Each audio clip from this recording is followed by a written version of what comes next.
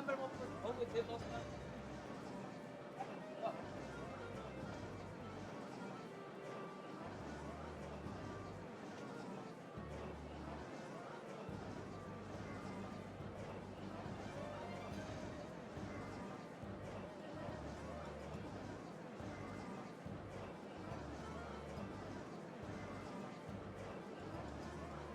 I'm just bringing the small boy with me. You know, the one that has spread eagle. Like, I'm not joking. Like, you can't move the legs. It is like spreading his legs like there's no tomorrow. It's like, woo!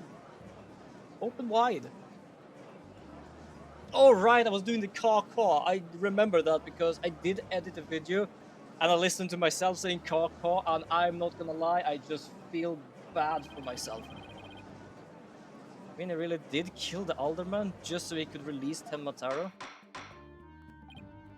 Yeah, the order, everyone, order! Now he's got everyone in courtroom believing in yokai. Someone says on steroids. Fair enough. We have one Simon that is Simon Says, and then we have the Crow Simon Says.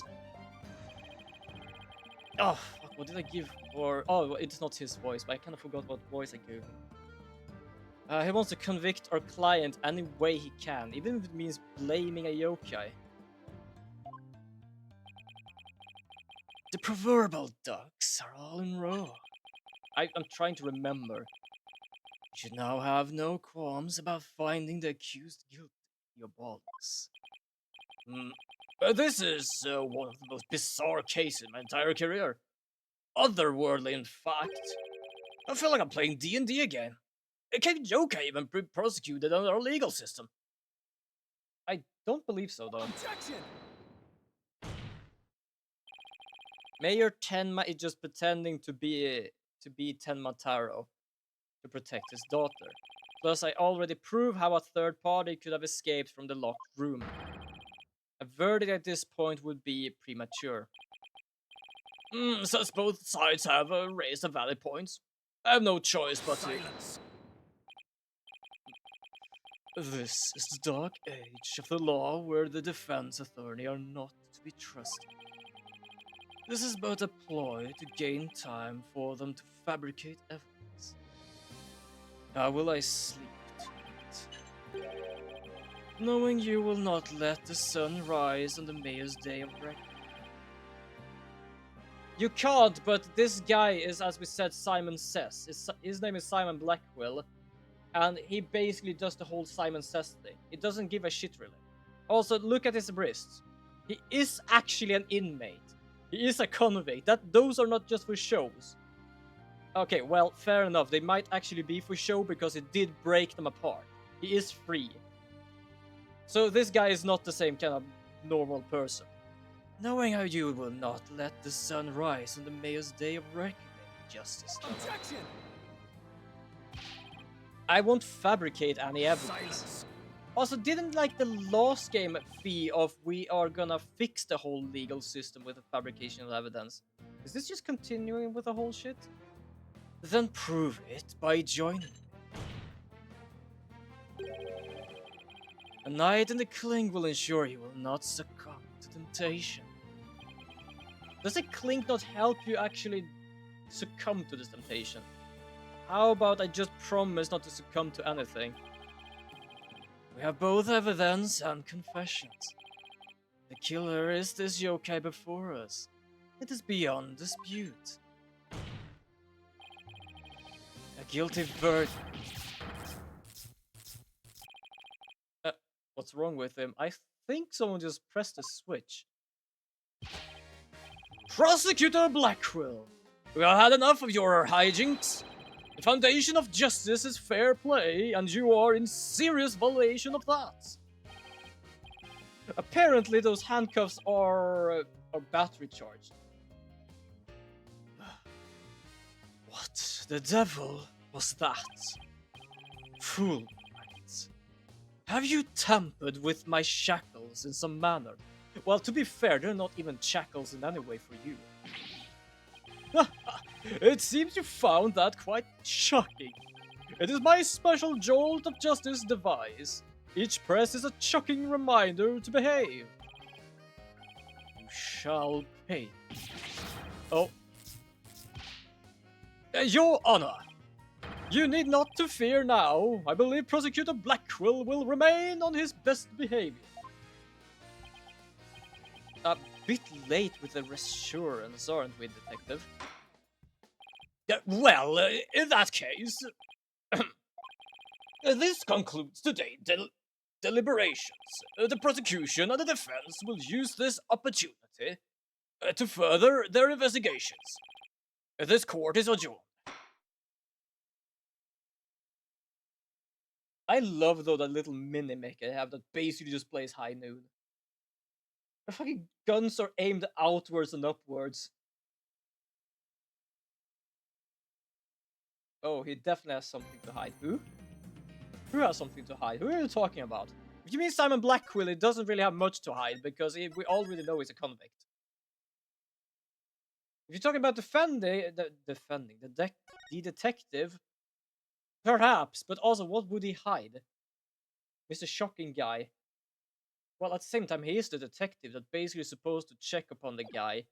So I don't know if he has anything to hide, because if he just let the thing continue, we would actually lose it. I don't think, like, right now, it's nothing about him right now. He's just a detective. Oh.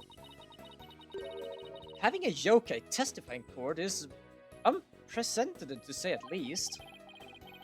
I am Tenma Taro, the yokai you seek. How could such a straight-laced man like Tenma suddenly become a demon? It's strange. Even worse, Prosecutor Blackwell is playing along. That's probably the worst part. The guy that is basically gonna get him into jail is playing along like, yeah, he's a joke, I'll put him in jail. Like, wait, are you fucking kidding me, mate? What's going on? I can't even think straight anymore. I need to go outside for a run. See you in a bit. Oh, but wait, what about investigation? Apparently I'm going alone. Hey, Trucy, welcome back. Oh, you're in your stage outfit. Back from work? Stage outfit? That's her normal outfit! When does she ever actually wear anything else? Oh, you're in your stage outfit. She's always in her stage outfit. Yep, I really nailed this new magic trick I've been working on. I also heard about those tricks that were conjured up in court earlier today. You know, the demon out of nowhere trick and Polly tightrope style defense trick? I was seriously considering a disappearing act of my own after all that craziness. Anyway, our next trick is to find a suspect other than the mayor.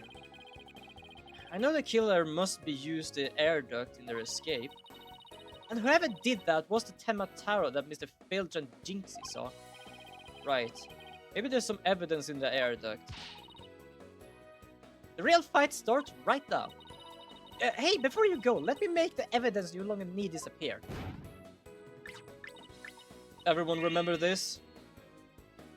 Oh, wait, what did you actually take from me? Unnecessary evidence has disappeared into Trucy's magic panties. I love that I have to say that, but okay. I wonder where all this stuff goes. Probably the astral plane. Okay, we still have a lot of important stuff. And I saw that we lost the flower.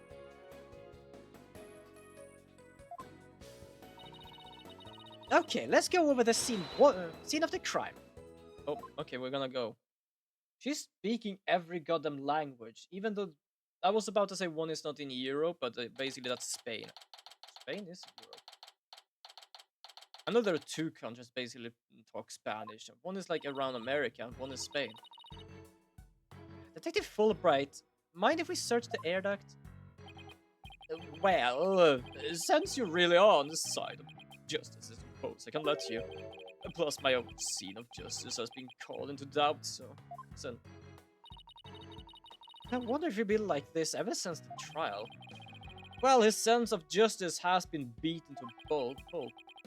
It'll probably take a while for him to recover. I sort of feel bad for him, but we have work to do. And get the evidence we need. The air duct is the key. We know the Telma Tower impersonator used it to make an escape. After murdering the alderman, the killer left the fox chamber through the hallway door. Then after locking the door from the outside, the killer entered the air duct in the hallway. Finally, killer dropped the key into the fox chamber through the air vent there. Then went back through the air duct and fled the manor. Fair enough. That's how the illusion of no one entering or leaving locked room was created. If the killer passed through the air duct, maybe we'll find some evidence there. Yeah, maybe some black feathers or something like that.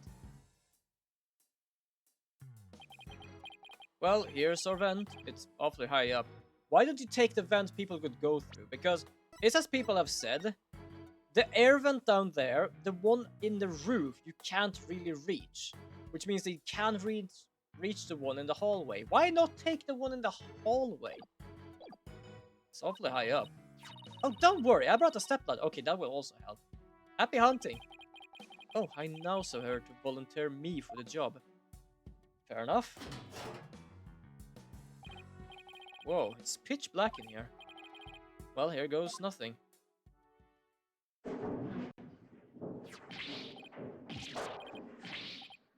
Well, it must be really dusty up there.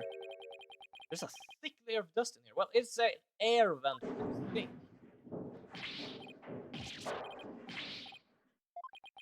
How the hell do you actually clean an air vent? I don't get it.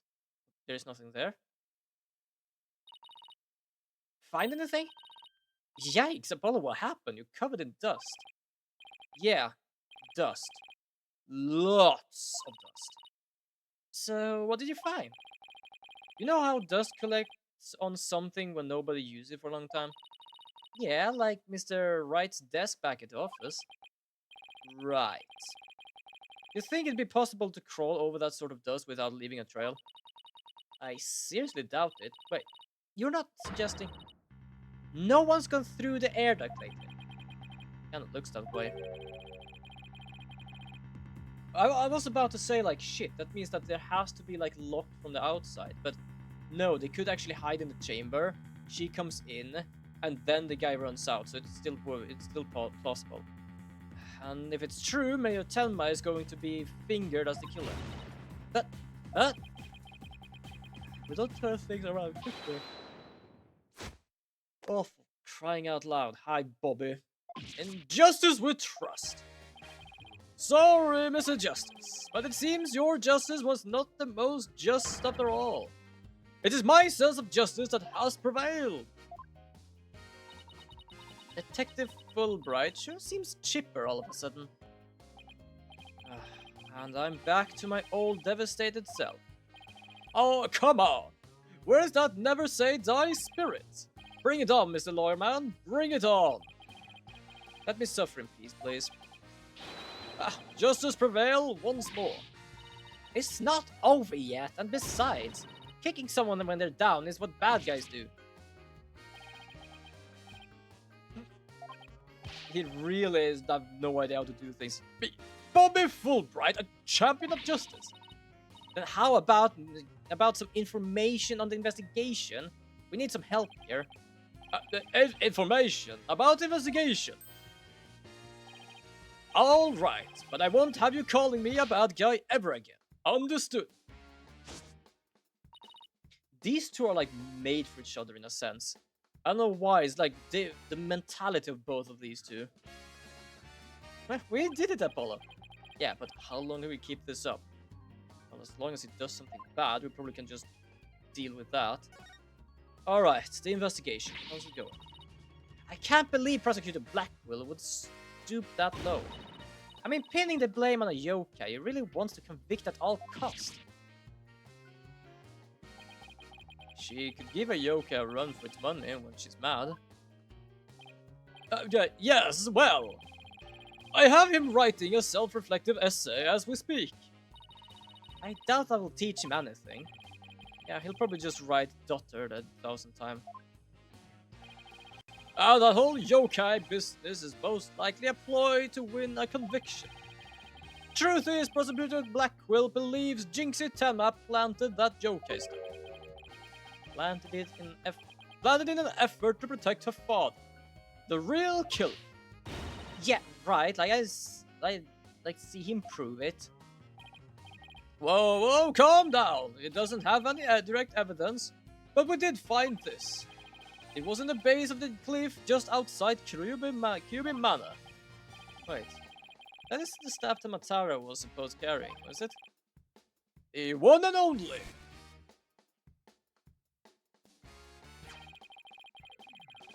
Miss Tenma no doubt tossed it over the cliff when she was done. No way. Well, what about Prince?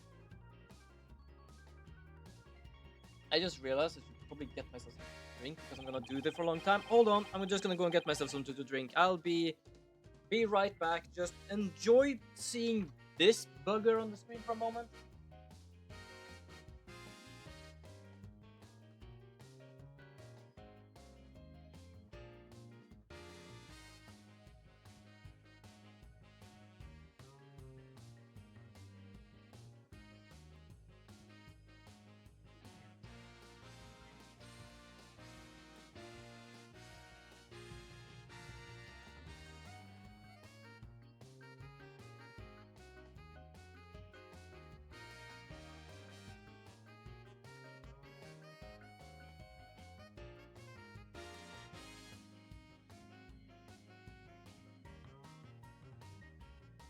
There we go, I'm back. Doesn't take that long, because I also just got water, nothing else really, so it goes quick. Nope, no Prince, but if she was wearing a costume, there wouldn't be any anyway. Well, Prince or no Prince, it's not going to work in our favor. Yes!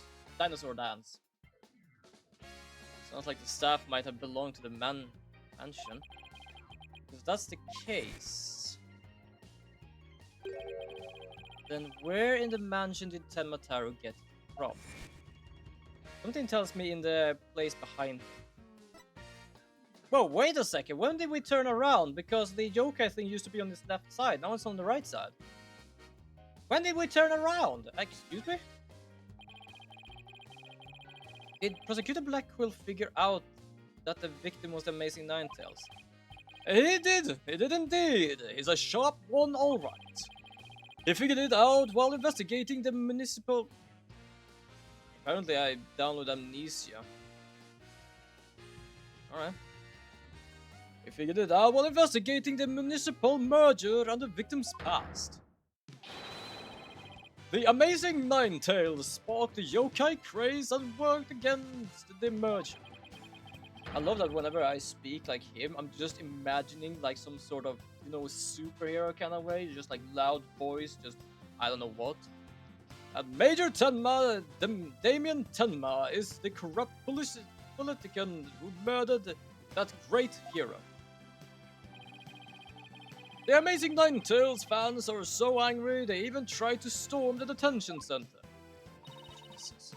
I don't blame them. I mean, their favorite masked wrestler here was murdered. They must be in shock when they found out what happened. Speaking of which, isn't Jinx also a fan of the Amazing Ninetales? The wrestler's mask is more precious than its own life. He'd never unmask himself in front of others. But there are matches where the wrestlers battle for the right to remove each other's masks. Yeesh. To have your mask torn off is the worst humiliation a wrestler could suffer. That's why their masks are more important to them than life itself. She spoke with a passion that only a fan could appreciate. We ought to become fans ourselves and go through and protest in front of the prison. But no! Did you forget Major Tenma is not only Jinx's father, but our client? Oh, yeah. You be careful now! You're defending the most hated mayor in history. I just hope you don't find yourself on the wrong end of a figure 4 leg lock. Figure 4 leg lock? What the hell is that? Maybe I should wear a mask to hide my identity. I don't know. Are there any other new developments we should know? Not that I know that you mentioned it. Our suspect is suffering partial memory loss, but he did manage to remember something. What did he say? He said he didn't want to speak with us.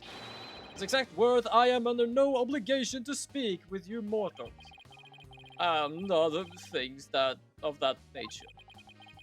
I wonder what the Major Tenma remembered. Too bad you can't go and ask him now, because Prosecutor Blackwell's busy questioning him. I know. Why don't you wait down at the playground with the rest of the kids? My god. What now, Apollo? How about regrouping back at the agency? Good idea. Might get some words from wisdom out of Mr. Wright while we're there. We went here not to do anything? Okay. Fair enough.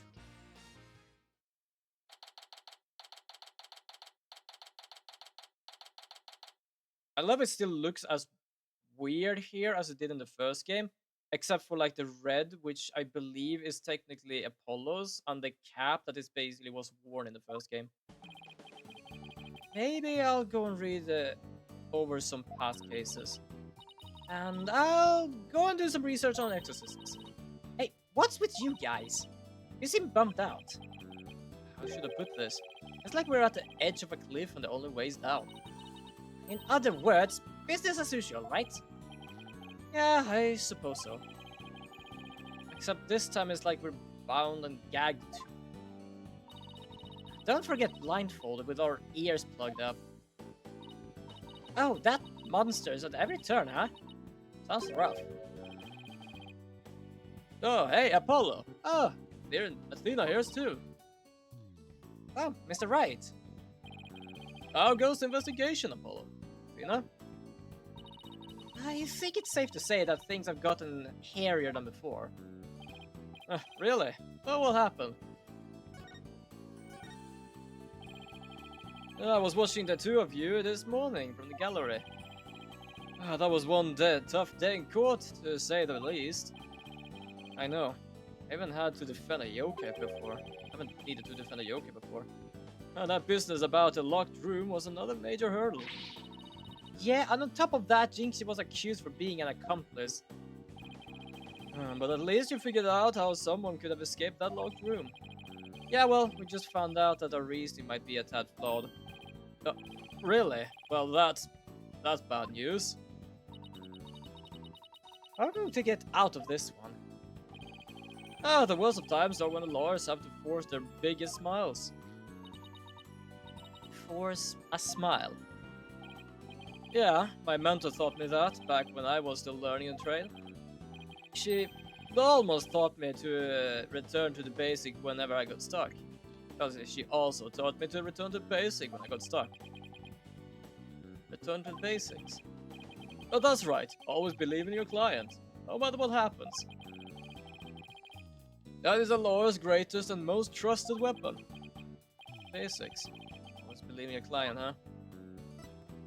Wasn't it like in the third game we couldn't really do that because it was actually the murder, but this is not really spoilers because I have played the game and I have uploaded every episode. But basically the guy had hired someone to murder someone. Does that mean that doesn't really work at that time? So, Mr. Wright, how long do you know Athena? I met her during the trip to Europe. Huh? You were in Europe? Why haven't I heard about this before? Oh yeah, I went there a few times to study various legal systems over there. Oh, okay. Yeah. Wait a minute. I thought you worked as a pianist before you quit practicing law. Yeah, I did. But an old-fashioned friend of mine needs help with the legal work from time to time, so... Oh, I guess you were never very far from the courtroom then. It's like the fate brought us together. Thanks to Mr. Wright I became a lawyer at all. I knew she was a lawyer material from the moment I met her. And I have high hopes for her ability to analyze people's emotions. It's nothing special. Maybe I've underestimated that analytical psychology of hers. I thought that it was my special ability could help defend innocent people. Then I had to do everything in the power to bring it into the courtroom. That's when I really started hitting the books hard. Still amazed she actually became a lawyer. And at the tender age of 18, no less. It's almost superhuman. Or personal, like she's trying to help somebody she knows. Alright, I'm totally pumped up after talking to you, Mr. Wright. Like you said, worst times are when the lawyers have to force their biggest smiles. Don't forget to return to the basics whenever you get stuck. Keep believing in my client. Right. Mr. Wright. Yep. I'm going to visit our client again. I don't think that's a good idea. Alright, time to see what's new down at the detention center. Oh, look, it's gonna be automatic.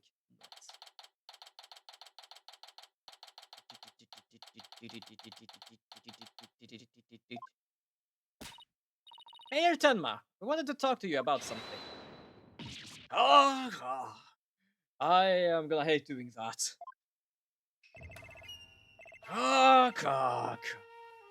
So my minions have returned. Apollo, he still thinks he's a yokai. Oh god, I remember listening to myself saying that, and I just went with like, oh fuck. I have a question because I felt of doing it, and it's gonna technically be a punishment for myself. But what would you say if I actually had took the sound of my cause and actually made that a sound redeem? Oh, I would personally kinda hate it and love it at the same time. I don't know what to think of it. Silence, peddler of the legal trade. Free me from these imprisoning walls with great haste. Wait, so now you want to be free? Are you still the mayor or the Tenma or the Tenma? Both are Tenma technically. Wow, he's sounding more and more like a real demon with every sentence. I'm starting to wonder if there should even be helping him within his freedom. Still, we can't let Mayor Tenma stay possessed. You know what that means. If you can clear me of these charges, I shall help you in whatever manner I may. Now ask of me what you will.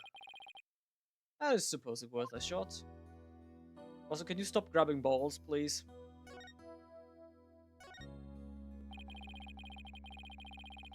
Were those feathers tracks at the scene of the crime really you're doing? Indeed. The remnants of Tenmataro, king of the world they be. The day when I once again dominated the mortal world is at hand.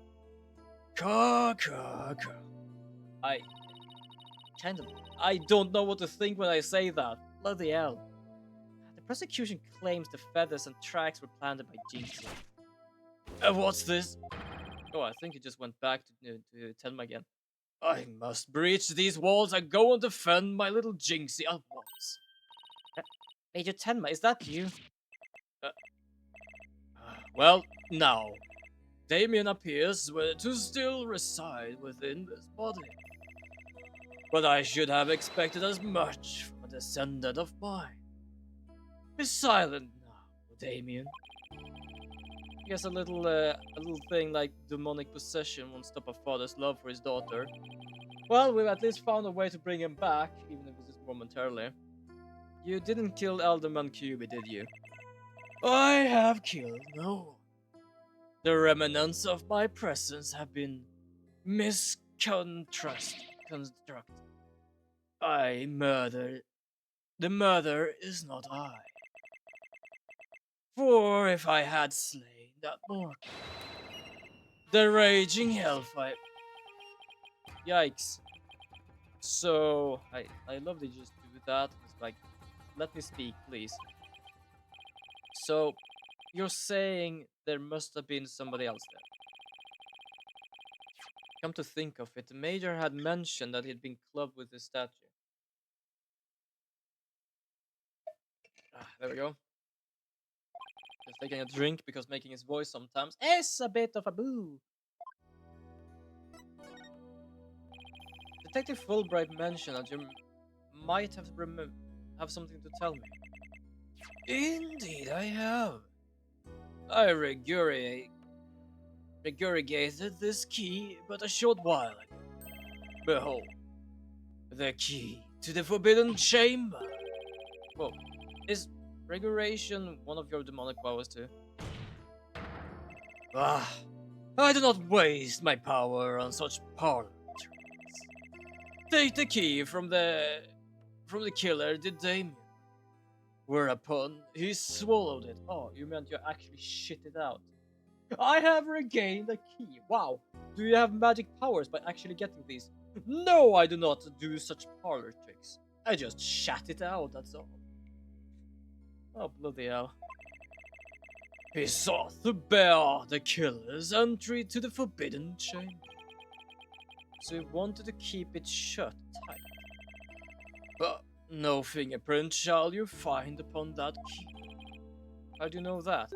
Wait, is that another one of your demonic powers then? Ah, foolish mortal.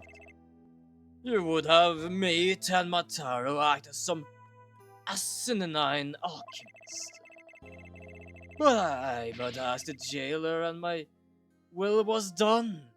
Quite eagerly, might I add. Caw, caw, caw. Always an honor to serve your malevolence. I am pretty certain someone is starting a cult. I guess I'm not the only one scared of the little lady. Scares it. I am not the only one who scares the living daylight out of. Can we ask how you use this key? We couldn't find a keyhole anywhere in or around the door. Curse that infernal door. But if I had known its manner of opening, long, long ago, would I have made my return? He has a point there. Maybe Jinxie knows something about how the whole thing works.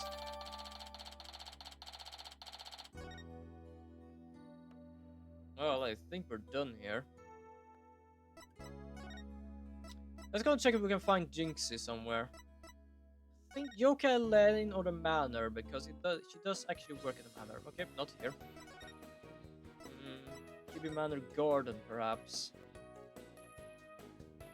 Nope, Athena is still there staring at me. Not the worst view ever, but I would try to see if I found Jinxie somewhere.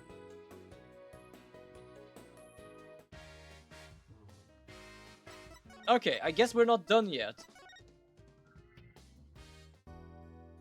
Okay, so what can we do here? Present some evidence, perhaps. What do we know about stuff like this? Shit, what should we do? Present this, perhaps? I was hoping you would take a look at this. An offering to me. Quite unmeasurable. But the best things you could offer me is to win my freedom. Right, I'll do my best. Okay, so that doesn't matter.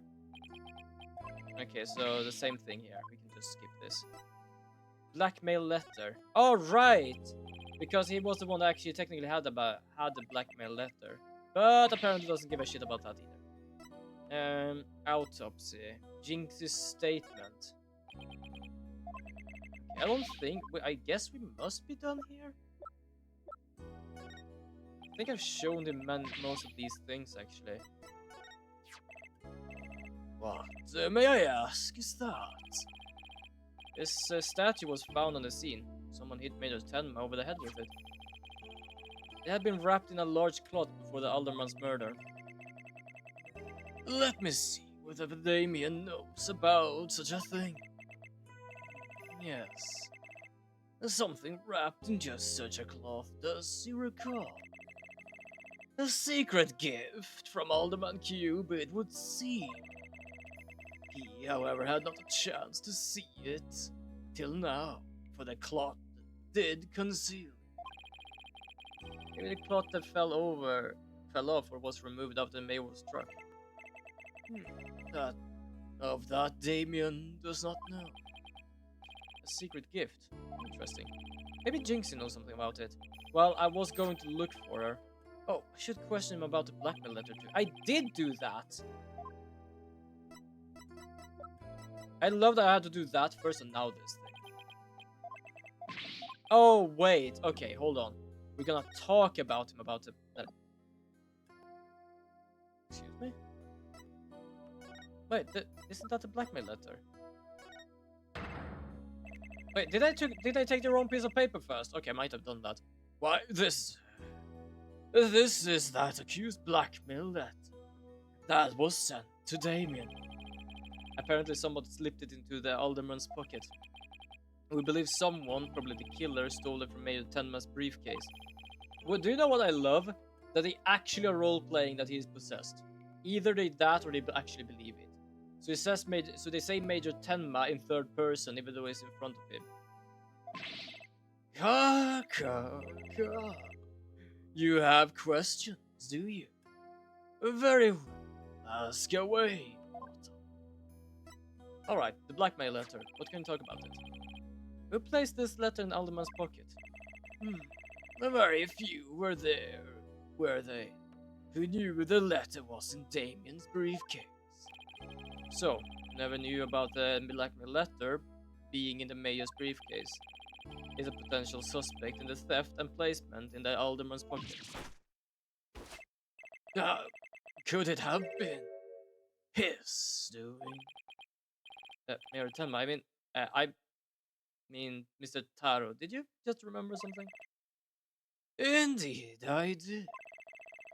There was but one other who knew of that letter. Damien's A. Florent Lebel. Full knowledge of that briefcase contents did that aide possess.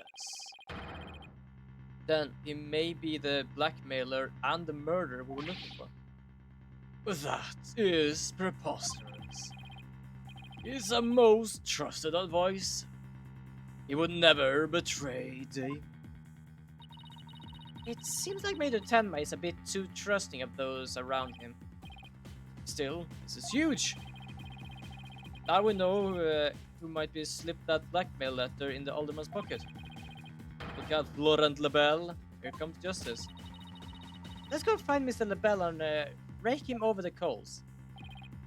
Thanks for the help. You've just given us a major lead. Ha ha ha! Good. There's something that still bothers me. If Mr. Lebel is the killer, what could have motivated him to open the forbidden chamber? We should probably search it for clues. Only one problem. How do we open the locked door that doesn't have a keyhole? Let's go and talk to Jinxie. Maybe she can help. Who knows? And is still grasping for balls. Brilliant. Are you here, Jinxie? Nope. Athena is here. Hi, Athena. Are you here? She's often around here somewhere. I think she's here. April 18th, Ninetales Vale. Yokai Lane. Like, sure, without the spider up there, this lane is kind of cozy. Hey, isn't that... Whoa. You there imprison me. Jinxie? She's acting really strange. That loathsome no-good Ninetales. He shall know the terror. I can't even do anything like this, especially in the way I use her voice, like make her voice. Jinxie, are you alright? No, now you're alright. Great. Oh, is that you, Mr. Lawyer? Morning, Jinxie. I love that she just slaps it on the forehead, and not only that, it actually bends each time he's talking. I love that little effect. Morning. Isn't it already past noon? And what am I doing here? Last I remember, I laid down to take a nap back at the manor. Oh no, I must have been in the Makura Geishi. Makura Geishi. Ever wake up after a restless night's sleep to find your pillow in an unusual place? Or that you've been sleeping on the floor or in the hallway? Well, that is the yokai's fault. The Makura Geishi. praise some people while they sleep. I'll always my voice whenever I do that voice. I don't even know. It's not like you just need to be tucked in really tight. Or maybe just a snug sleeping bag. Jinxie, how come you don't have any charms on your forehead? I don't. Oh, they must have been falling off. Without them, even things can creep into me. Okay, that sounds strange. I'd say we had more than an adequate demonstration of that just now. I'd better reply them. Or reapply. There you go. Jinxie, there's something we wanted to ask you. There was something I wanted to tell you too. I remembered something else. You did? What was it? What did you remember? So, Jinxie, can you tell us what you remembered? Well, after the trial, I remembered lots of stuff, but there was one thing I thought was really weird. I'm almost afraid to ask, but here goes. Really? What? Hmm, it's about the yokai feathers and tracks. They weren't there when I opened the door. Wait, what? Are you sure? Uh-huh. My memory is crystal clear now. You're saying they were left at the crime scene after you found it?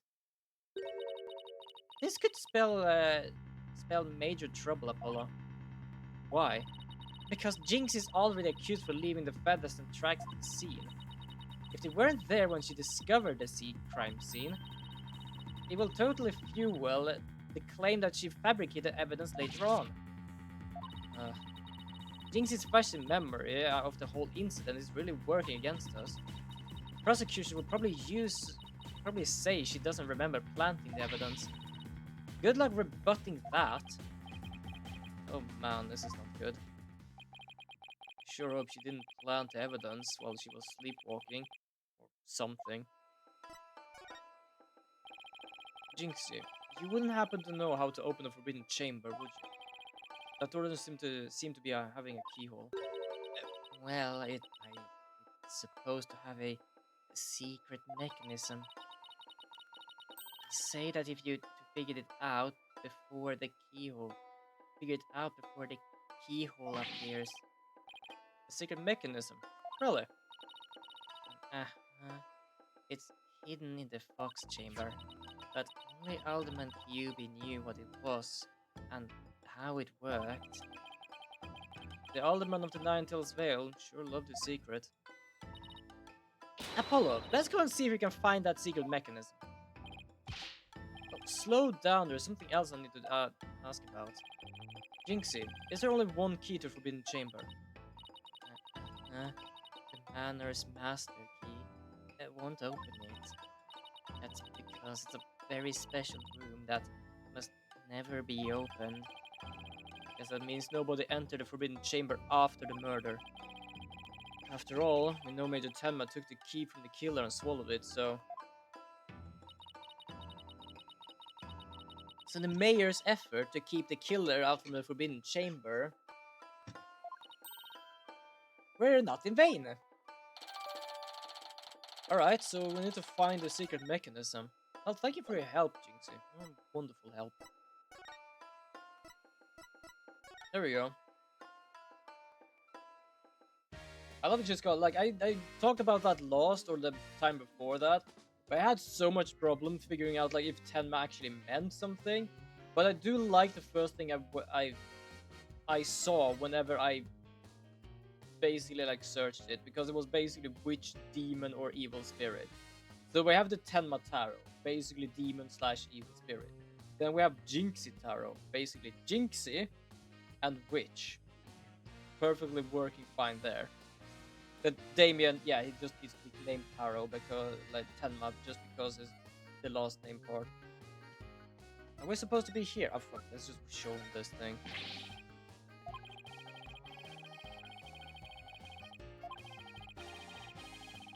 I don't care what you have to say. It just means that it is not interested.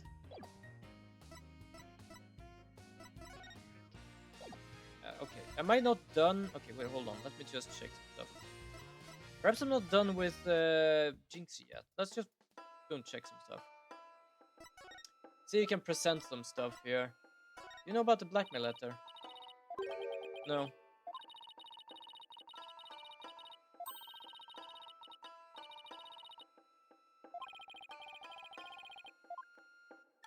Hmm. Village superstitions? No. Just checking a bit, like what we have. Jinx's statement? No. I think we already showed this. Probably freak out. Yeah. What are you thinking? It would cry. Yeah, I know. Okay, I think we might be done here because I think like we talked to her after we got all of this anyway. Because this is her statement, which means we already talked to her. We got this from her as well. Yeah, okay, we seem to be done. We just need to fix the secret thing, but we don't know. I don't know how. Wait, hold on. Don't we have like a? Hold on. Show Fox and Demon. Oh, thank you. I forgot I had that thing. That's brilliant to have. That's way too much help for me, but okay. Hold on. Now I know. Thank you. Alderman Kyubi made that statue. It's a token of goodwill. I think it was meant for the Nine-Tails Vale and Tenma Town. A token of goodwill. But the two yokais are fighting. Fighting?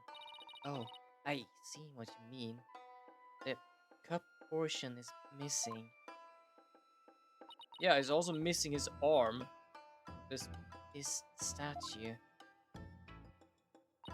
Oh. The two yokai holding up a cup in celebration.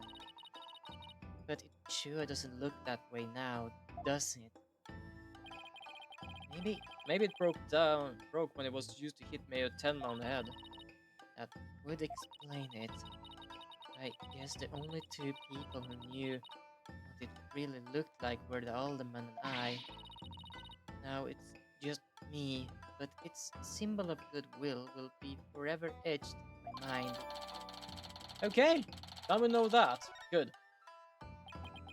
So, is there anything else we should know about Jinxie? No, that's about it. Oh, hold on. You're lying. My bracelet is reacting. Jinxie, you wouldn't happen to be in Justice with Trust. Fuck you. Oh, Detective Fulbright. What are you doing here? I have business with this young lady, if you must know. Prosecutor Blackwell has asked me to question her. Question me? Sorry, not interested. Are you here to ask about what the whole yokai affair? That's right. Specifically, we want to ask. Oh, but I can't tell you that now, can I? Oh. Come on, please. We're partners in justice, right? No. Prosecutor Blackwell specifically told me. My questions were of the utmost justice. I will not fall for your lies. In Justice with Trust. Twisted Samurai sure has him on a short leash. So you're not a ghost. Maybe some sort of urban troll then. Definitely. Now come along, Miss Tenma. To the station with you. Okay. He took her away. It's my chance to see what she was lying about. Well, at least we found out that it was a secret mechanism for opening the chamber. Let's go and check it out. Just hope they let us in now. Yeah, right, because the detective was in the way before.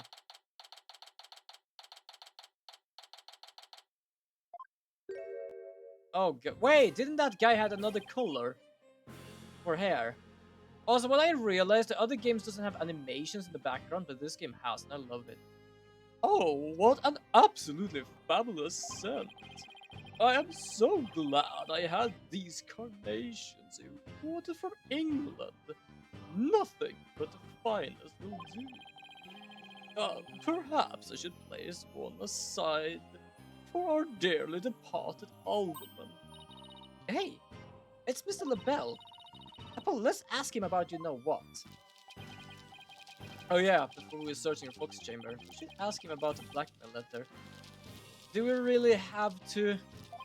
I kinda hate this guy. Also, we did see in the beginning, he was actually the one with the spear in his hand. Why, if it isn't the mayor's little lawyers? What do you want with me? There's something we want to ask. Well, what the? I forgot about that. Where's that ringing coming from? You'll have to excuse me. The bell here. What? What the? Those things' shoulders are cell phones. Also plated in bloody gold. Who's the most fancier, the mayor or the mayor's aide? How much do you think he pays this guy? Yes, about that, you must forgive me. This whole matter with Major Tenma has been completely nightmare. Where do you buy clothes like that? Oh. Surprised? This is my own special design. It's the ultimate in functional beauty. Functional beauty? Are you sure about that? Looks a bit unwieldy to me. Well, thank you. Right in my eyes again. Yeah, I must simply do not have an eye for beauty. If having an eye for beauty means looking like this guy, I'd rather be blind. To be honest, I kinda want to agree. He is creepy as hell. So, what do you want with me? Personally walking away from here. Both Jinxie and Mr. Filch said they saw Telmataro. But what about you, Mr. LaBelle? You were in the crying out loud. Oh, very well, I admit it. That's right, I, Florent LaBelle, saw the demon Telmataro. So he did see something. Then why did you lie about not seeing him? I was simply trying to protect dear little Jinxie. Protect Jinxie? What do you mean? Why, don't tell me you haven't heard of that strange little habits of hers. Which one are we talking about? I love he answers like that, not like what habit, but mostly like which one. The one where she wanders around making mischief without knowing what she is doing. Rumor has it she's been possessed by Tenmataro. Are there two of that demon then, huh? That's a new one. Well, there you have it. Anytime you hear about a Tenmataro sighting, little Jinxie should be your prime suspect. Tell him more about the rumor. Oh god, I'm gonna have to ask more about this guy. So, what was that rumor about Jinxie? They say she's possessed. Not all the time, of course. It hits suddenly when she starts wandering around doing strange things. Is that so? Although, come to think of it, as she was like walking around a bit oddly before.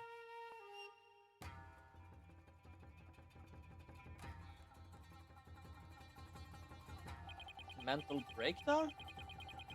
That would explain how she was acting earlier. Once, she even put on a Tenmataro costume and wandered around the woods at night. She did? Oh, this is the animation I remember.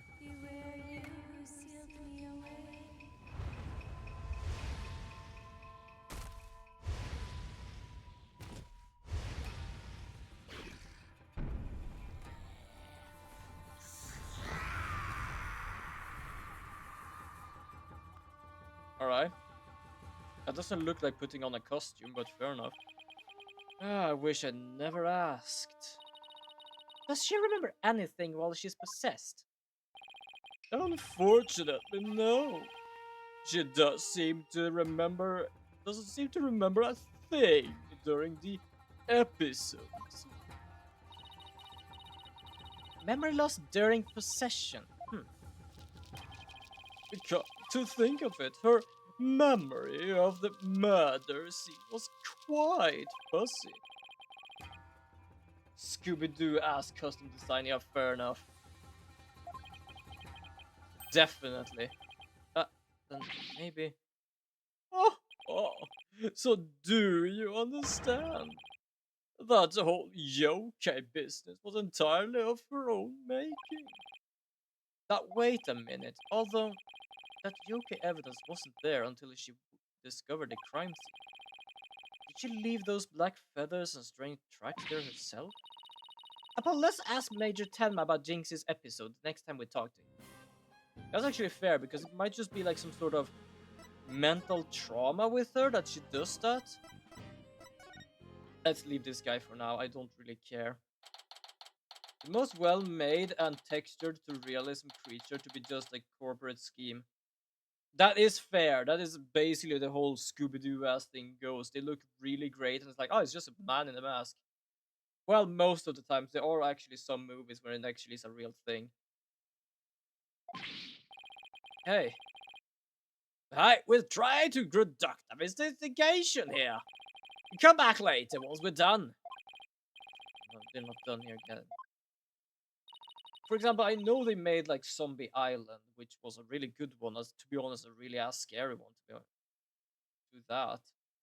I did also actually remade it, but to be honest, that was just bullshit. Let's go talk to Mr. LaBelle while we wait. I need to talk to that weird ass guy again. I know he is in the garden because I went here.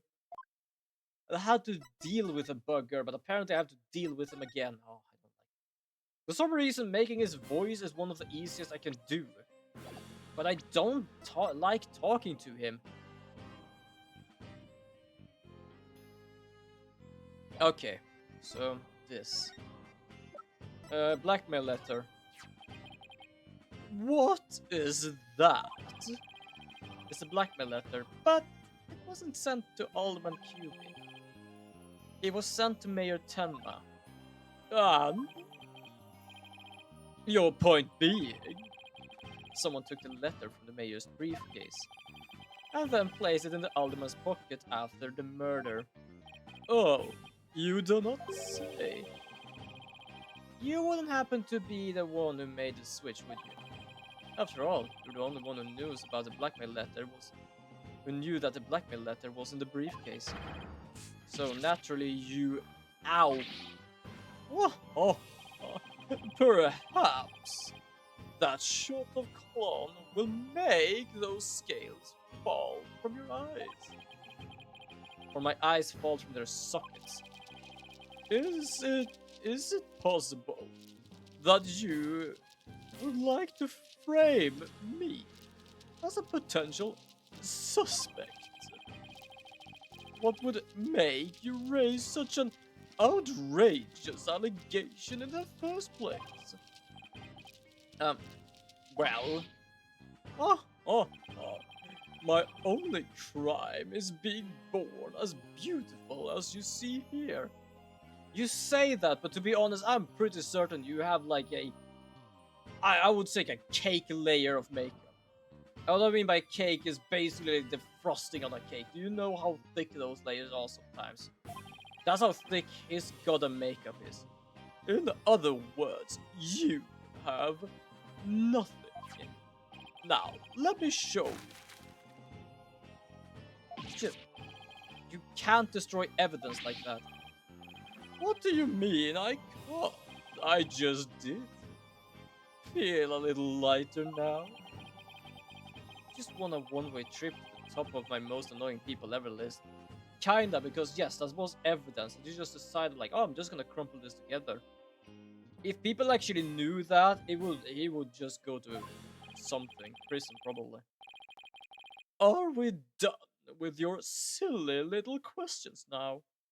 I am a very busy man, you know. I guess that is all for now. Please, can we just leave this guy away here? Hello, Mr. LaBelle speaking. Really? You wish to carry my new product at your store? Oh, but I'm afraid it is my own private brand. It is not available to the public. How the hell did he know about it then? What? Then I shouldn't advertise it on TV. Well, I don't understand. As the embodiment of beauty, it is my duty to announce my good looks to the world. Stop the bus, I'm getting off. Yeah, this is weird. He's advertising his perfume that is only for him on television. He's a weird ass person. Everyone was my exclusive Juices LaBelle brand product. It's the crown jewel of my collection. Bone of my long, relentless pursuit of beauty. But now that it's become so popular, it's been an absolute nightmare. You don't say. Well, they can't have it. It's just for me. It's not meant for you peasants. Peasants. This is my latest product. I'm calling it Couleur Lebel. A dazzling hair color that you can wash out with just water. Guess that means you can't sweat. I have 7 colors in all. You can find out more in my commercial and magazine ads. Why would you even have that if it's only for... I really hate this right now. Yet, it's not available to the public. Great sales strategies there, genius. Come to think of it, Mr. LaBelle, your hair color changed since last time we met. The little lady has quite the discerning eye. Here's a little sample, considering a gift for one who truly appreciates beauty. Oh, Apollo, what should I do? Better take it before you get fails for cologne. Good point. Wow, thanks, Miss LaBelle. Oh, Jesus. This guy. Okay, let's head over to Fox Chamber. Still gotta find a secret mechanism for opening the Forbidden Chamber. Don't speak in front of this guy about that. I don't know what he will do, but I'm pretty sure we'll smack us in the back of the head.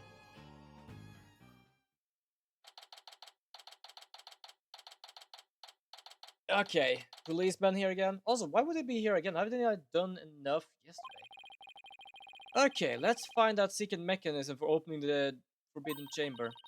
Oh, this is exciting. I can't wait to see how it works. But do you really think the killer entered the Forbidden Chamber? Well, we just have to open it to find out. We should also see if there's anything the killer would have hidden in this room. Okay, let's get started. I can't even pronounce that word. Oh, I'm not gonna present it, I'm gonna examine shit. Okay, let's examine the door first. That's the first point of the agenda here. Still no keyhole, huh? Okay. Yeah, and the door won't budge. Just like those spiky bangs of yours. Well, all it takes is some water, but I don't think that will work on the door. Oh, I know! I'll break it down with a body slam. I seriously doubt that would do that. How do you know if I haven't even tried? No, wait, don't. She's gonna body slam that thing, and she's just gonna lay on the floor just like, ouch. As much as you hate losing, Athene, I think the door will win this match. How about this thing then? There are carvings on the nine-tailed fox over the door, with the door on the statue on the side. The way those statues are glaring, it's like they're guarding the door from us. Come to think of it, there's exactly 2 foxes on the folding screen as well. It can't be a coincidence, can it? Wait, there There is. Hey, this statue moves. Don't get carried away now. I mean, who knows? It might trigger a trap. Yeah, I can handle it. If a spear comes out shooting my well, snatch it out of the air. After all, I have the reflex of a regular karate kid. I have reflexes of a regular karate kid. I love that sentence. It's like I am not that fast. I'm not fast as God, but I'm as fast as the karate kid. Guess if you can catch something that fast out of midair, you can accomplish anything. Still, there is something. Might be something to the fact that it's supposed to rotate. Hold on. I'm checking. How do you there? Two foxes standing back to back are decided on this elegant folding screen. Did this have something to do with the keyhole? Wait a minute. Two foxes. Oh wait, look at the thing here. So basically, the foxes are pointing away from each other, which kind of would make sense. It's like, oh, this is a clue. But look at the end of this, has an open door. The end has an open door, which would mean that the foxes are gonna face each other. Maybe the keyhole will appear if we do something to this folding screen. But I don't see anything unusual about it. Well, it does have two foxes on it, and there are two foxes statues in front of the door. And maybe there's a clue somewhere in this room. Let's turn the whole place upside down. She's as excited as a kid is in a candy store. Give her some candy and she might calm down. Wait a minute. Yeah, I know.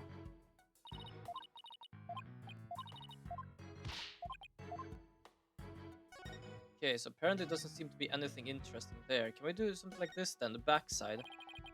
Nothing much to see on this side. Yeah, I know, okay, I know. I just thought of checking. Nothing there, nothing there. No, nothing there. Does this Tanuki statue remind you of the Manu's caretaker, Phineas Filch? This raccoon-looking thing. Yeah, it kinda does look like him. Oh, I just got the best idea. We should knock it over. Might transform it back into Filch. Mr. Filch is mischievous, but he's not magical, you know. Way to waste a brilliant idea, Apollo. Her enthusiasm sometimes is brilliant. Yeah, there's a cliff outside this window. Makes it pretty possible to get out this way. When I hear things like that, it just makes me want to try. Never say never, right? Please say never, especially now. I bet... No, wait! Do you have a death wish or a wish or something? It won't even open wide enough for me to squeeze through. I guess I lost that bet. That loss just saved your life. Fair enough. Okay. So...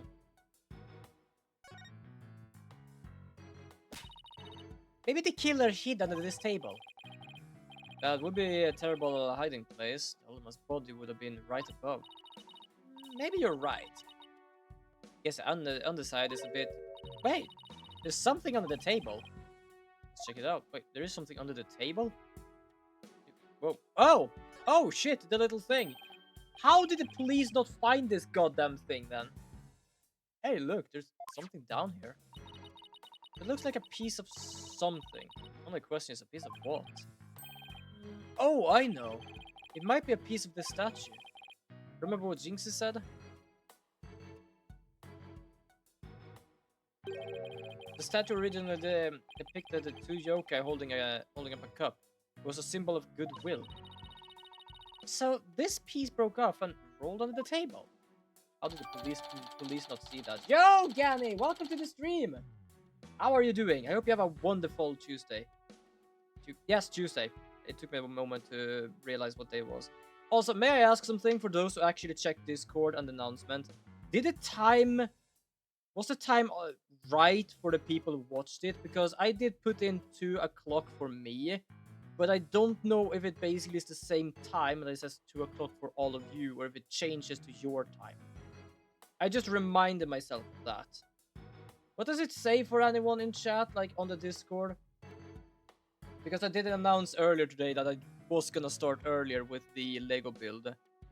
And when I checked that, it does say 2 o'clock PM for me, which was when I started. But does it say 2 PM for everyone else? Doing good, not gonna lie, I didn't even realize you started streaming a full stream time ago.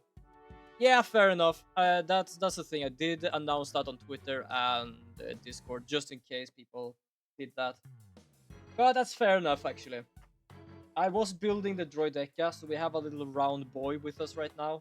But don't worry, the VOD is gonna be up, and I am gonna upload the build on YouTube as well. But yeah, so I have been streaming for 3 hours, basically. Plus 30 minutes. Ah, yes! Glad to hear that you have a good, Tuesday. Just gonna move my little mini dude there.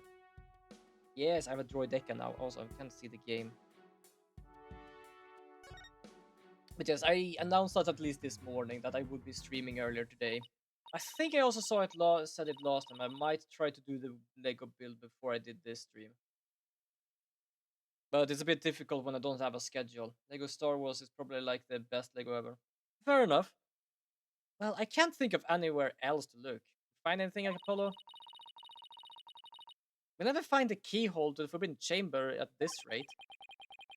There's something about that folding screen. You know those fox statues in front of the Forbidden Chamber move? That folding screen might be the clue to how we're supposed to position them or something. Hey, I bet you're right. I don't know how much Star Wars Lego I have, but I know I have a Scout Trooper helmet standing in my shelf, and now I have a Droideka on the table.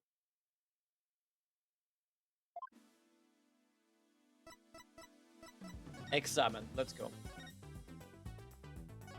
We're gonna check this thing again. To be honest, I kinda like every sort of Lego. As long as it's like kinda interesting. For example, I know I built the... I built the... Yeah. I built the ghost house on stream, didn't I? I think there's more to this screen than meets the eye. Let's check every last inch of it. I can rotate the folding screen with this, yeah. If I spot anything of interest, I can press A to inspect further. You can also zoom out with X and B to get a better look. Zoom! Zoom! Zoom out! Zoom! Zoom out. Okay, there we go. Hey, doesn't it look like the picture here has been cut off on both ends? Now that you mention it, it looks like there's supposed to be doors on both ends, but they're cut in half. Maybe those doors symbolize the Forbidden Chamber's door. Yeah, it definitely seems like something significant, but the question is what? Well, can I... Whoa! Oh! Oh! What's this? Looks like a keyhole or something. You think it could be the keyhole to the Forbidden Chamber? No, it's just a picture. Still, you know what they say, a picture is worth 1,000 words. Yeah, there's also a key here. It's a picture of a key. That shape looks awfully similar. Oh, I know. It's shaped like the Forbidden Chamber key. Wait, what about that keyhole drawn on the center of the screen? You think the two are related? Key and a keyhole. Oh! I just got an idea. If we fold the screen upright, the key and the keyhole should overlap. Yes, I think you're right. Well, let's give it a try.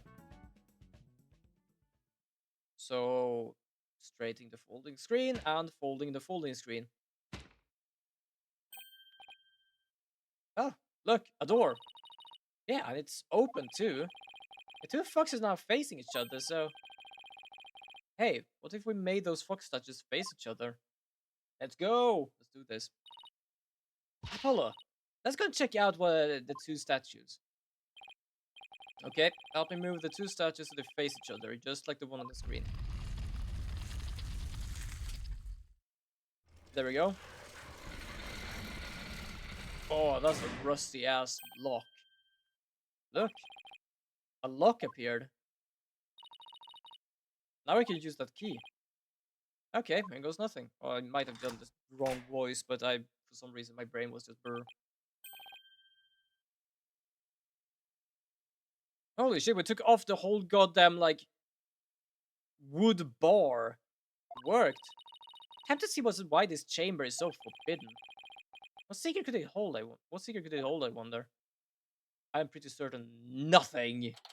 It is empty. Cuban Manor, Forbidden Chamber.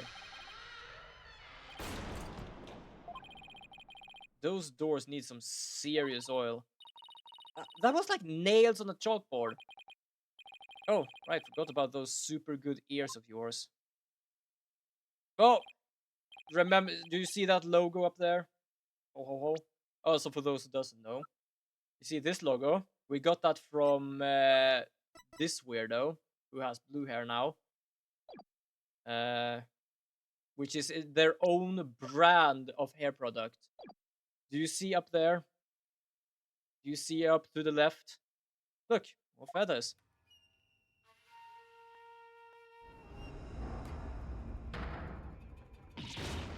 Nice. What the heck is that? Is that Tenmataro statue?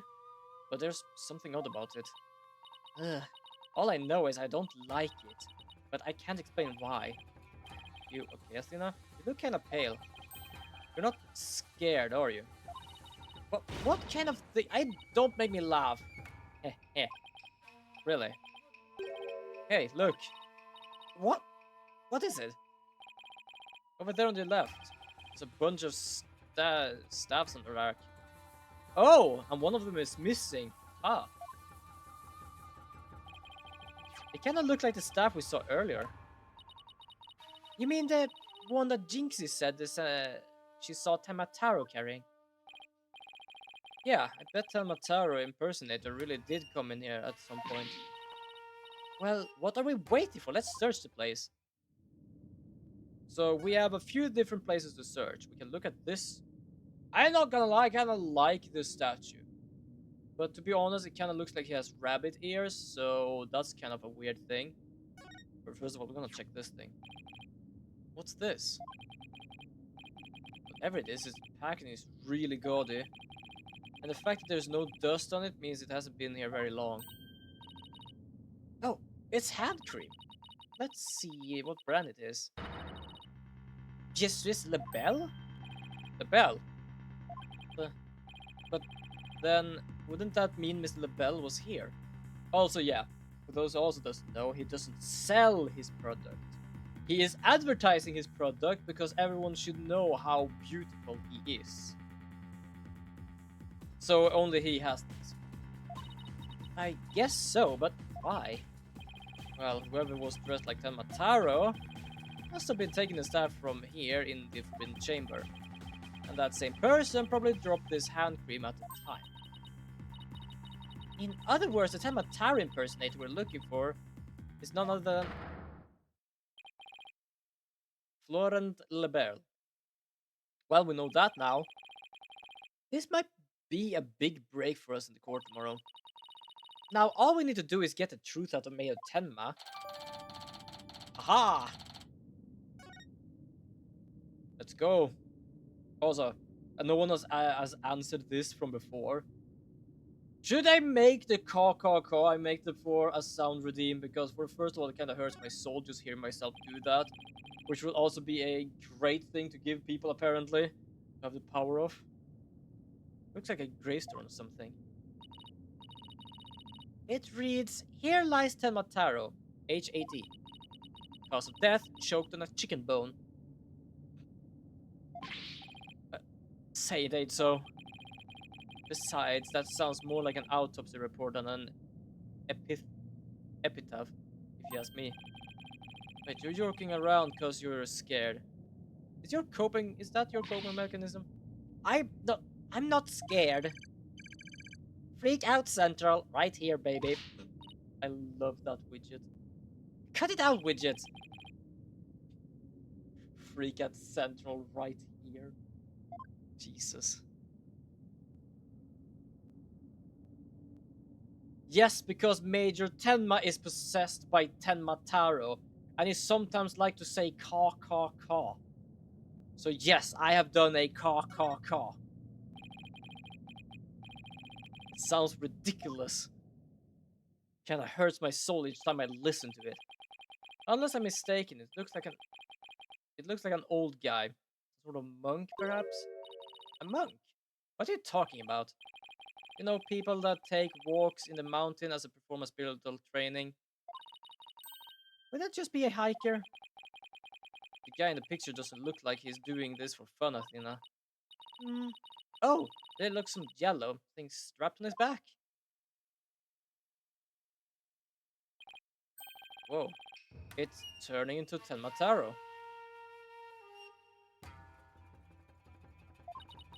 What's this scroll getting at? What is this scroll getting at? Is this how Tenmataro was born? Well, whatever it is, it's definitely creepy.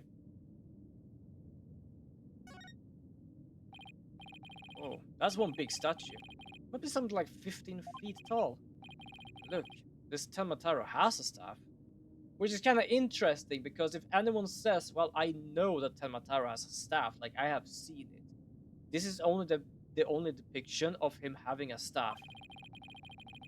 But the Tenmataro in the scroll didn't have one. I wonder why. I feel like this could be a significant, but why? Let's take a closer look. First, go around this table here. Apollo, are you sure that's a good idea? Hey, it looks like there's some sort of compartment in the base of the statue. Don't open it! Who knows what might be in there? It's just a big empty compartment, and from all the dust and cobwebs, I'd say it hasn't been open in a really long time. That's enough, Apollo. Let's shut it and... Wait, there is something in here. Looks like some sort of figure. But it's so dusty I can't tell what it's supposed to be. I wonder what it's doing here. We got a gremlin looking ass statue. Okay. Let's check the staffs then. Hey, there's a bunch of staffs here. It looks like one is missing. The Temataro Jinxisa must have taken it. I had to agree, this looks like the one Detective Fulbright showed us. Why do you think there are so many of them? Maybe they're spares? Temataro might be, you know, absent-minded or something. But the fact that his spare staffs has handy, well, it shows that he is aware of his faults and it's trying to deal with them. Or at least it's, that might take on it. Maybe this will remind her to deal with her own faults. But I won't hold my breath. I think are we done here? Well, there is a few of these things. Black feathers. They look exactly like the ones in the Forbidden Chamber. That means the killer must have been in here at some point. The question is why? Maybe the Zamataro costume was hidden in here. I mean, if someone carried it through the manor, it would stuck out like a sore thumb. But when did the killer get in here? The mayor snatched the Forbidden Chamber key when the killer hit him in the head. That means the killer would only gotten in here before the murder. Wow, this is one tough riddle, alright. I think we're done, kinda. Stone lantern. Oh, like those Japanese garden lamps. Where's the switch? Lamps like these are lit by fire, not electricity, so there is no switch. Oh, here it is. What? It was hidden out of sight. I see Tamataro's cell has been outfitted with amenities of a yokai would want. There is actually a switch on them? What? I have this crotch in my face. Fair enough. To be honest, yeah, it kinda has that size. Oh look, there's an air vent here too. Guess forbidden chambers need proper ventilation. But I don't think anyone could have reached this one either. Yeah, there's nothing to stand on around here. I wonder where this vent leads. Well, the fox chambers didn't branch this way, so maybe it doesn't have anything to do with this case after all. Yes, that's about wraps it up. What now? We should probably talk to someone of the witness again. You mean like Mr. Filch and Jinxie? Yeah, I really want to ask Mr. Filch about the village superstitions at Temataro. Alright, I think he might be here. This is often where we find him, so I guess he might be here.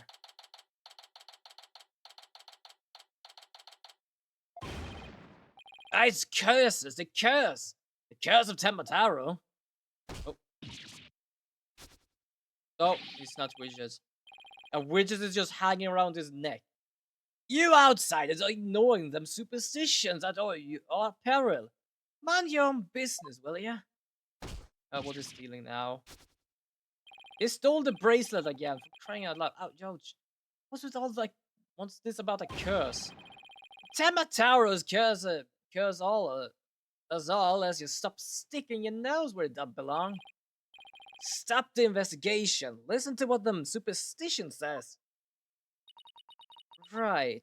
How about obeying the law before you go obeying the superstitions? Huh? Hey, what are you doing with my widget around your neck? It's mine. You know better than to go around stealing people's stuff like that. The same goes for my bracelet. Sorry, I promise I won't do it again. I don't really trust him with that. I almost kidnapped my sweet little widget. Big jerk. Oh, he's doing the blink thing. I guess you can't teach an old raccoon dog new tricks. As long as we have him here, I guess we can ask him about what happened. So, Tenmataro sighting. In court, you mentioned seeing Tenmataro near the scene of the crime. Sorry, I didn't come clean right away, but them superstitions got the better of me. People of Ninetales Vale sure seems like a superstitious bunch. I'm not sure you wouldn't want to talk about. I'm not surprised you wouldn't want to talk about seeing Tenmataro. Darn right, them superstitions scare me out of my wits, I tell ya. That's why I'm gonna do exactly what they say from now on. You plan on staying here in Ninetale Vale? Yeah, I can keep living right here and keep with the old ways, just like Grandpappy did. Them superstitions are like a rulebook to me. Wait, so you're saying you actually really believe in those old wives' tales? I like how he just wears the things he stole from the people he just stole from. Yeah, exactly. It's brilliant. He just hangs them there and it's like, mate, I can see what you just did. Can you just like stop doing that? You're going to do exactly what them superstitions says. Well, I say baloney. Wait, what am I supposed to say baloney to? Take that! It's clearly written right here. Ignoring the superstitions will cost you your soul. There is, however, one way to save it. Your immediate departure from the village. So according to this, you shouldn't even be here. Let alone talk with us. You say you plan on staying right here in 19 Vale, but if you really believe in superstitions, you wouldn't been long gone. You would have been long gone by now. I know you've been lying to me. Time to come clean, Mr. Filch. There we go. You were lying about believing in the superstitions, weren't you? Sorry, but I don't have no choice. So what was the real reason why you couldn't talk about seeing Temataro? It's all that pretty boy's fault, the bell, if you know what I mean. He told me not to say a word about seeing Temataro. Said if I did, he'd do me what them superstitions said would happen. So it was Mr. LaBelle who muscled a lot of people. Even said to Jinx to just keep quiet about it. Why would Mr. LaBelle want to scare you into silence? Mr. LaBelle was trying to protect that little maid gal. It was on account of that rumor, one about her being possessed. that rumor again. I guess we really do have to talk to Mayor Tenma about the possession rumor. Stop snatching shit. What did you snatch this time? You stole that superstitious book back. I'll be taking this back now. Kinda like family to me. Could have just asked instead of stealing it. I can't believe you did that. It's one thing to steal a pair of shoes, but stealing widget. Mess. Can't seem to control myself. Is that thieving blood running in my veins? Thieving blood? What's that supposed to mean? Glad you asked. The famous bandit Azuki Kasa was my grandpappy. Take a gander at this. Yeah, anyone recognize that thing, by the way?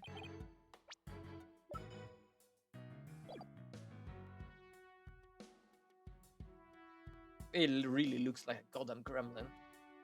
What exactly am I looking at? Looks like another one of those yokai to me. That's none other than the Azuki Kasa and Kozo. Rob from the rich to give to the poor, you did. And I leave one of these figures at the scene of the crime. What's more, I'm his grandson because he was my grandpappy. Well, don't say. Thieves' honor is the honest truth. The sloshing sound of Azuki beans scrapping together in the dead of night. Yo, I can't believe they added Shibidoki and Ace Authority. Oh my god. What the fuck? What the hell was that cancer? I kinda love it, but what the hell? Oh god, that came out of nowhere. Azuki Gonza, washer of money. Give out of wealth reborn. Jesus Christ. I'm not gonna lie, I was not prepared for that answer for that little gremlin ass looking statue. Forget the money, you should be washing yourself. This nasty habit. Wait a second. This figure looks kind of familiar. God, just because he says that, I am just getting an image of Shibidoki just because he said that. It's like, oh wait a second, this figure looks familiar. Oh my god. Yes, it looks like the one, like that old dusty figure we found in the Forbidden Chamber. Now we have a clean one. We have a clean Shibidoki. Hey! What you doing with that figure? What's this? We found it in the Forbidden Chamber. Looks like it's been there particularly forever. Huh? It could mean my grandpappy broke into the Forbidden Chamber way back. Hey, that reminds me. Once told me there's a treasure in their chamber. Treasure? What about treasure? What are we talking about? Treasure? What treasure? What do you know about the treasure in the Forbidden Chamber? Only the greatest to get rich quicker chance in the universe. Grandpappy told me about it. Said there's an amazing treasure in there. There's something amazing in there. I don't see anything like that though. Your grandfather didn't by chance already steal it, did he?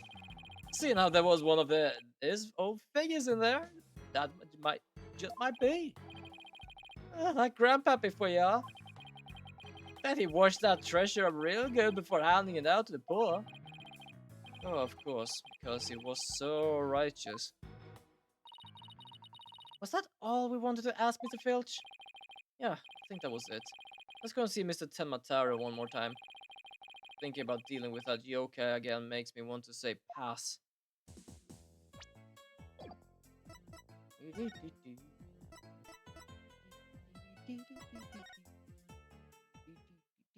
we go. The detention center is Tenmataro in here.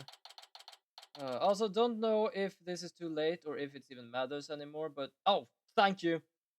Flipping heck, I forgot about that. Thank you! I was gonna do that, but I completely, utterly forgot about that. There you go.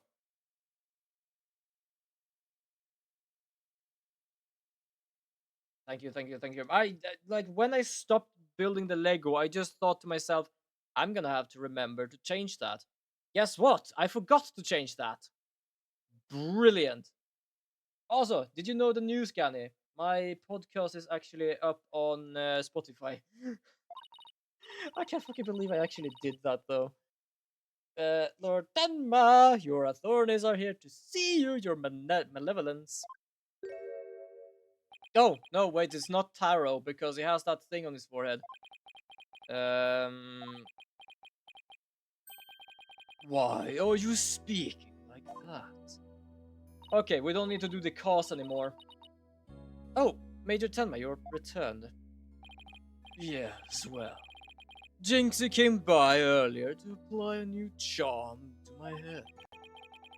It seems to be suppressing the demon within. That's a relief. Maybe we'll actually get somewhere this time. So, what can I do for you today? I'd like to ask about the rumor that Jinx is possessed. Ugh. She allegedly left the yokai evidence at the scene while under the demon's power. At least that's what the prosecution is going to claim tomorrow's trial. Don't lose your goddamn thing again. Oh shit, he's gonna. Huh?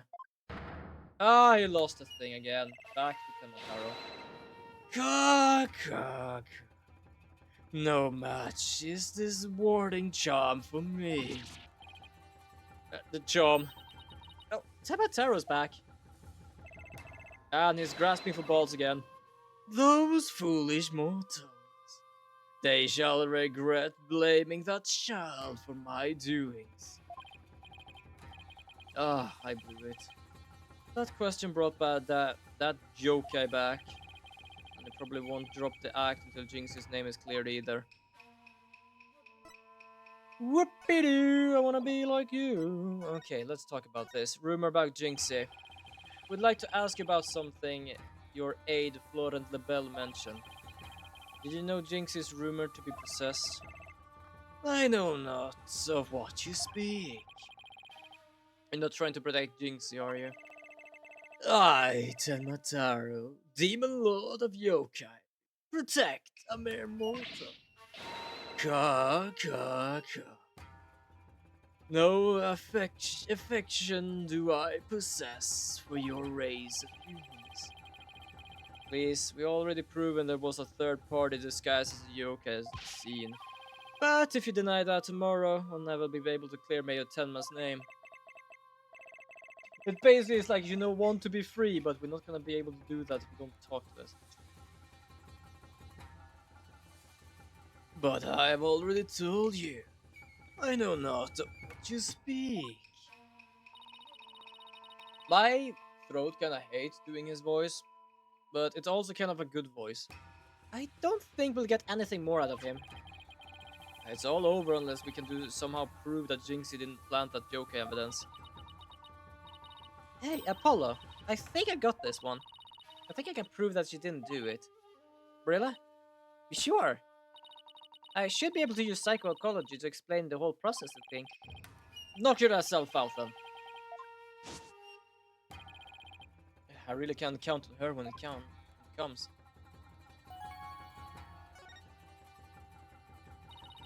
Major Tenma is Jinx isn't possessed. I believe her so-called possession episodes are from a somnambulism. Somnambulism? You mean sleepwalking? Yes, I believe she's exhibiting a rare form of the disorder. It's usually brought on by repressed stress. Mr. Mayor, didn't her symptoms start soon after she began her job in Ninetales Vale? When the child visited last, she did speak of dreading yokai, and how they rob her of her sleep each night. I knew it. That lack of sleep is causing her to enter an unconscious state. And that means she can't be trying to protect you, at least not on a conscious level. So then the Telmataro that was spotted at the manor wasn't Jinxie. Sleepwalking, eh? That would indeed explain the matter. Oh, look, Telmataro's spirit. It left the mayor's body. It just flew out the rear end. Can you tell us the truth now, Major Tenma? Very well, it's the least I could do for a superb exorcist as you. Feathers and tracks. Major Tenma, you didn't leave those feathers and tracks at the scene, did you? I did not. Neither I nor Jinxie have anything to do with that. That was the killer's doing, no doubt. I knew it. You suspect Florent is behind all this. Why? Did he really want Ninetales' veil that badly? Can you think of any reason why? Looking back, he did seem fixated on Tenmataro for a spell. Could it be? Perhaps he was attempting to release Tenmataro. That's crazy. Are you saying that Yoka is real? Whatever the case, Tenmataro brings nothing but pain and misfortune. Yo, he's got a purple glazed donut on his neck. Kinda has actually, yes. It's as the superstitious warns. You must not gaze upon him or free him from his prison. But how can people actually believe that? The thing is, I do remember this case, so I know exactly why that superstition is, but I'm not gonna tell why. Because that would kind of spoil the whole thing. Sort of. We kind of know a few bits and pieces of it, because we did see... Unfortunately, we don't have it as a clue, apparently. Well, at least we know who was behind this whole Temataro thing now. Yeah, I think we need to have another nice long chat with Mr. LaBelle. Your dinner is ready, my malevolence. Enough to the demon. You may place it right here. Apparently this guy has actually made a cult. The kitchen crew poured their hearts and soul into making it. Oh my god, it actually is a cult. Did they know? Souls happen to be a favorite of mine. Just hold the hearts next time. Caw. I love doing the caw, but hearing myself do it is absolutely the worst thing ever. Yes, malevolence, I'll remember that. How long is he planning to keep this up this showcase charade? Well, we already talked to Mr. Filch and Major Tenma, so why don't we go and see Mr. Florent LaBelle next? Now that we know the truth. We won't be able to claim that the Tenmataro was Jinxie or the Major Tenma anymore. So you're telling me you want that as a sound alert then? Bloody hell. Wouldn't surprise me. It's like a ridiculous thing, and it wouldn't surprise me people would want to hear that. Okay, now let's practice that again, Filchy. From the top. Yeah, Mr. LaBelle was in the foyer at the time of the crime. When we heard a scream, oh, hey, what was the next part again? This guy really likes to basically just tell people to do things the way he wants. I thought LaBelle was supposed to be blonde. I think I said that before, but he does like to change his hair color. Yeah, he is blonde. Or supposed to be blonde. He likes this perfume and things. Because we basically got this from him. No, not this. This we found at the scene of the crime. We got this from him. Hair color that washes out with water. It's LaBelle's own brand and isn't available to the public. But he advertised it on television. I'm not joking, he does that. Just because people is gonna know his beauty. You have the memory capacity of a flea. This is the 13th time, you know. Now, 100 times more, and we're done. What on earth are they practicing? Oh, I ain't cut out for this. Oh, whoopsie daisy. Oh, begging your pardon, Mr. LaBelle, sir. It's just like this practice. What did he steal from that guy? Unbelievable. What if you had soiled my outfit with those grubby paws of yours? Filch, did Filch LaBelle's just now? To be honest, I'm not gonna say anything. We keep it. So, what do you think they're up to this time, Apollo? Oh, it's you two. Eavesdropping, are we? You peasants are so tacky.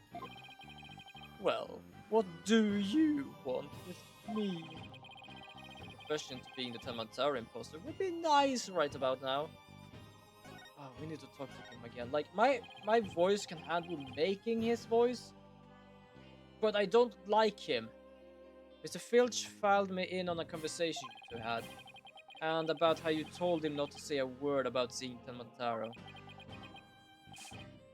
Filchy, you fool! I told you not good would come of you running your mouth. So, why did you want to keep Mr. Filch quiet like that, Mr. LaBelle? Why, to protect darling little Jinxie, of course. But Jinxie was never really possessed. She was sleepwalking.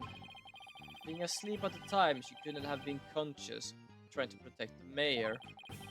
That also means she couldn't have possibly been Telmataro. Interesting. But where are you going with this? Since you asked so politely. Man, LaBelle do be acting kinda so... Hey, did you not hear them talking about what he's gonna say in the trial? They're practicing that like theater. Yes, he is suspicious as hell. I believe you have a different reason for trying to keep Mr. Filch quiet. That reason would be to deflect doubt away from the one who was really Tenmataro. Now this is getting interesting. Are you insinuating that I'm Tenmataro? So sorry to disappoint, but I'm nothing of the sort. That's right, Mr. LaBelle even told me that... Mr. LaBelle even told me. I said Tenmataro was Jinxie, you fool. Honestly, you have a memory capacity of a flea. Practice it 100 times more. Yipes. I did the wrong voice there. Hold on.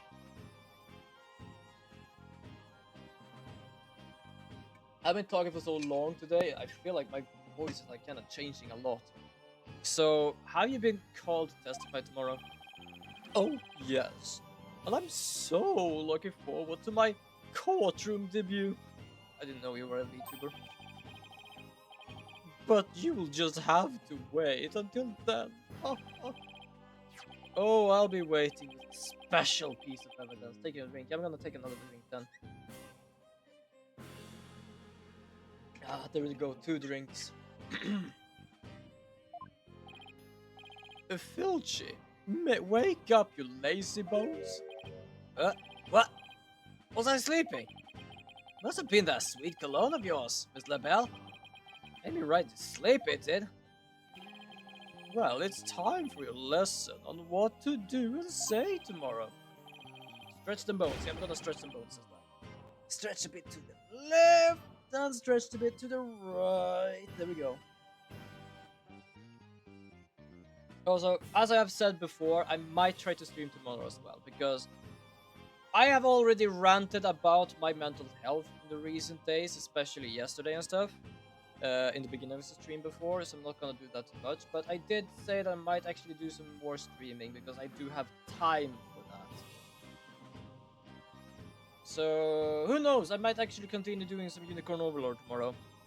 I'm gonna see if I can fix that, because as I said, I can't plan, because it's difficult for me to plan here at home because I'm so used to most of my family, at least my parents, being, this happens today, let's get on with it, and I'm just sitting there like, I did not know anything of this. So yeah. Oh, I'm begging you, not another lesson. I ain't got time for this, this thinking and remembering stuff. Right up the schnoozalooza. What is a schnoozalooza? Nice, have you decided on a girl yet? I completely forgot you could do shit like that in that game? No. But I kinda want to go with one that other people went to just because you could. But we're gonna have to check that later. We're gonna have to check that later because I kind of forgot which girls actually existed. Also, I don't even know how far in that game that actually even happens. Oh, please! Anything but another lesson. It might either be the witch or it might be the goth girl. I'm gonna call her goth girl, but not really a goth girl. But to be honest, there are even more people than that, so we're just gonna play on through and see who we find. There they go. Miss our chance to get the truth from him. Yeah, well, we get the proof we need in the courtroom tomorrow, one way or another. All that is left now is that lie Jinxie told. We really got to clear that up before tomorrow. You think they're done questioning Jinxie? Maybe. Let's see if she's over by Yoka Lane for more charms.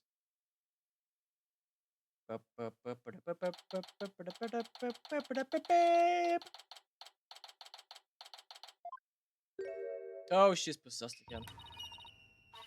Accuse 90 fuck. Oh, I can't even do the voice when she does that because it's automatic. Yeah, I say possessed, but she's just sleepwalking. She must be possessed. Sleepwalking again. Maybe if I speak softly, I won't startle her or get charmed plastered on my forehead. Psst, Jinxie. Wakey, wakey, eggs and bakey. Oh, hello, Mr. Demon Lawyer. Oh, my charms must have fallen off again. There you go. She has them on again now. Phew, I guess I can avoid a charm slap by toning down my chords of steel. Are they done questioning you, Jinxie? Uh-huh. And on the way back, I stopped here to buy new charms that was just released. I love that she buys charms like goddamn collector cards. I buy new charms was just released.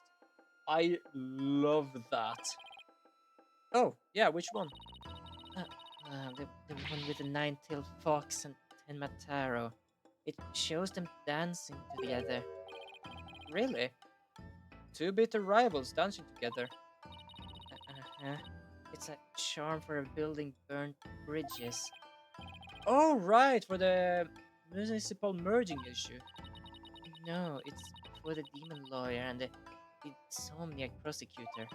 It'll stop you two from fighting like you did in the court this morning. We weren't fighting, it was just a spirited debate.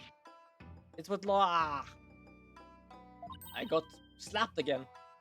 No fighting. Charm slapped again. Apollo, if you're done playing around, let's find out what she was lying about. Aha! I am gonna sense your lie. Jinxie, it seems you're starting to remember things. You already said the feathers and tracks weren't there when you discovered the crime. Have you remembered anything else that seems important? Like what? Tell us what you saw that day. Maybe you'll remember something else this time. Oh, I'm gonna be slapped again. When I opened the door, Papa and Alderman Cuby were collapsed in the box chamber. That's when Papa told me to call an ambulance and the police. That's all he said before he passed out in the chair. Atari! Hi, Atari. I love that welcoming. Hi, Atari. Welcome to the stream. I hope you have a wonderful Tuesday. Hold on, I'm gonna do this because you're a wonderful bean. There you go. Almost. There we go. Haha. Get that. Lethal Company. Yes, I think I was watching a bit of that while I was doing some. What did I do? Some D&D that time. I was doing something in the background. But yes, how are you doing? I hope you have a wonderful Tuesday. You're just killing my voice here today by doing voices. Aha! You're gonna spot the lie.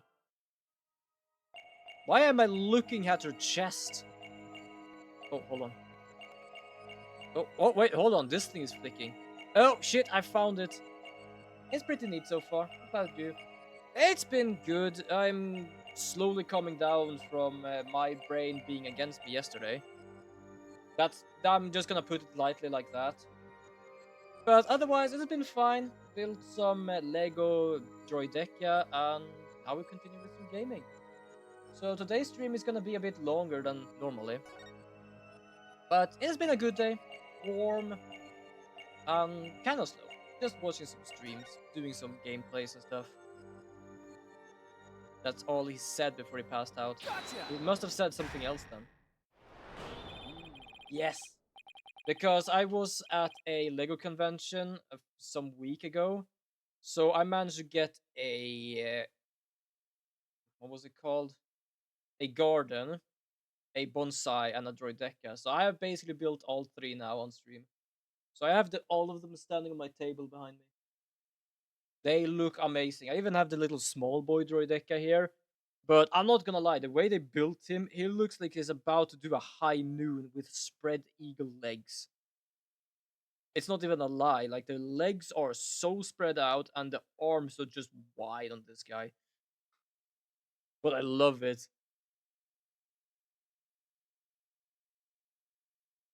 You were very nervous when you said that's all he said, weren't you? I know it because I saw your fingers move as if you were going to slap someone with a charm. Oh, that's what it was. Eh, listen to me, Jinxie. This is very important. Did Major Tenma say anything else to you? You got to send pics of that at the DC? Ah, Discord. Yeah, I can fix that, definitely. I can absolutely fix that. As I said, I did stream that, so I'm gonna publish those parts on YouTube as well. But I can definitely send some pics of the Lego builds on the Discord.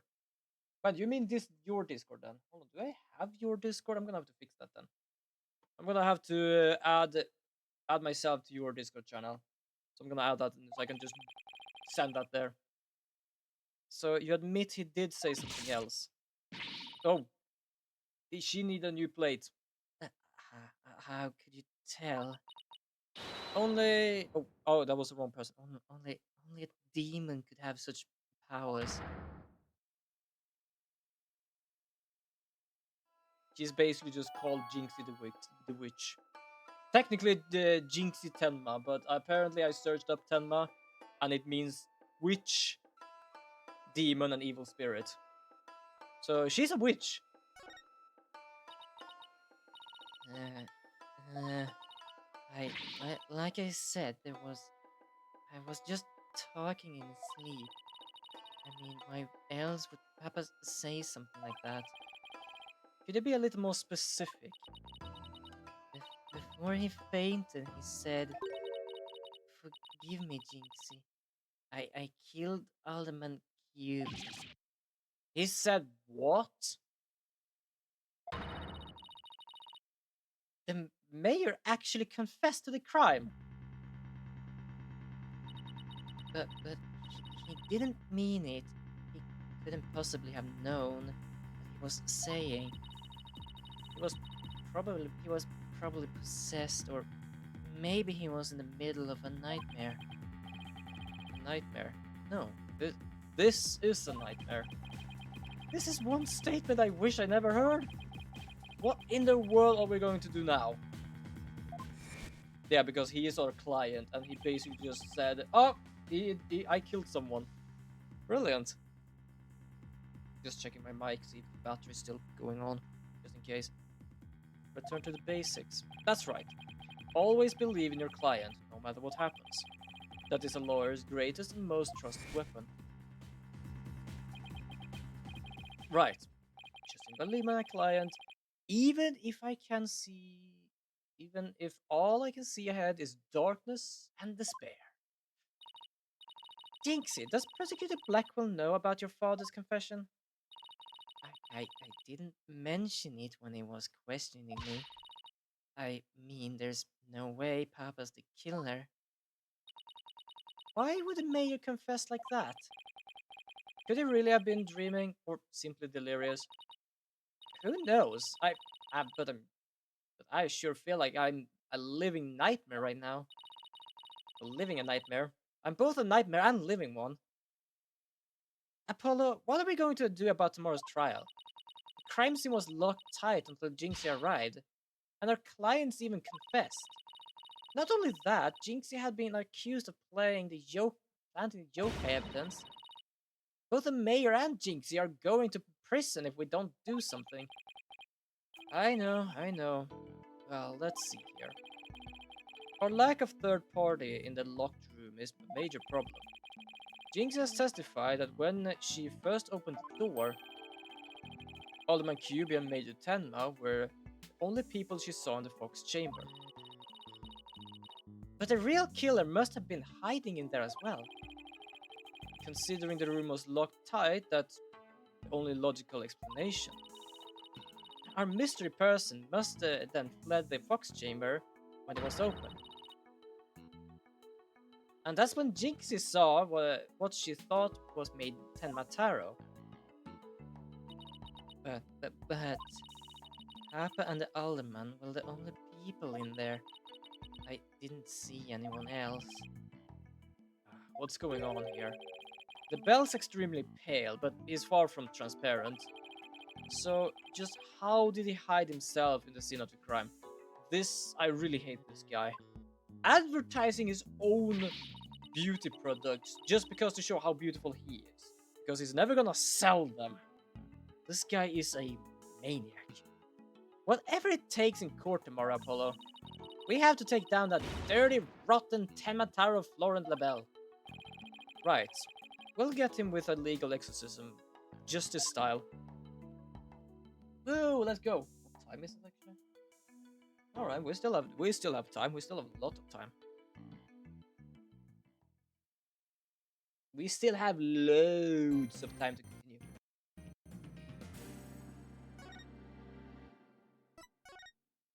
And yes, I have said I'm gonna abuse the shit out of this saving system. I always do this. I know it's not necessary, but I love doing it. I am abusing the living shit of this saving system.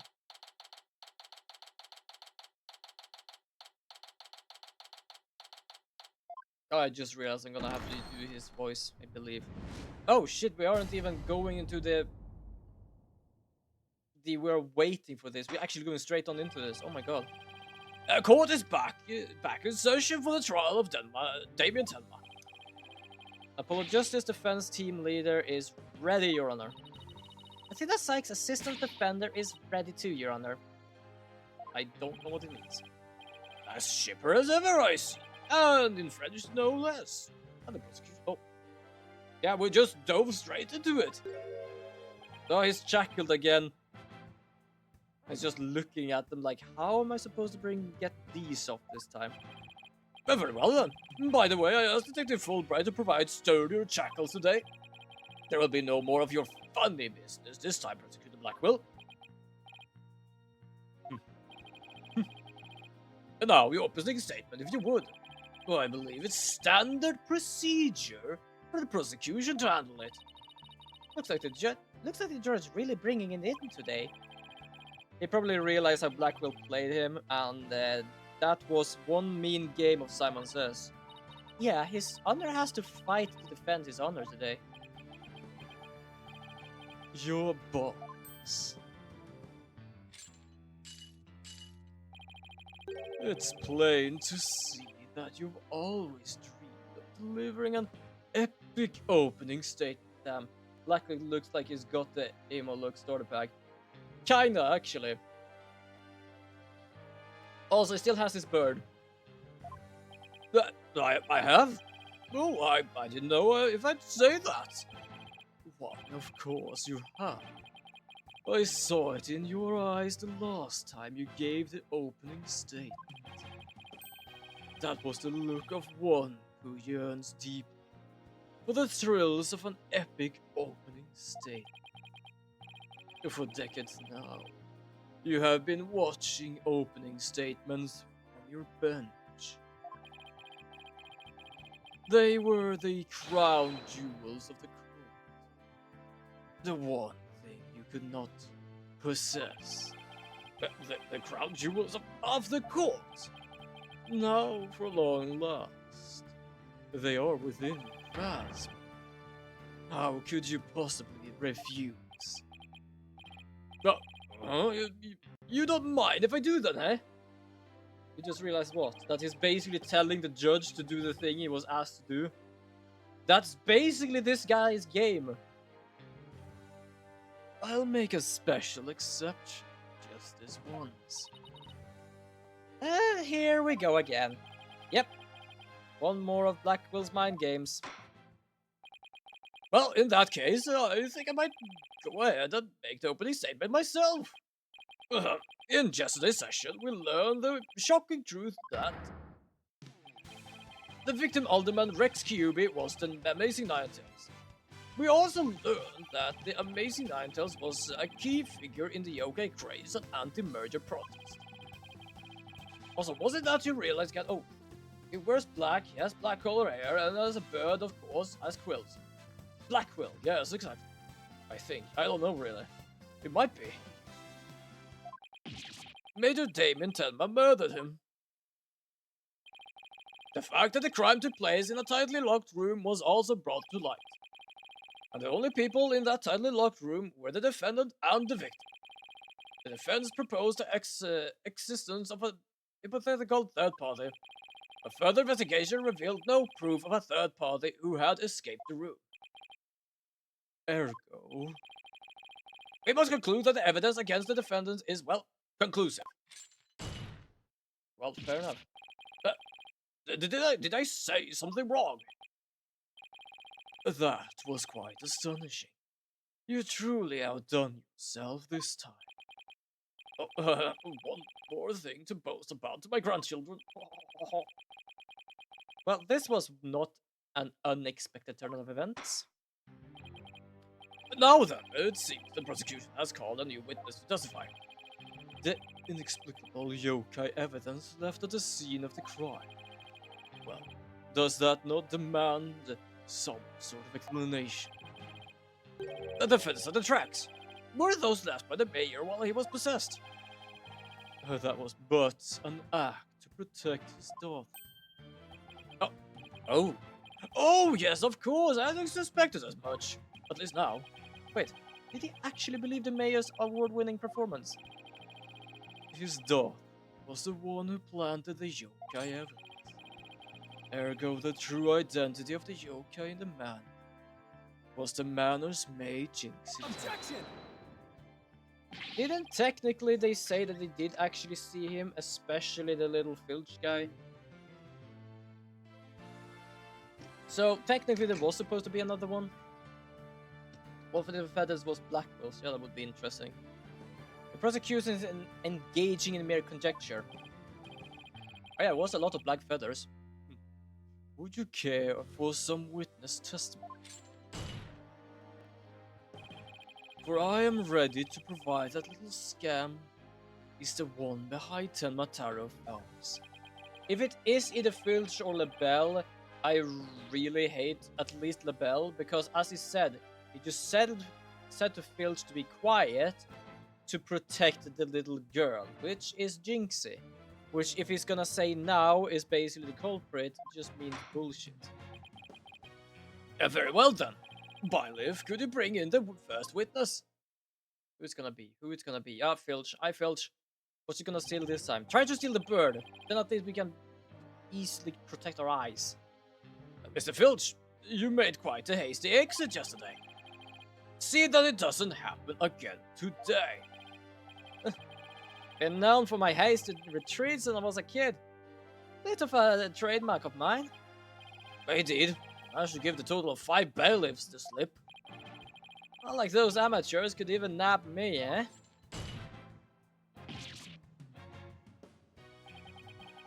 Perhaps we should shackle you by the neck. That would keep you in place. No, please. I'm liable to rip my own head off if I start running. Oh. Yeah, that would not be a good vision, to be honest, to have. Yikes. Your statement now. Yes, sir, Mr. Blackhead, sir. Oh my god, Blackhead. He may be hasty retreat, but there's no escaping prosecutor Blackwell. Yeah, Blackwell doesn't strike me as the give-up easy type. Now then, Mr. Filch, your testimony, please. Specifically the truth nature of the yokai you saw in the manor shortly after the crime. And here we go, the thing he had to basically repeat 100 times to remember. The Tenmataru really, that little maid gal, ain't no doubt about it. I mean, the Tenmataru I saw was just a little thing about her size. But little runt had a big old staff, I seen it, when she came into the foyer. And she stole it from the Forbidden Chamber after stumbling on the crime scene. She was gonna use it to swallow me on the account of my fierce reputation. I just know it. Yo, Maestro, welcome to the stream. That's Mr. Filch. Also, I do love you also called him Gremlin because we actually have his grandfather's statue, and I called that thing a gremlin. Gani called it Shibidoki, which was absolutely kind of brilliant. But how are you doing? I hope you have a wonderful Tuesday. But yeah, that's Filch. Belcher basically just filching everybody. Just snatching anything that he sees. And apparently wears it afterwards. In plain view to see. He's not really the smartest guy, but he knows what he's doing. It is what it is, as per usual. Yeah, exactly. So, Tenmataro was a short in stature. And that's because it was Miss Jinxie Tenma all along. You betcha. Besides, all the rest of the manor were way taller than her. He'd be filching all over the place, exactly. Feigning heights is but an easy thing. But a big ox like the defendant could never pass for short. What if the Tenmatara impersonator was walking on their knees? There ain't no knees walking, I've seen it myself. But then perhaps that yokai really was Miss Tenma after all. All monsters naught but tricks, either of the mind or the sheep parlor variety. Thus you say she created an illusion like one of those magical eye things. Precisely. Human senses are easily deceived. Take the fellow in the cell next to me. Each night he cries and screams about some ghost he thinks he sees. But in truth, he was simply the janitor. Oh, Prosecutor Blackwell just gave up the ghost, literally. The janitor's deathly complexion, all white attire are, no doubt, partially to blame. That's and the fact that he constantly mutters about taking vengeance for this or that. That actually sounds like a real ghost to me. Kinda, actually. Are you sure it's not haunted and you're just overthinking things? The defense may now cross-examine the witness. Yay! Cross-examination time! Woohoo!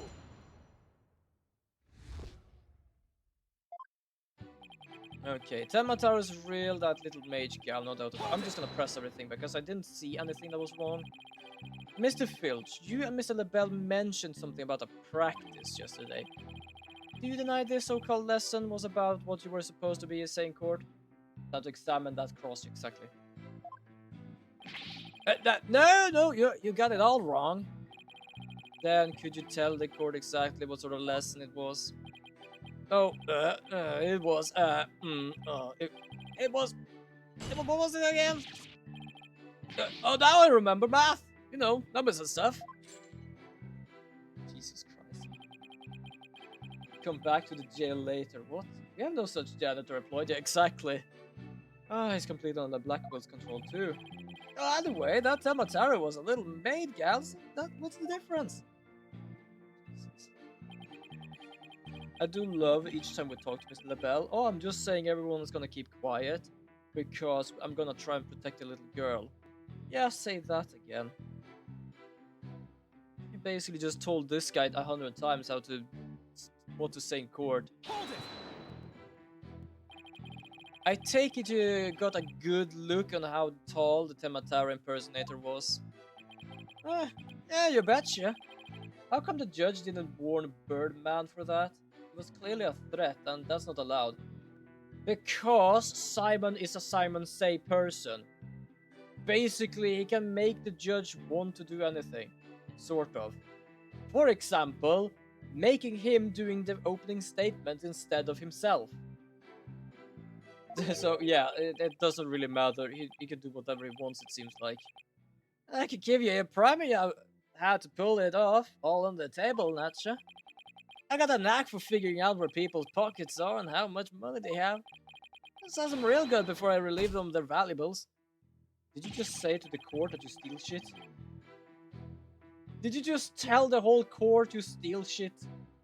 I just admitted to being a pickpocket right here in court. Yeah, exactly. Yeah, does the witness hold that this Tenmataro entered the foyer? And apparently I'm oblivious. Darn right I do. Didn't we just testify last time? Didn't we testify last time that he actually just watched the wrestling match? So how the hell can he actually see the height of it? Not the little run and the big old stuff. No, okay. Well, you're not going to brush it all off by claiming the perp was short. Actually, that's the only thing that seems odd. He said that she had. I have a solution for dealing with Birdman. Lead in the shape of a bullet. Quick, ooh, cheesy. Also permanent. Yeah, fair enough, actually. To be honest, he is technically an inmate, so he shouldn't be here, but apparently the law is that he's supposed to still do his work. Well, hit a raw nerve, cause you ain't that tall yourself. Says the one standing on an orange box. Absolutely love that. Anyway, Mr. Filch, correct me if I'm wrong, but didn't you say that the Tematari you saw had a staff? Cross my heart and hope to die, no cause about jiggle jiggle. And where do you suppose that staff came from? The staff, you say? Well, betcha she stole it from the Forbidden Chamber after stumbling on the crime scene. No one knows about it.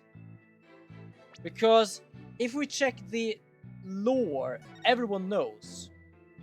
Tenmataro doesn't have a staff. The Forbidden Chamber was locked with only one key. And yes, there are 4 staffs in there, but the only image of Tenmataro holding a staff is basically the statue. I don't know if I have any proof for this claim, but I'm gonna press this one just to check. I suppose you mean to say that Jinxie Tenma entered the Forbidden Chamber to get one. Wait, I'll never seen a staff like that in the manor. It had to be from the Forbidden Chamber. Oh, really? The stench of Little LaBelle is thick in the air today. Jinxie entered the Forbidden Chamber after the incident. Then she took the staff and tried to cover it. I think I can actually use the key. Because Damien did...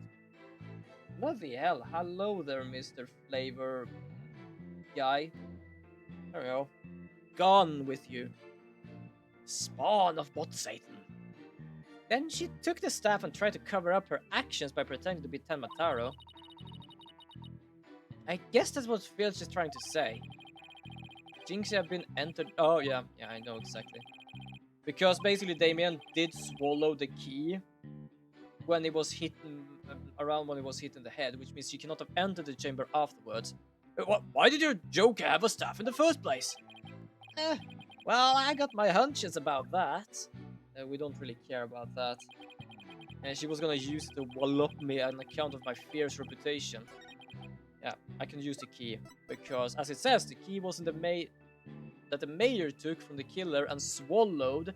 There's only one of its kind. Objection! Alright, I'm gonna take a drink. It would seem that Tamataro was in fact not the innocent little girl.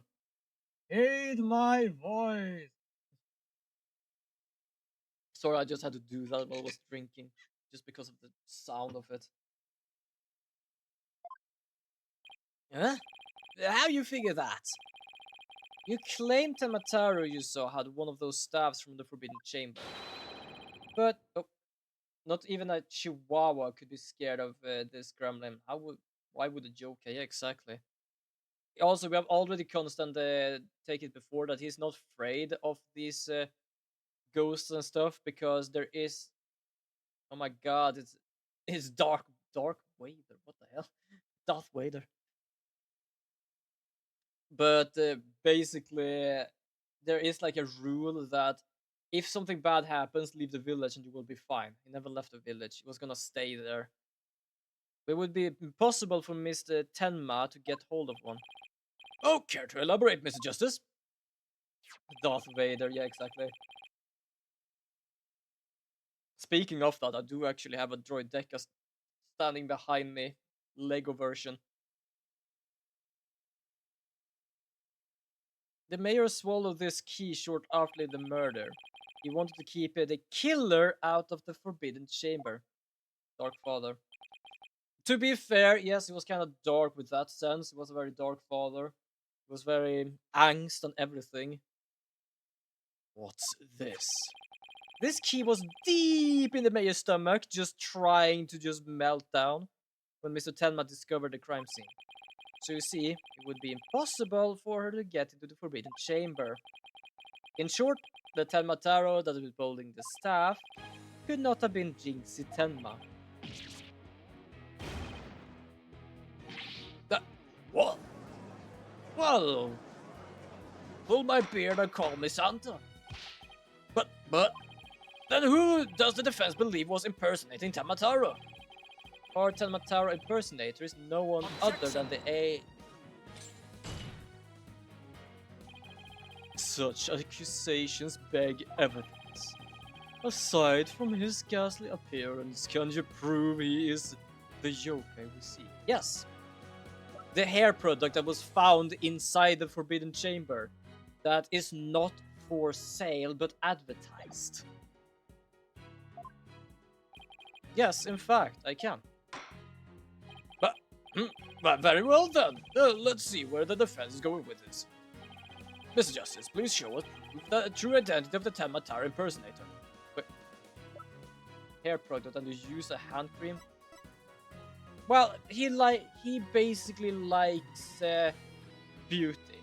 So he has perfumes, he has hair colors or like spray colors, he has hand creams, he has everything.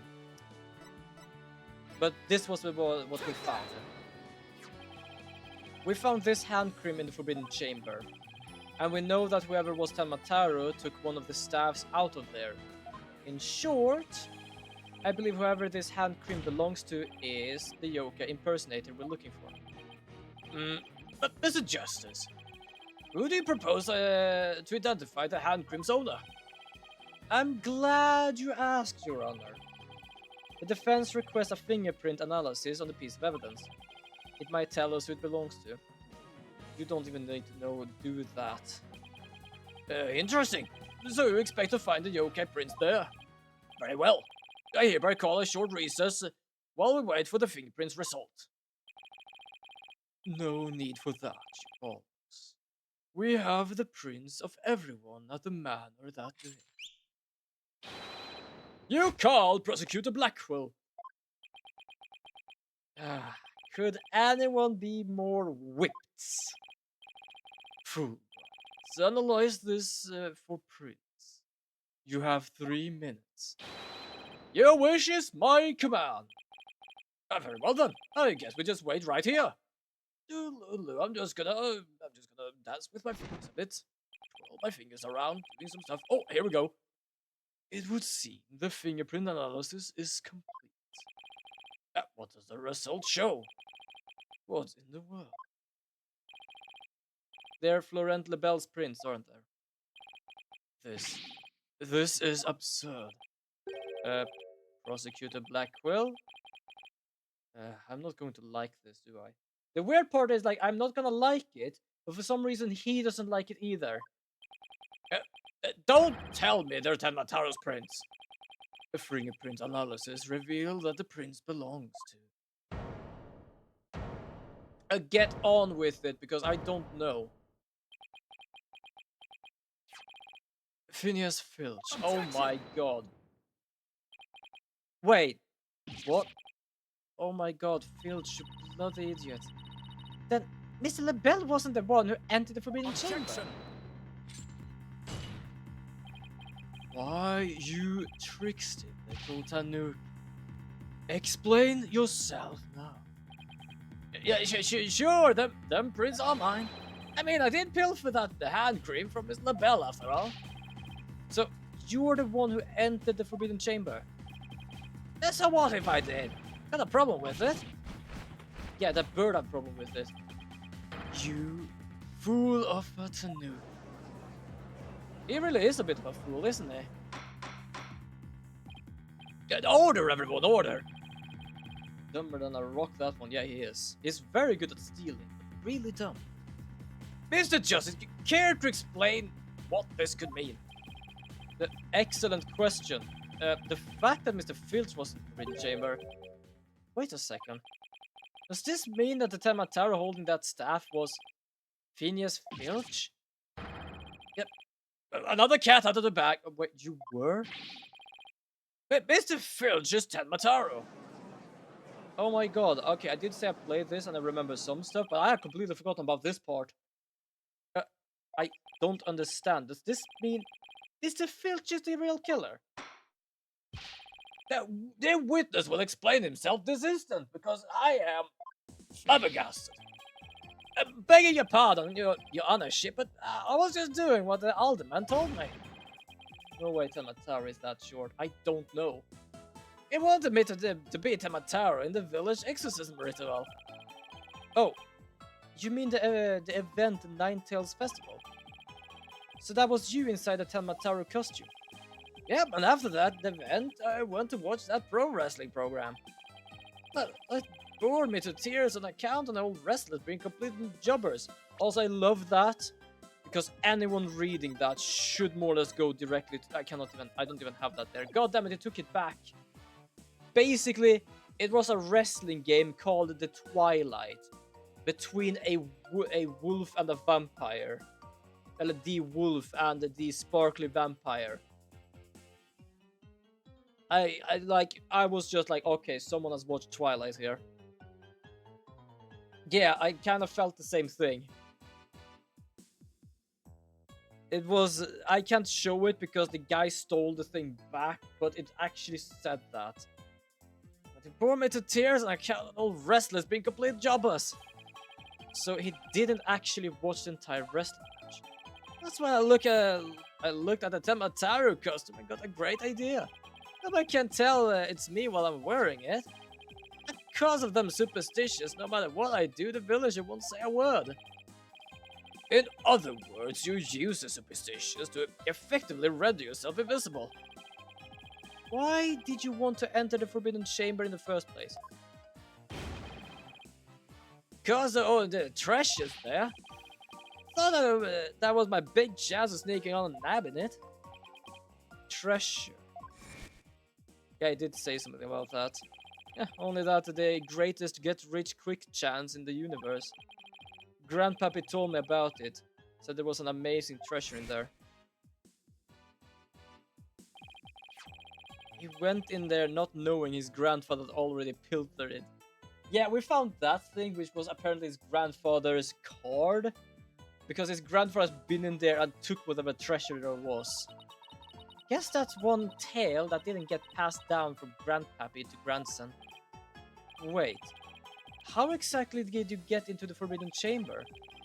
There was a meeting in the Fox Chamber that day. Plus the mayor swallowed the only key that could open the Forbidden Chamber door. You couldn't have possibly gotten in. I could get through the air vent in the foyer. Wait, so the air vent in the foyer leads to the Forbidden Chamber? Fuck. The vents left of the old alderman's picture. It went in and I went in and made a nice little hole. Used that to get into the air duct that leads to the Forbidden Chamber, I did. You what? But how's that even possible? Wait a second. Yeah, we did see the one all the way up to the top right there. Remember that air vent at the Forbidden Chamber? So, Mr. Filch found a way to get into that air duct? Oh my god, this guy. And that's how he got to the foyer vent to the Forbidden Chamber vent? So Temataro was nothing more than a cat burglar, or rather a tanuki burglar. And we're back on being without anyone to charge for the alderman's murder. Ah, look, our so-called yokai is nothing more than one big troublemaker. Tell me, Mr. Filch, what did you do after fleeing the foyer? I got out of that costume and right quickly would I just cause trouble at that point. And where is that costume now? Heck if I know. And it ain't my fault if you never find it. The police searched every nook and cranny. No yokai costume was left at the manor. What if it was tossed outside the manor? Oh. There is a window to the right and a flying yokai. No way. But maybe, just maybe. The defense seems to have a hit a bad idea. Well, go on, Mr. Justice. Okay, here is what I think. Mr. Filch, did you get rid of the costume here? Outside the window. There is just a cliff. A sheer cliff there. Did you toss it out the window? Because that would certainly explain why it didn't turn up inside the manor. Yeah, you'd think I tossed it out the window? That costume cost me a pretty penny. So why would I go doing something like that? I think of a few reasons. Any bright ideas, Apollo? Well, assuming the costume really tossed out from the window, then the next question would be, what happened to it after that? And if I'm right, I might just have to think of what happened to the costume. Phineas Filch, I just have the evidence for you. You do? This evidence proves you got rid of your Telma costume through that window. A paper about a flying yokai. Oh my god. That's Tenma Taro flying through the sky. Just how does this even prove Mr. Filch threw his costume at the window? It's quite simple. That's not Tenma Taro in the photo. It's the costume Mr. Filch threw out. Oh, that's crazy talk. You ain't serious, are you? There's a steep cliff right outside the foyer window, meaning the manor is pretty high up. The costume flew through the air after it was tossed out. That's when the photo was taken. In other words, the photo of Tenma Taro really was a flight of fancy. What? Yikes. Oh my. So, there really never was a yokai? Oh, I cannot keep any of them cats back. Still, I can file a claim for the lost costume. This is more than proves the defense position. Jinx Tenma had nothing to do with the staging of the yokais, I think. Okay, care to raise an objection, Prosecutor Blackwell? I don't think you can raise an objection to that. None whatsoever. I'll deal with that tricky Tanuki after I deal with this case. Luckily, he's still in shackles, or new shackles. Good going. Now all we need to do is make Florian the Rebel take the stand. Objection! Yeah, the problem is we don't have any proof anymore because Filch goddamn took it. Sheathing the sword a bit early, are we not? Huh? Nothing has been proven beyond the doubt. Take this tricksy little Tanuki, for instance. How do you suppose he was able to exit the Forbidden Chamber? Probably the same way he got in. No, he could not because of the staff. Through the chamber air vent. And what of the feathers on the tracks of the scene of the crime? They would suggest that the Tanuki exited through the chamber door, not the air vent. But the Forbidden Chamber door doesn't open from the inside. So what you're saying makes no sense, right? Someone on the outside opened the door for you. Ain't that right? Yep, that's right, Mr. Blackjack. The door suddenly sprung right open. Sprung right open. Who was on the other side? I didn't get a good look on account of the old sudden glare. Like how the reflection of my head blinds fellow moviegoers emerging from the dark. That's when I snatched that staff and made my daring escape. And then our little maid gal spotted me as I hightailed it down the hall. That means the Forbidden Chamber wasn't open until after the crime was discovered. But wait, we still don't know who opened it. Maybe there really was a third person in the Fox Chamber. Objection! You mean a fourth person? Well, you little Tanuki. When the Forbidden Chamber opened, did you see the accused passed out there? No, only one there was the alderman, and he was dead as a doornail. If the accused wasn't there, what do you suppose he was up to? Opening the goddamn door for him? I don't like where this is going. Don't tell me! Plain. The only one who could have opened the Forbidden Chamber was the accused Damien Tan. Yikes. Okay, back to square 1, 2, or 3, but absolutely not in the end. Wait a second. There had been someone else beside Major Tenma there. Really? And who might that be? Well, that would be... Objection! It seems our feisty little lass has forgotten the most important thing. Evidence. I didn't forget, I was just testing your attention to details. But Miss Sykes, you can't prove your point without proof of some sort. It's a proven fact. Sorry, I guess I put my foot in my mouth again. No, we're definitely onto something here. We are? Think about it, if Filch was struck inside the Forbidden Chamber, one of the abilities we heard, all alibis we heard would no longer hold any water. Oh, because Filch and LeBel was together. The defense would like to call a new witness to the stand, someone who knew Mr. Filch was stuck in the Forbidden Chamber, and by virtue of knowing this, has an alibi that no longer adds up. Is the one that Athena and Apollo say did it was the secretary of the one who got murdered? Well, he's not his secretary. He's the other guy's secretary. He's the accused secretary. But yes, that's the person. Basically, this weird ass person. Oh, also, as it says, hold on, let me just go here again. He was supposedly in the foyer with Filch at the time of the murder. That can't really be true if Filch was stuck. Yeah, very well, the court will hear what justice has to say. Whose alibi no longer adds up? Take that! This guy. Yeah, okay, well, secretary would have an easy time getting their hand on a key and making a double.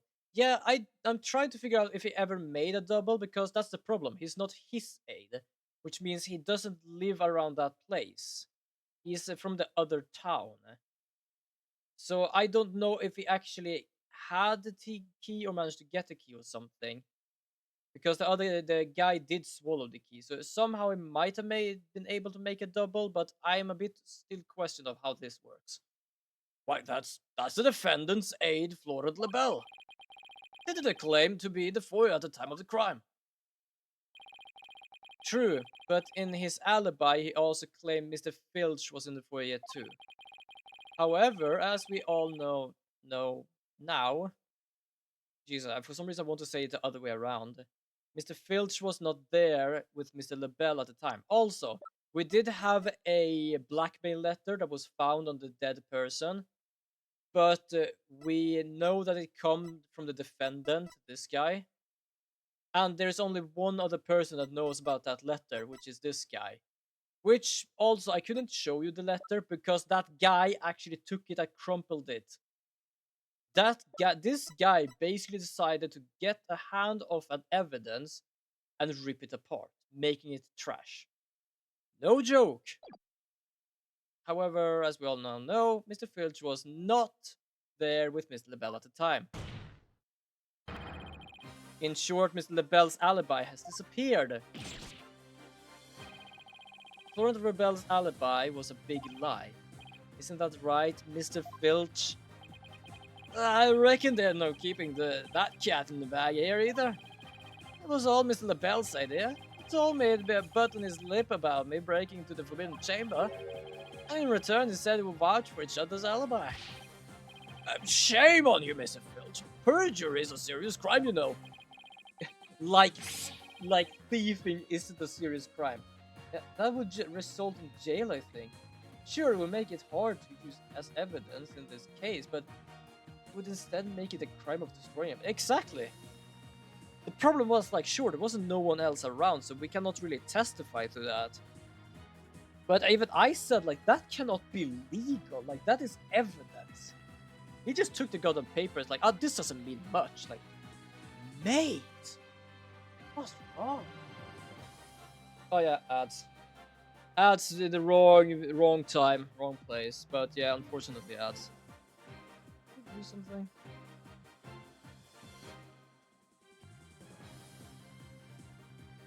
I'm gonna wait here. We're gonna wait for the one waiting for ads a bit. We don't have too many people waiting for ads. We're gonna wait a bit for people that has ads. I think most people have ads. I don't know. Some of my viewers have ads. We're gonna wait for them. I'm just gonna look at my little derpy ass looking thing. Back. Apparently, it's already 30 seconds left from my point of perspective. But welcome back. I was basically just waiting for you all. Oh, chuck mercy, Johanna. Shit mercy. Well, the bird is not gonna have mercy, nor him. Also, I assert that the person who opened the Forbidden Chamber was Mr. Filch was none other than Florent LaBelle. After all, his alibi has just been proven to be complete fabrication. I see. Well, we'll take 20 minutes recess, after which time we will see what Mr. LaBelle has to say for himself. Let's go! We're finally going to drag that slippery snake into the stand. Also, I realized I don't have the fishing thing on. I forgot about that. In the meantime, the prosecution will question Mr. LaBelle about these allegations. Let's go!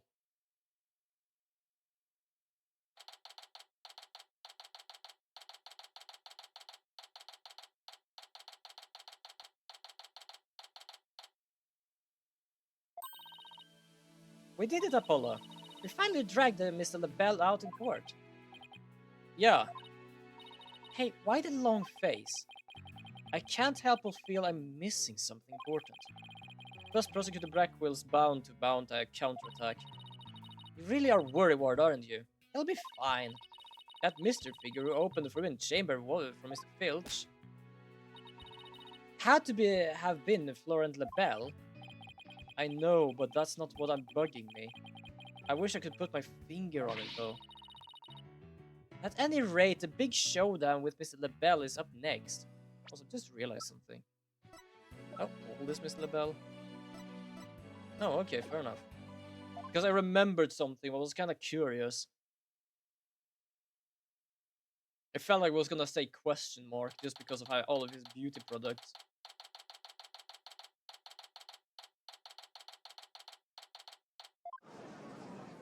And this time he has green. He was blonde. Now he had blue hair before. Now he has green. Court is back in session with our next witness is apparently not paying attention. Yes, I'm acting on behalf of the mayor in this very important matter. And since the witness is predisposed at the moment. Surely you jest. I will hold you to your promise. Remember that. Oh, my deepest apologies. This Florent LaBelle. Personal aid. Oh, you'll be fine. It's a bad mindset for a lawyer. You should always be prepared as possible. An unprepared lawyer is the same as a gunslinger without bullets in the trousers at their ankles. Fair enough, actually. Oh my god, it's the Joker. Oh, it is actually the Joker. Good god. It really is. I can absolutely understand that, but for some reason this game is always, we all only have like a half-loaded revolver. This game is always like that. So there's apparently two things. Always trust your client and always force a big smile, apparently. Well, what business do you have with me? I bet Joker would go, I ain't related to this thing. Yeah, exactly. He would probably say that, actually. I'm a very busy man, so let's make this as brief as possible. Your boss. Right. Mr. Phil's testimony has revealed a whole new alibi. And for this reason, you are suspected of having some sort of connection with the case at hand. To think I'd be associated with this entirely lurid affair. Well, I am not. So may I go now? I have a very important matter to attend to. This is a guy that basically don't care about the rules or anything as long as he is happy. Always good to be happy, but you're not gonna make other pay for it. I don't think so, Miss LaBelle. Do you realize what serious crime you have committed? Witness, you are being accused of perjury. This is your chance to clear the air. Fine. The truth is I faked my alibi for a very good reason. The mayor was absolutely the killer, so I created a fake alibi to confuse the matter. What sort of nonsense is that? You see, as his personal aide, I felt I had to protect him. Sorry. When the absolute shit have you ever protected, dude? I think this is funny. Oh my god, like, I can understand some people saying I tried to protect this guy. Good job, into jail you go. Perjury is perjury. Yeah, exactly. That is actually true. Perjury is still perjury. But we have a more important matter here, murder. And we're still gonna put that on him. But still. Oh, I just wanted to confuse the matter to protect him. How? Okay, false evidence is still on him. Oh, we have the guy saying it might be her doing it as well. It's still on him. Nothing helped. What were you really doing at the time of the crime? Yes. How dare you accuse me? For crying out loud, don't stop me. Stop stalling and tell the court what you were really doing at the time of the crime. Silence. Oh, everyone just actually became silent. Oh my god. Enough jab. Swords have been drawn. The time for talk is past. Sword? What sword? This is a duel to the death. The fate of the accused rests in your hands. Begone. Ah, there we go. He broke it again. Again. Oh my. Like, well, I can also do it in another way. Oh my. I'm gonna do it that way instead. So much for sturdier shackles. Those chains hindered my vow that heads would roll this day. This gives keeping your head in court a whole new meaning. Yeah, if he didn't commit the murder, he would still be accused of perjury and accomplice to murder. That would still result in jail. Yeah, he's basically just a jailbird right now, doesn't really matter. Will the witness... At the same time, I think most of the time here, every time someone else has done something else, they say they're gonna go to another court. Because I think it was that in the other trial we just did before this one, we did manage to figure out that someone had stolen something or done something. So he did say that this is gonna be taken up in the next court. So yeah, he would go to prison, but it's not in this court that's gonna happen. Because this is the accusation here is murder, which means that the whole perjury and everything else and perjury. I don't know how to pronounce that. Is basically gonna be on the next one, and that's probably why they don't paint it out that much. Will the witness please deliver the accused's death? You know of what I speak. Oh, most certainly. His goose is already cooked.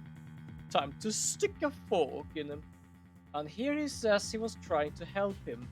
Oh, what a fucking saint. Whatever he has to say can't be good. As I told Prosecutor Blackwell during the recess, I rushed right over the fox chamber when I heard little Jinxie scream. What?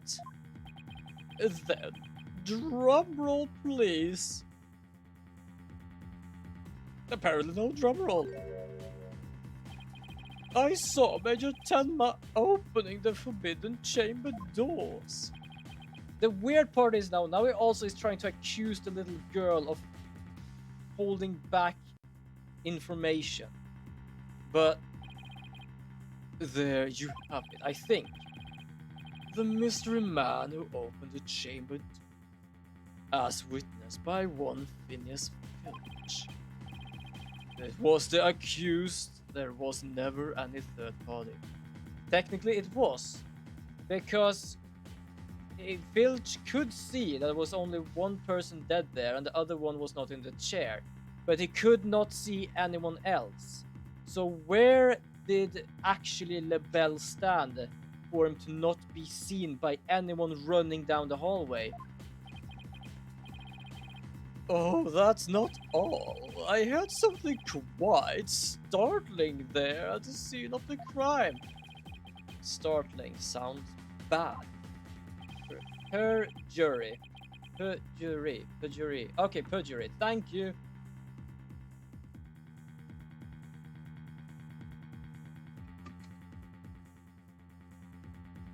Perjury.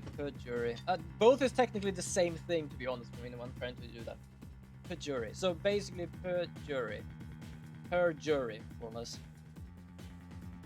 It's like saying per, like, you know, like each one in Swedish. And then just jury. Okay, fair enough. Now I know. Because for some reason I want to put it together and just say perjury. Which kind of just also becomes like perjury. Oh my god. Me and pronunciations is so shit. Forgive me, Jinxie. I killed the alderman. Also, the worst part about this is not a lie. She has told us the same thing. She has said the exactly same thing. That's right. The Major actually confessed to the murder right then and there. It is like that, but I think you just say the word a bit fast sometimes, so it comes out slightly weird. That's fair enough. The worst part is we can't really object to this. We know that because she said it as well. The father was not really like out cold yet and said I killed the alderman. Order in court, everybody. But this is quite conclusive testimony if it stands. I do love it actually says if it stands because he knows that evidence means more. Just so, and quite astonishing, I might add. I only learned of this fact during the recess. I just love surprise. I just love surprises, don't you? That's why I saved the best for last. Consider it a gift from me to you. No way, I don't believe Mr. LaBelle heard the mayor confess. But is this really true? Did Mayor Tenma really confess? It is indeed during that last recess I confirmed with the Major's daughter. Alright, okay, he also have proof of that. Fucking hell. It would seem Mayor Tenma actually did confess. That testimony is quite favorable to the prosecutions. Oh, for fuck's sake, turn off your phones in here. This is LaBelle. Yes, I called earlier about the party reservation. That's right. I'll be calling my little shining endless conviction gala. I really hate his personality. Oh, I just. Wait, he shouldn't be allowed to meet her, right? Unless I'm completely mistaken. Who? The prosecution! I'm pretty certain the prosecution is allowed because it is the daughter of the defendant, but not the defendant. So I think he's still allowed to do that. Because she's technically not one person, it's just a someone. Oh, I'll just ring it, goddamn. Well, it seems our witness is a very busy man. Apparently, just celebrating the death of a person and the jailbirding of his whatever it's called, the one who hired him. Mr. Bellabel, please tell us what you saw when you came up to the scene of the crime. Because, yeah, I really hate him because, first of all, he has been telling people to not say things. Either because it's for the better good, or because it is basically the demon will take your soul. Because, yes, there are some people believing that, and for that reason, people did not talk to us. Then he says, oh, I just wanted to do some perjury to help the poor man out from prison. And now he says, yeah, I'm basically gonna hold a gala of high my work giver is basically going to jail. Mate, your personality. I was in the hallway, hiding in the shadows. That's when I heard a confession. Upon learning of her father's crime, little Jinxie fled without her ever noticing me. Immediately after that, the mayor came to, stood up and opened the forbidden chamber. As I ran in terror, the demon emerged from his prison. In shock, I fled down the hallway. To my right, to the one with a phone at the end. That can't be true because that's where she was, I think. I don't remember where she saw him. Hold on, let me just check something here. Jinxie's eyewitness account of the demon in the hallway near the crime scene. She says it fled towards the foyer. So what he's saying now that he fled towards the phone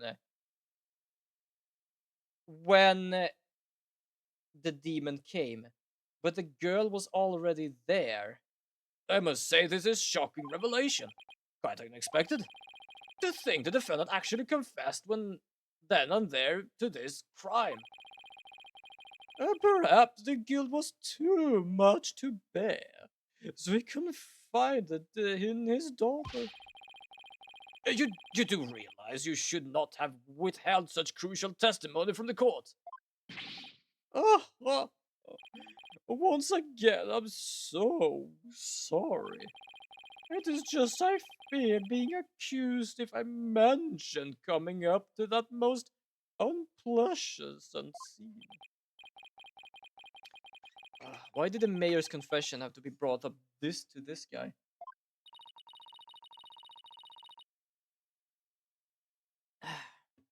The most what now? Wait. Hold on. What did you say? The most unpleasant scene. Apparently, I must have said it in such a weird way you can hear it. As a death row inmate once told me in years gone by, that there is a time to fight and a time to yield, a time to live and a time to die. Well, poor fella, he has probably messed up then.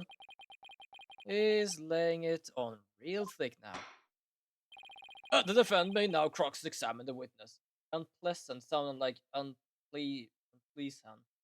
And then just trailed off into something. Yeah, fair enough. I might not be good at doing these voices. Also, I've been doing these voices for some time now. So it might be that my voice is kind of just rough at the moment. So it might be that.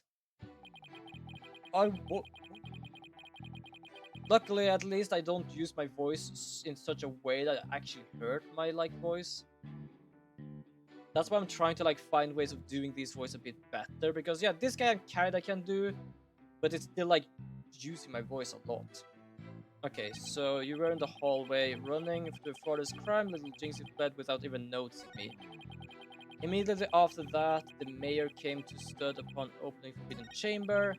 As I ran in terror, the demon emerged from his prison. In shock, I fled down the hallway to my right, to the one with the phone at the end. I am just gonna do this because I believe this might be the true one. Bam! I was right. Florent Lebel, you're lying about having witnessed these events from the hallway. Oh, oh, oh. What on earth do you mean? Yes, care to fill in the rest of us in Mr. Justice? If Mr. Lebel had really fled down into the hall with a phone in it, he would have crossed paths with Miss Tenma.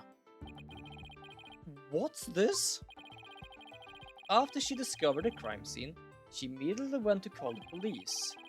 Then after making her call, she went back to the main hallway, whereupon she encountered the demon yokai, or whatever you want to call it. As for me, I called it finished filth in Tenma Tower costume. The encounter happened right here, where the hallways meet. As for Mr. Lebel, if he had fled here feigning an escape from the yokai prisoner. Why yes, the two would cross paths. Right, except Miss Tenma told us that there was no one else in the hall. In short, Miss Tenma did not see you in the hall because you were never really there. And that's why he did not know about it, because it was not in the hallway. He thought that she just ran as far as she could. Oh my beautiful eyes! It's such a fabulous scent now, is it? Yeesh. But Mr. Justice, the witness also stated he heard the mayor confess. He was lying about hearing the confession from the hall.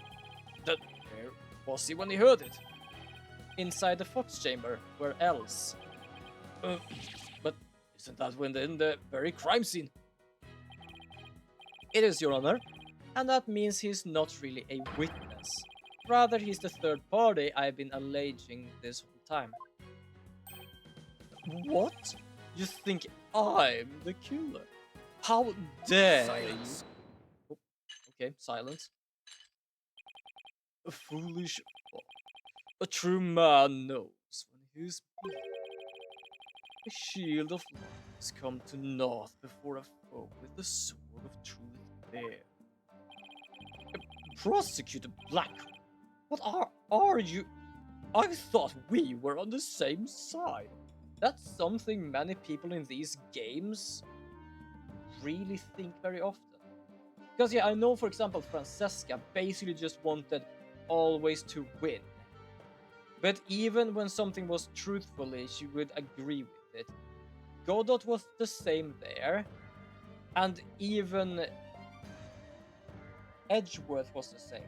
They wanted to win, but whenever the truth came forth, they wasn't really there. So many people just believes, you're gonna get me out of this, would you? No matter what they say. Like, mate, they aren't on the same side. It's just that, for example, he's meant to more or less in truth, butting against me to get a fair trial.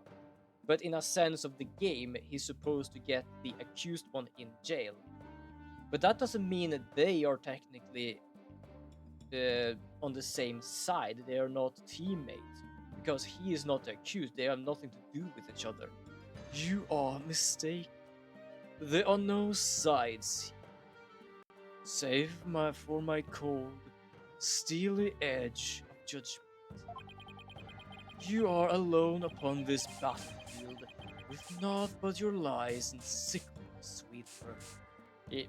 Oh my god, twice in a day. What's up with these goddamn bots today? Holy shit, there we go.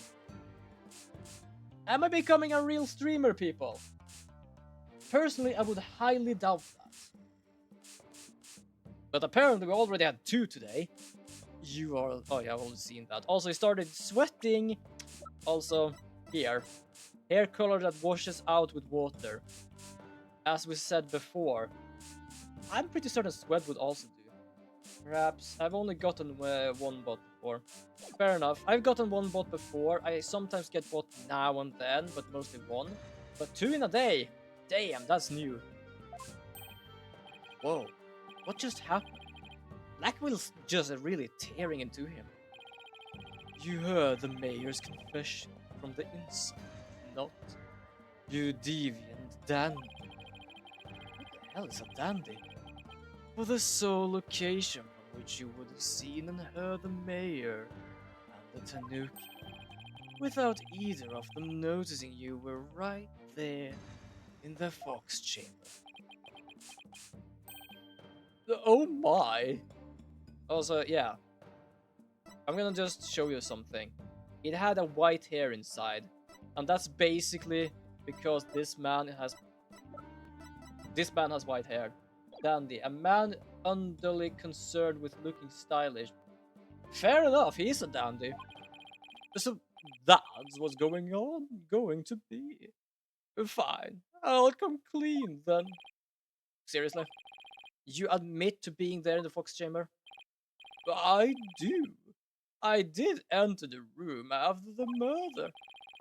But I was afraid of being falsely accused, so I lied about it. I feel terrible about lying like that. Oh my god, you're smiling while you say that. That is a verbal cologne I use to protect myself. You better explain yourself, Miss LaBelle. Yes, of course. I was just about to get to that. But the witnesses stay skating on thin ice.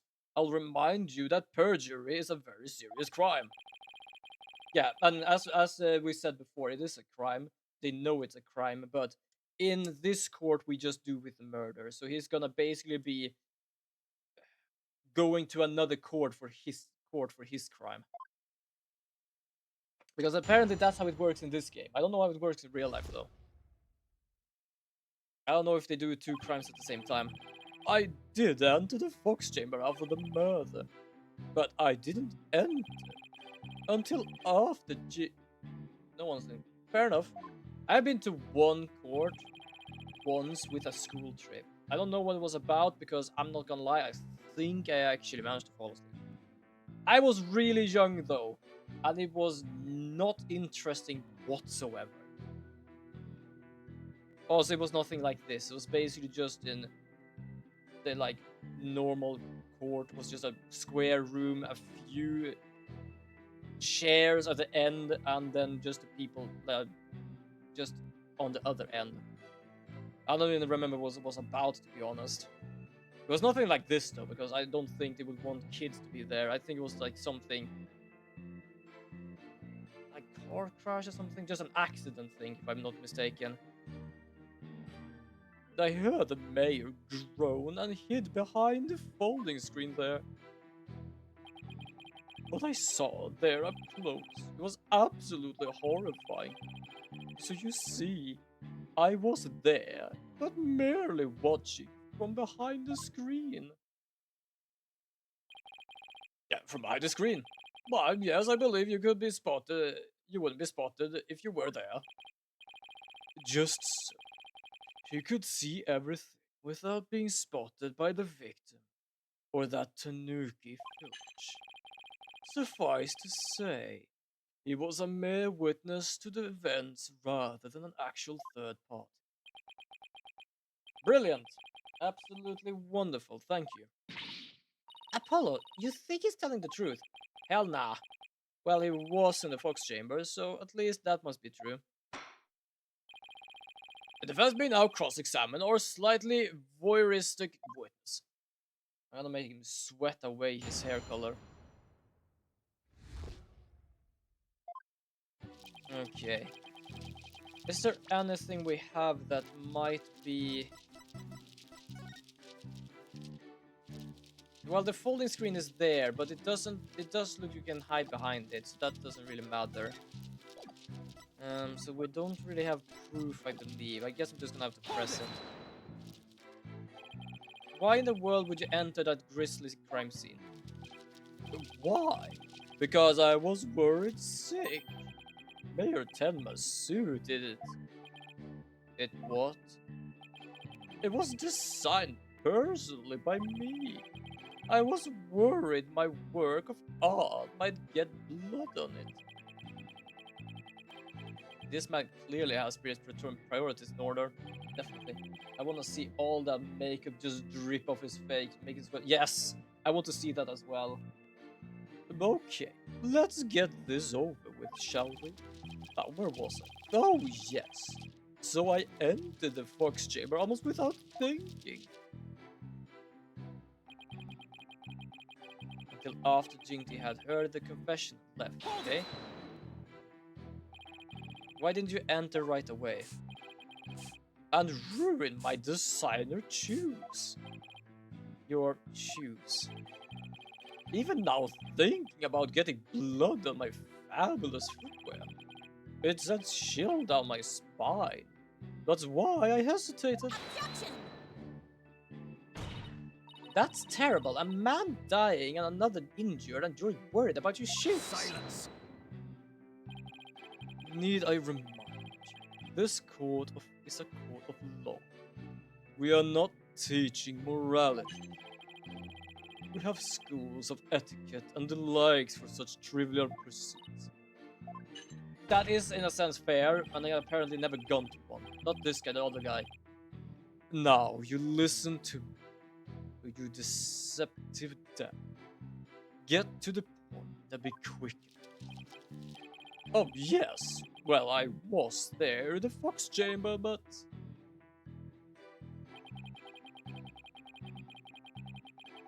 Hold it!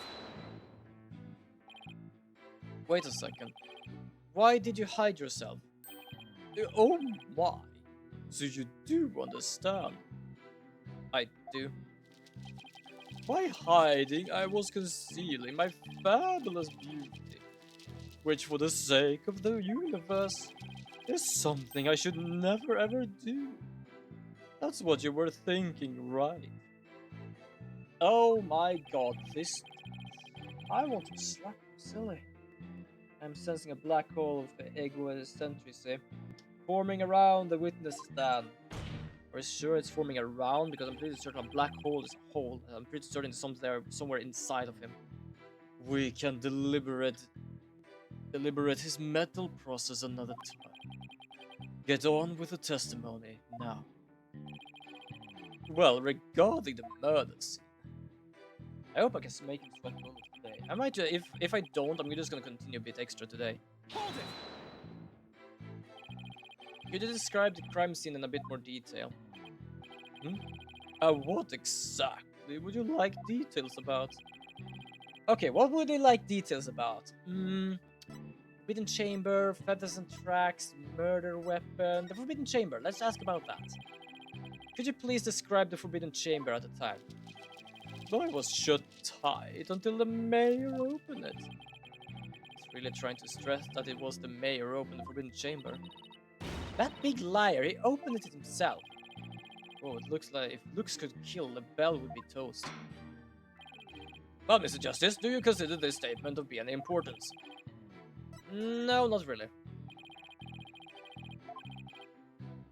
No, Your Honor.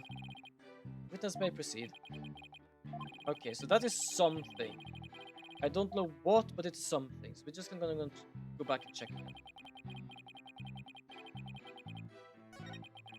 Okay, so let's press this again. And just skip the rest of this. The feathers and tracks. That's not interesting. The murder weapon. Could you describe the state of the weapons that had been used at the scene? The spear has been thrust all the way through the Alderman Kyubi. And there was that statue the Alderman used to bludgeon Major Tenma. That incredibly inspiring symbol had fallen to the floor. Yeah. the inspiring symbol. If you don't have that bowl there, it will basically look like they were trying to just tear each other to pieces. But with the bowl, they're basically holding it up together as a like a peace sign, more or less. Alright, the state. Wait, doesn't it say that only one person should know about it? A token of goodwill made in secret. Jinchi is the only one who knows that the original looked like. Why exactly did you find the statue inspiring? Oh, oh, oh. Well, when I saw that statue, I feel as if the merger had been realized. It was like a celebration of union between two villages. An inspiring symbol of goodwill. Also, not only that, it was actually hidden within the wrap. So, yeah, you see what I mean? A broken statue next to a bloody corpse. Really inspiring. Well, Mr. Justice, do you find this statement of any importance? Yes, very important. That's kind of what's fun with this game, just like hearing their lies, and it's like, oh, mate, you haven't really thought this through, have you? Because he might have seen it, but when? Because he was already hit in the head, which means this thing was broken and looked like something people fight against. Or they fight against each other. Objection! So he didn't see the truth. Your lies have finally betrayed you, Mr. LaBelle. Though, what possibly would you mean?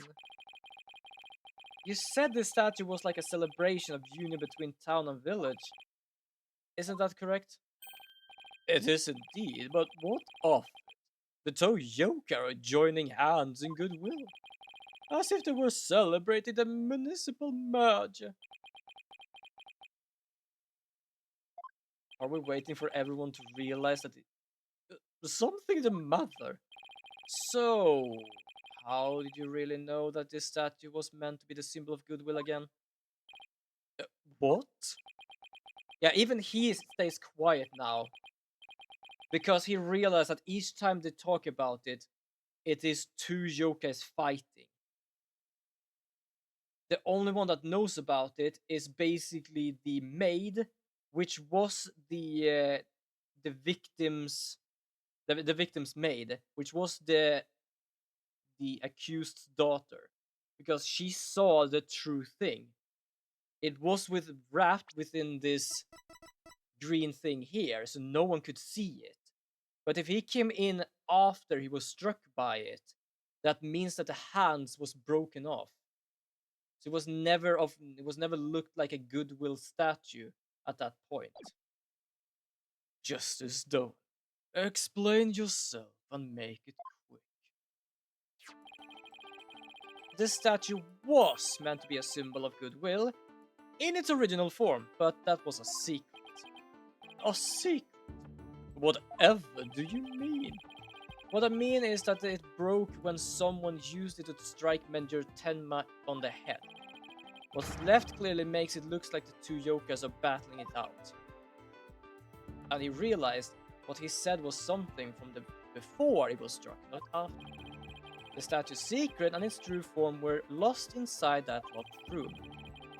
For Miss Tenma is the only living soul who should know about what it once looked like.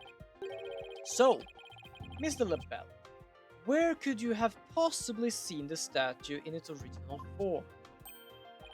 But, whatever do you mean, where? The only possible answer is this. You saw the statue in its original form, right there in the room where the alderman was murdered before it was broken. How dare you? Mr. Justice, are you accusing the witness with some sort of crime? Yes. Yes, I am. Florent Rebel, I accuse you of the murder of Alderman Rex Cuby. It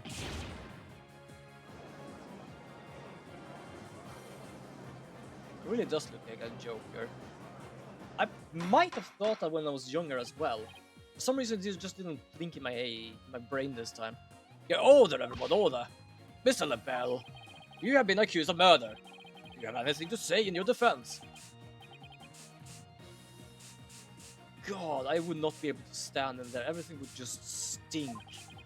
But how could you possibly accuse me? The embodiment of beauty. Way to go, Apollo. This is the conclusive evidence we need. We got you now. No, you killed the alderman. Now admit it. The eye.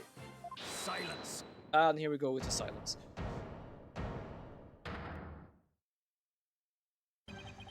Enough of your silly games, Justice Stone. This prancing peacock could not possibly be the Objection. What are you talking about? His alibi has already crumbled to dust. And I just proved that he was in the Fox chamber while it was still locked. Silence. Why could he have not seen the statue in its true form before the murder? I have a sensitive nose, so this twink would give me a migraine with all that perfume, definitely. After all, he was close friend with the alderman. Ergo. Yes, that's right. I clearly remember it now. Alderman Kubrick told me about it. About the statues actually looked like. I mean, he was a good friend of mine. God. Yeah, right. He couldn't just show you a secret gift just like Silence. that. Moreover, it has already been proven that he was not present at the scene of the crime. It has. Yeah, basically, Jinxie said that she'd talk to the father. Forgotten have. Recall the little scam statement, if you will. When Jinxie Tenma unlocked the Fox chamber, she saw the alderman and the mayor collapse therein, and no one else. Oh, dang it. The fact is, it was you two who made that apparent in yesterday's court session. Thus, Florent Lebel could not possibly have been in that lock.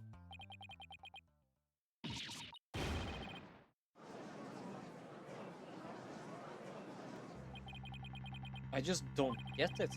How could Jinxie not have seen the bell? The proof is introvert. No room for debate exists. Am I not right, your boldness? It does seem awfully conclusive.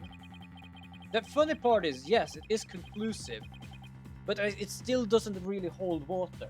Oh, he showed it to me because we're good friends, and it came with that afterwards, not before. The fact that the defendant and the victim being the only people in that locked room. Moreover, the defendant has already confessed. Yeah, she did confess. She was talking to her father. Silence. You cannot defend the indefensible. Your role in this charade is over, Justice Dono. But your boss. This trial would last an eternity if we were to keep crossing blade with these simpletons. It is high time you brought out the hammer of justice. Him having seen it because it was shown is purely heresy.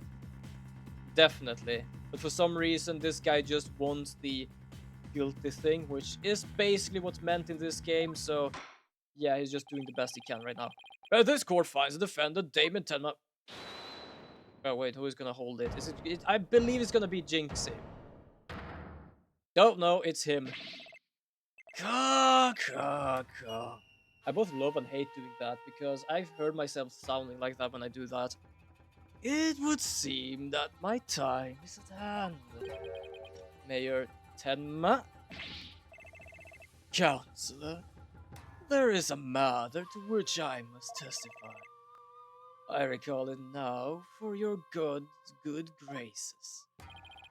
Counselor. Oh, right, it must be me. Just finally remember what happened before that blow to his head. Bile, don't just stand there and seize it. It's no good, I can't restrain him. God. Know me and despair, for I am Tenma, Demon Lord of the Universe. Okay, my voice really hates him. Domestic justice, do something! Since when I'm responsible for the court security. Apollo, this is our chance. We might get some new information out of him. Your Honor, seeing as our client has something new to say, I believe due to process demands that we hear him out, even if he is a yokai. When you put it that way. Still, I believe testimony by a yokai is unprecedented in legal world.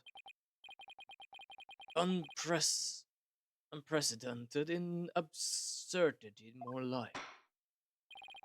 All right then, Mr. Damon Tenma, or should I say, Mr. Tenmataro. Just Mr. Tenma would be fine. Your testimony, please. That's the fun part. Both of them have the same name. Either Damien Tenma or Tenmataro. Just say Mr. Tenma. Works fine. I shall now speak of recollection most courtesy of my host Damien Tenma. Heed these words, mortal, for hear them but once you shall. Ka ka ka. I just something with that though. Barely conscious, Damien there amid the darkness. Suddenly two yokai did appear. On one side a Tenmata, ruler of demonkind, and on the other, my mortal enemy, the nine-tailed fox. Wait, hold on, I'm gonna check something. I just realized something. Shit. I thought the folding screen was turned around.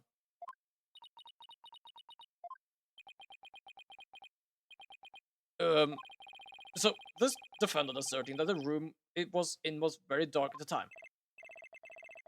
Strange as it may be, yes, all was in darkness.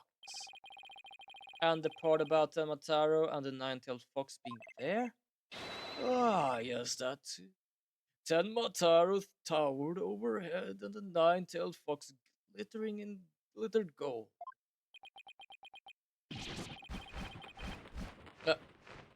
Apparently animal abuse.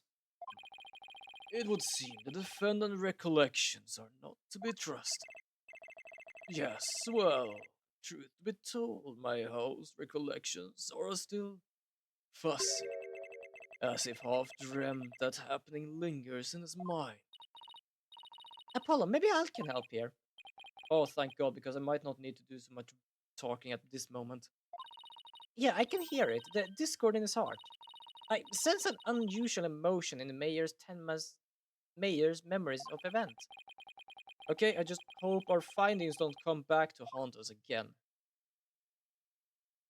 It's always fun when that happen. Okay, just standing there silently, looking. There we go.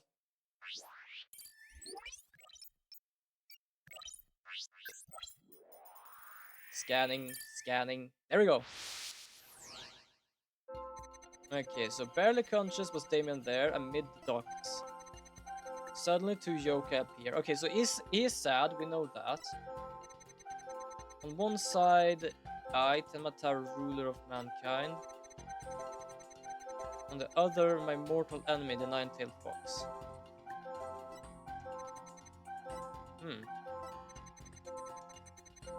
So, very conscious, he was in the darkness. True. Suddenly two yokai did appear. He's shocked about that. He's still sad. True about that. Oh, wait a second. Why is he still sad here? He should be surprised and happy, but why is he still sad? Got it. He shouldn't be sad if the savior came to save him. The unexpected motion is right here. Really? You sure about that? Yeah, can't you see it? Maybe if you look really hard. Just keep staring and maybe... Oh. Where is emo? Did he call it where is emo? Oh my god. Okay, that's a comment I did not believe I would hear today. I thought I made an effort. I did pinpoint the right one, right? Yeah, I did. So, okay, what's the weird thing here?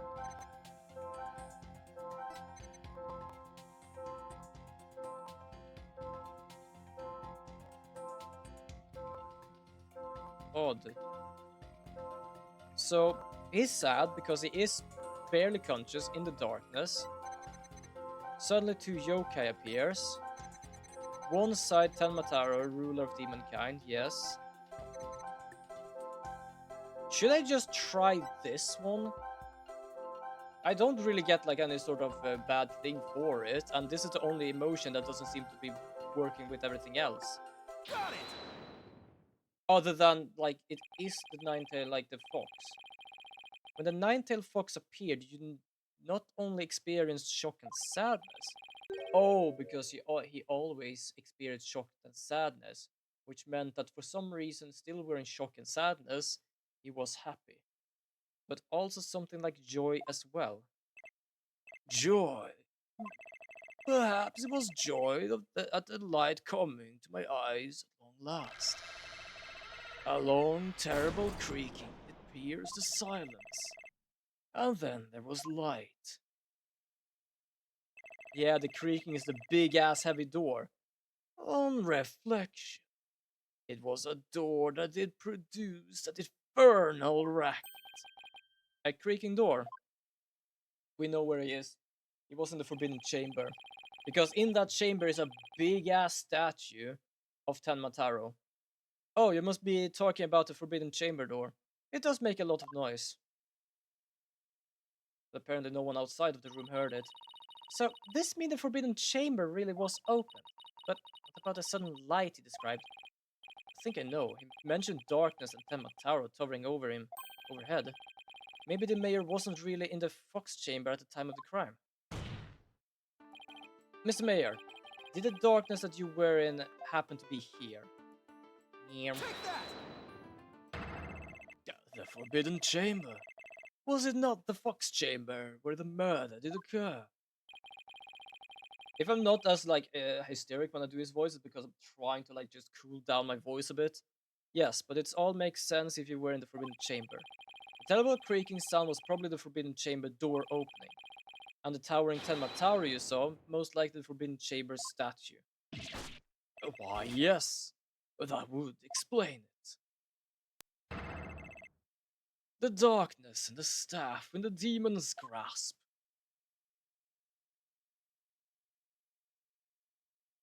But apparently, I don't know if they were joking, but they did say they found a switch for the stone lanterns, which most of the times only have actually fire in them. But even if all that's true, then what about the nine-tailed fox? Maybe he was seeing things, just like Jinxie and her imaginary Joker? Fantastic, Apollo. It's entirely possible. In a groggy dreamlike state, people can misremember things and events. Misremember, you say? Let me think. I do believe I remember now.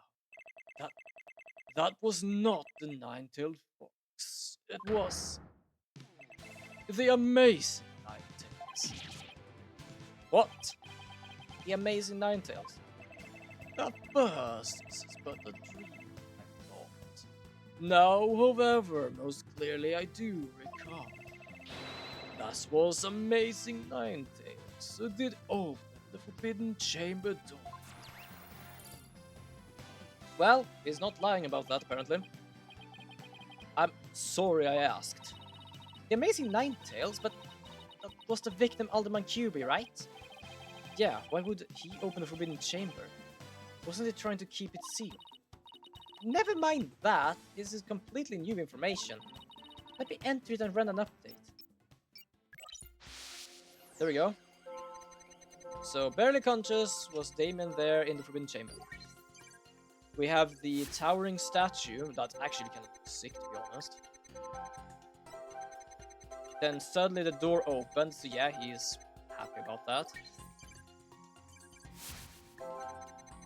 The amazing Ninetales has come to the rescue. But why is he sad?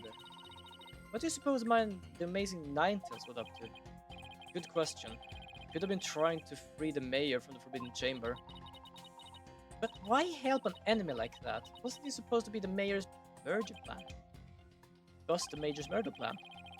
Well, at least now we know why the room suddenly lit up. Must have been a huge relief for the mayor. I mean, just thinking about being trapped in a pitch black room freaks me out. I'm pretty certain it must be sadness now. Because if he saw him, it would be like, oh, I am surprised to see you, but I know who you are. I'm happy. Why are you sad? When the amazing Ninetales opened this chamber, banishing the darkness within, you felt joy, but didn't you also feel shock and sadness? Yes. In the hazy depth of my mind, I recollect something of that nature. I believe it was the fiend's cape of red. For when did I behold the great wave of sadness inexplicably wash over? Yeah, of the blood. A cape of red. Apollo, we just reduced the noise level. Oh, but there's still a little left. Mayor Tenma, why were you sad when you saw the red cape? Why indeed? What could this mean? I guess his memories are still a little spotty. I know because his latest recollection contradicts the evidence. Yeah, it's one of those contradictions that slaps right across the face. Something that is obvious could arise, but someone is trying to force a memory into this definitive shape. Apollo, I think I know what you have to do. You need to present evidence that contradicts the image you saw. So it's basically the same as usual, cross-examine the process. Okay, time to review the evidence. Look out for contradictions. Here comes justice. Okay, let's go. Amid the darkness, suddenly the door opened and a shaft of light pierced blue. The amazing Ninetales had come to the rescue.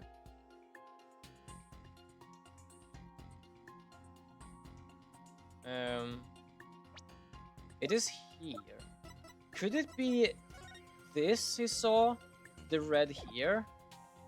Because there is no red and it doesn't wear a cape. Wait, hold on.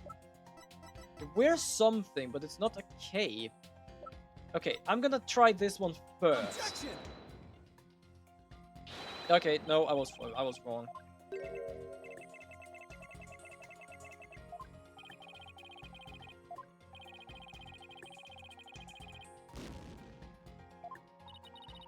Time to compare the testimony and evidence again. Yeah, fair enough. Oh, whoops, I managed to press the wrong button. Bloody hell.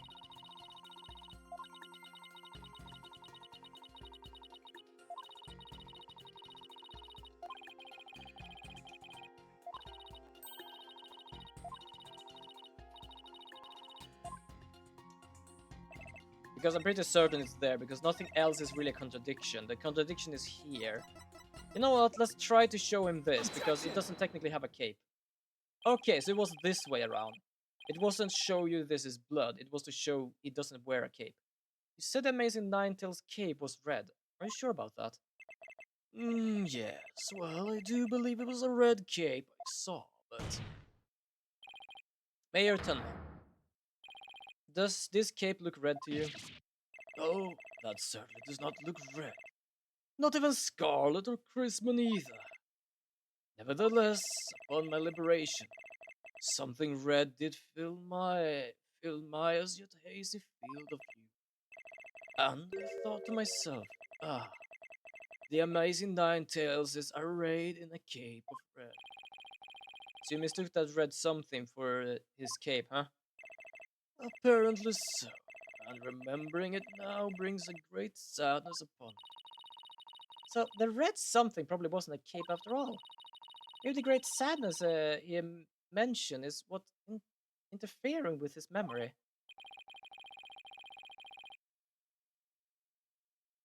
Well, he would see the fox chamber behind the amazing Ninetales. What red object would have seen there that would have been that shocking, hmm? Oh, I know. Could it have been... Mr. Mayor, was the red thing you saw... this? something red that could produce a deep sadness. Could it be Mr. Tenma? That what you saw was the alderman's blood. Blood? Ah, yes. It was blood. Oh shit, is starting to awaken his true form. I think. It's all coming back to me now. It wasn't a red cape that I saw. It was lying behind the amazing nine-tails. The alderman's bloody body. Which technically means that this part tells him he was dead behind him while he was in here. Like, sure, trusting the one that is accused is perhaps a good idea for most people's point of view, but it is still a whatever it is. It is something. My brain kinda went burr there. Does this mean the Amazing Ninetales killed Alderman Cube? But the Alderman was the Amazing Ninetales, so how exactly would that work? Hey, I asked you first. Well, Mr. Justice, you sure know about how to make a complicated matter even more complicated, like bloody hell. It's even worse than algebra. True, but at the time of the crime, our client was in the Forbidden Chamber. Moreover... Silence. Boy, don't you think it is strange? The little scamp has already confirmed the father to be in the Fox Chamber. But she said naught about seeing the amazing Ninetales there. You just had to bring that up, did you? Jinxie didn't see LaBelle there either. It's so weird. Who really was in that room then? Would the defense care to share any theories with the court? Can you explain the consistency between the defendant's testimony and his daughter? Yes, I can. Yes, of course I can explain it. Because if I don't, we're in serious trouble. Not with one more of your bluffs and fairy tales, I trust. Fair warning, Justice Dona. I shall have your head if you fail to explain this. Okay, just in case.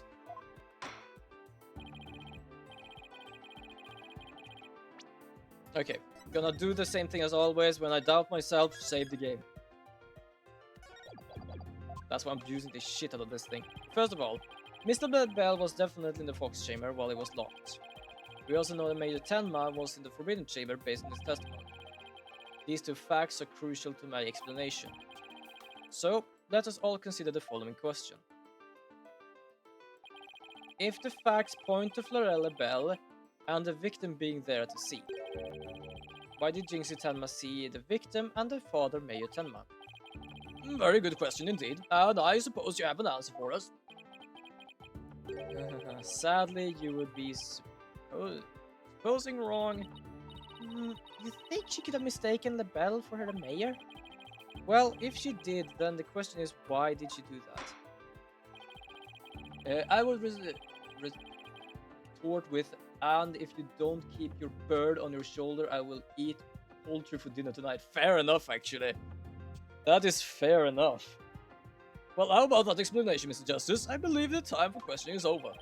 The defense asserts that Florent LaBelle was at the scene of the crime. However, Jinxie Tenma has testified that she saw the father collapse there. If she has in fact reason to remember the event, what could be made her do so?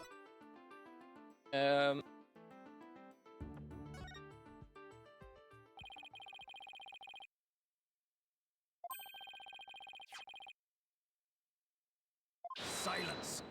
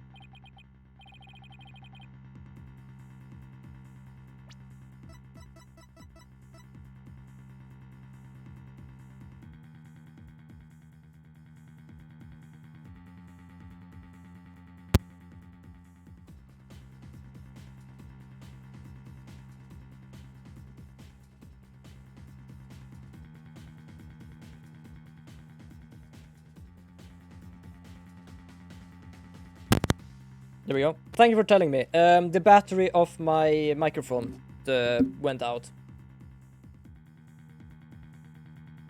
How long has that been? I hope it has not been for too long. But yeah, because I was doing the Lego thing before, I basically used my wireless microphone and I kept using it. Not too long. Good. Also, that was awkward. Fair enough, actually. A minute or two. Fair enough. Oh, right. I was discussing basically that the only thing we have not used as is this thing. Apollo, remember what Mr. Wright always says. When you're stuck in a tight spot, turn the case upside down. I'll turn you upside down soon. I don't know if that was even a good idea to say or not, to be honest. But I don't quite see how it applies here. Still never hurts to give it a try, I guess. Let's see. Yeah, kinda. I was like... I don't think I should have said that, actually. Rather than jinx it and remove the disguise, maybe she couldn't remove it? And rather than she didn't tell anyone about the disguise, maybe it was that she couldn't talk about it. It was hush hush secret. Secret. There we go. I couldn't say secret first. A restless... that was the wrong voice. A restless mask is more precious than in old life. It never unmasks himself in front of others. But there are matches where the restless battles... I realize this is a memory. I'm not supposed to do voices. For some reason, I just like doing her voice for some reason. That's why the masks are more important to them than their life themselves. The life itself. Fuck, I cannot speak right now. And what about the fact that it was the amazing Ninetales who opened the door? A mask that can't be removed in front of others. Can these facts turn things around?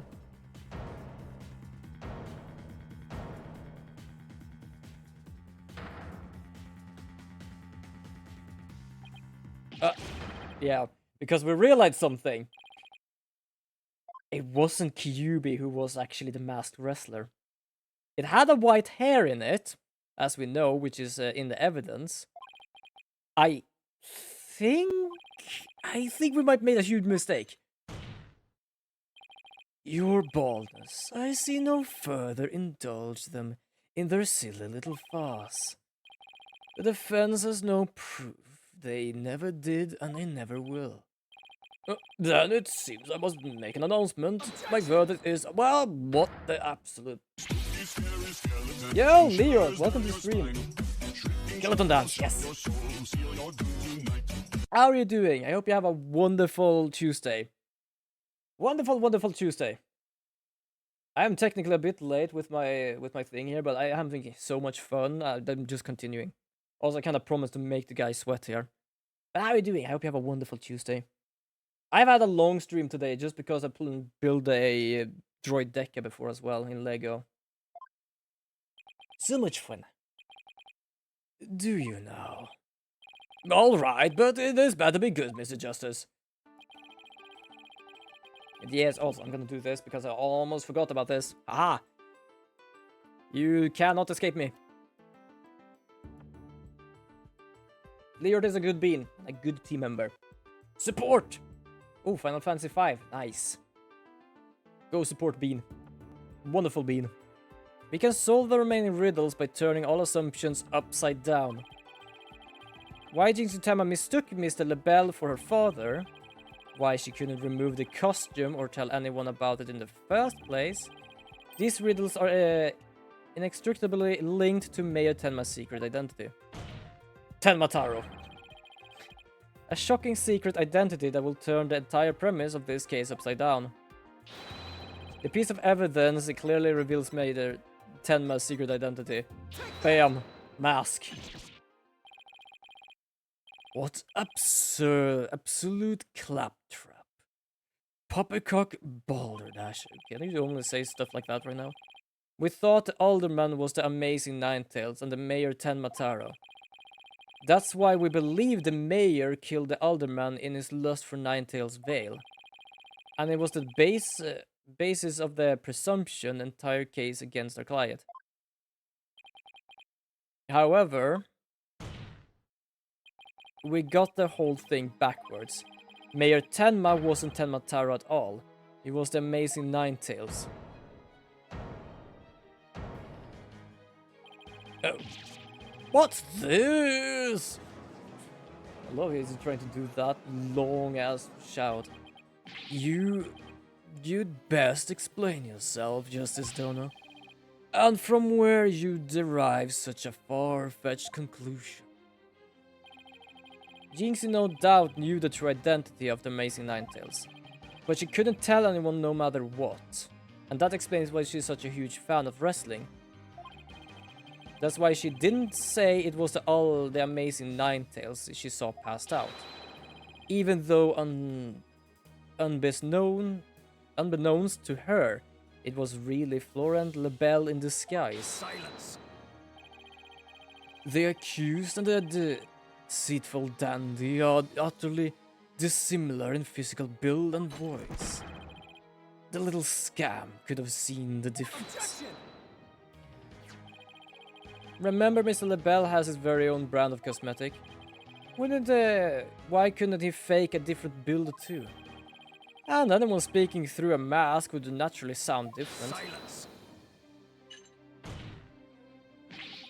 Why did she not simply pull the mask off? Objection. Because she's not allowed to. A masked wrestler's disguise is more precious than life itself. As a huge fan of the Amazing Ninetales, she would never dare unmask him. Yeah, so basically someone was masked, that's all she knows. This case of mistaken identity also explains the riddle of the locked room. Then by all means, Mr. Justice, answer it for us already.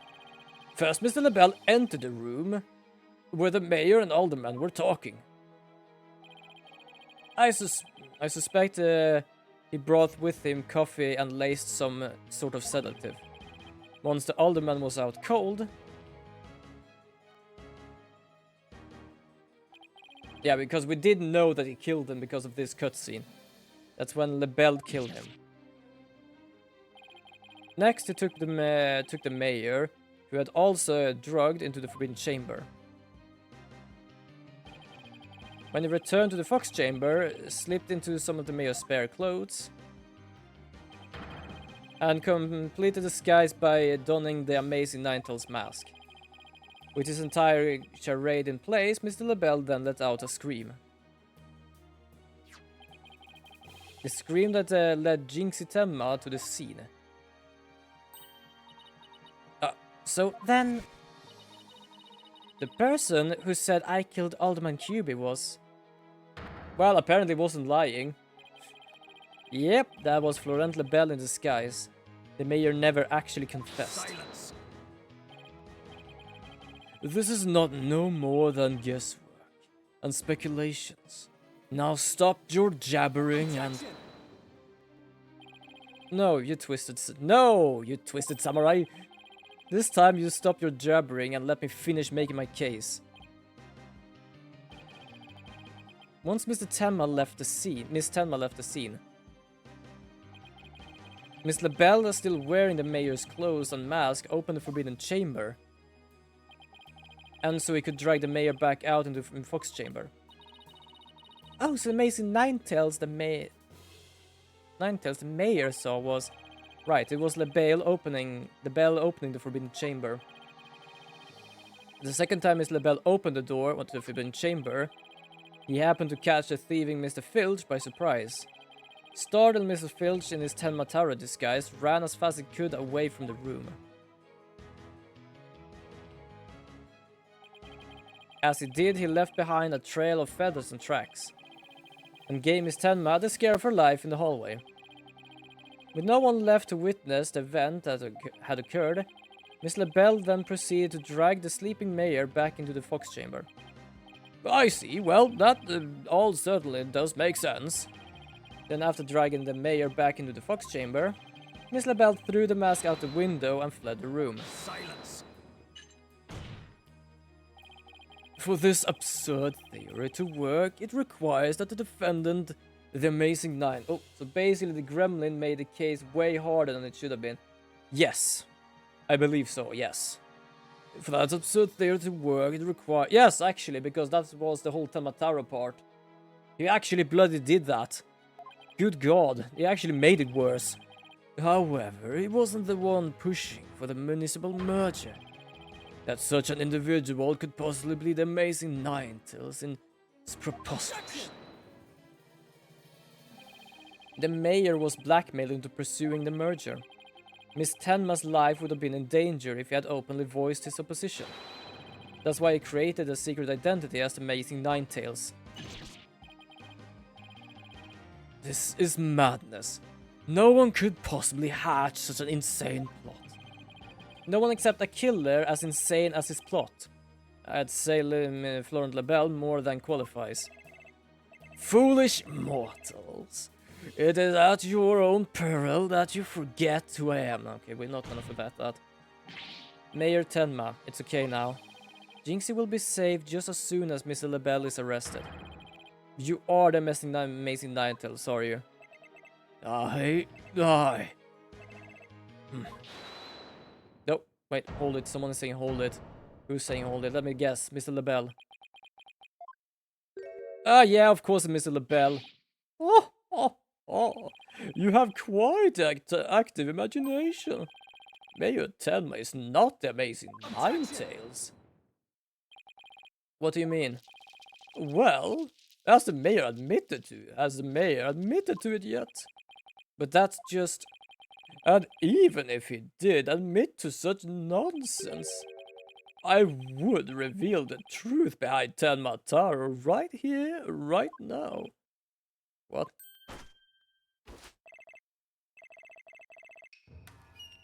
Okay.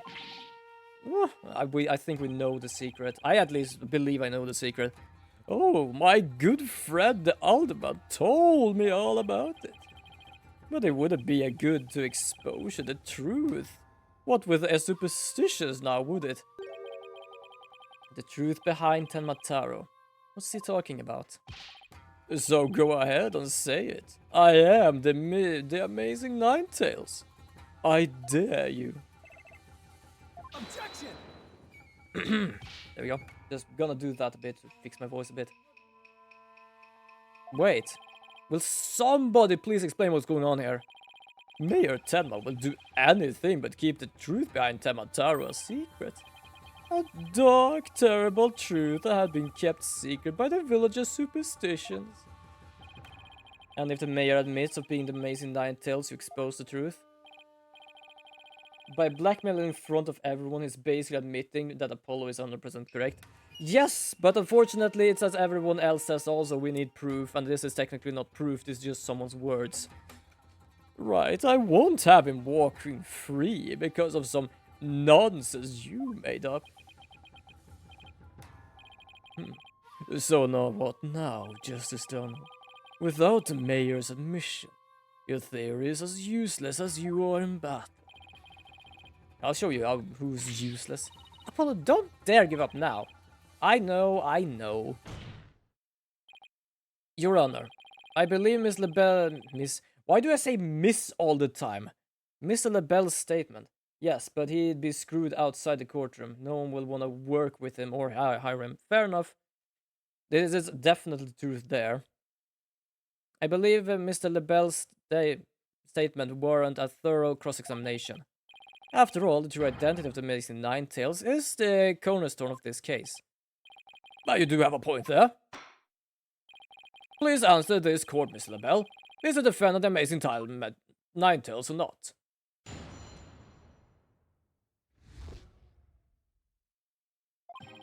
The amazing Ninetales' true identity is not Major Tenma. The mayor would never admit to such utter nonsense. But if he did admit to such nonsense, I will expose the truth behind Tenma Taro, right here, right now. And that will bring ruin upon Ninetales Vale, just as the superstitious says. I know what the ruin is.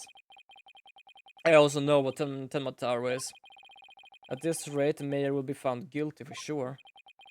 Honestly speaking, if Mayor Damien Tenma is not the amazing Ninetales, I'm afraid I don't see how the defense has much of a case here. to be honest, I don't see any sort of thing going on here then. Because someone must have let him out, that is basically the Ninetales. Well, let's just leave it at that, shall we? After all, no Alderman QB was amazing Ninetales anyway. I mean, that's how Ninetales Vale was made a comeback. The Alderman was so popular. There's gotta be a hole in that testimony somewhere, but I don't even know where to start. Since we don't have any proof of what the mayor, the amazing Ninetales, then we'll just have to get him to admit it himself. But if he admits this, LaBelle is going to expose the secret behind Telmataro. We're close, I know it. Fans may cross-examine the witness. Well, that was a straightforward answer to that then. I'm looking back and forth to my logo here, and I really do like how the logo turned out to be. Okay, the amazing Ninetales true identity is not Major Tenma. The mayor would never admit to that, but if he did admit to such nonsense, I would expose the truth behind Temataro right here and right now. I think this is where we need to prove something, because we need the truth. And just how did you learn of this so-called truth behind Temataro? Alderman Cube told me all about it. The secret of the Forbidden Chamber and the truth behind Temataro. Why would he share such a secret like that with you, Mr. LaBelle? Because of an Alderman's wife. I was looking after her while she was hospitalized. He appreciated so much he shared the secrets with me. Wait, did he threaten the Alderman in addition to the mayor? Don't tell me that's how he learned how to open the Forbidden Chamber. Needless to say, I am not above revealing the truth behind Temataro.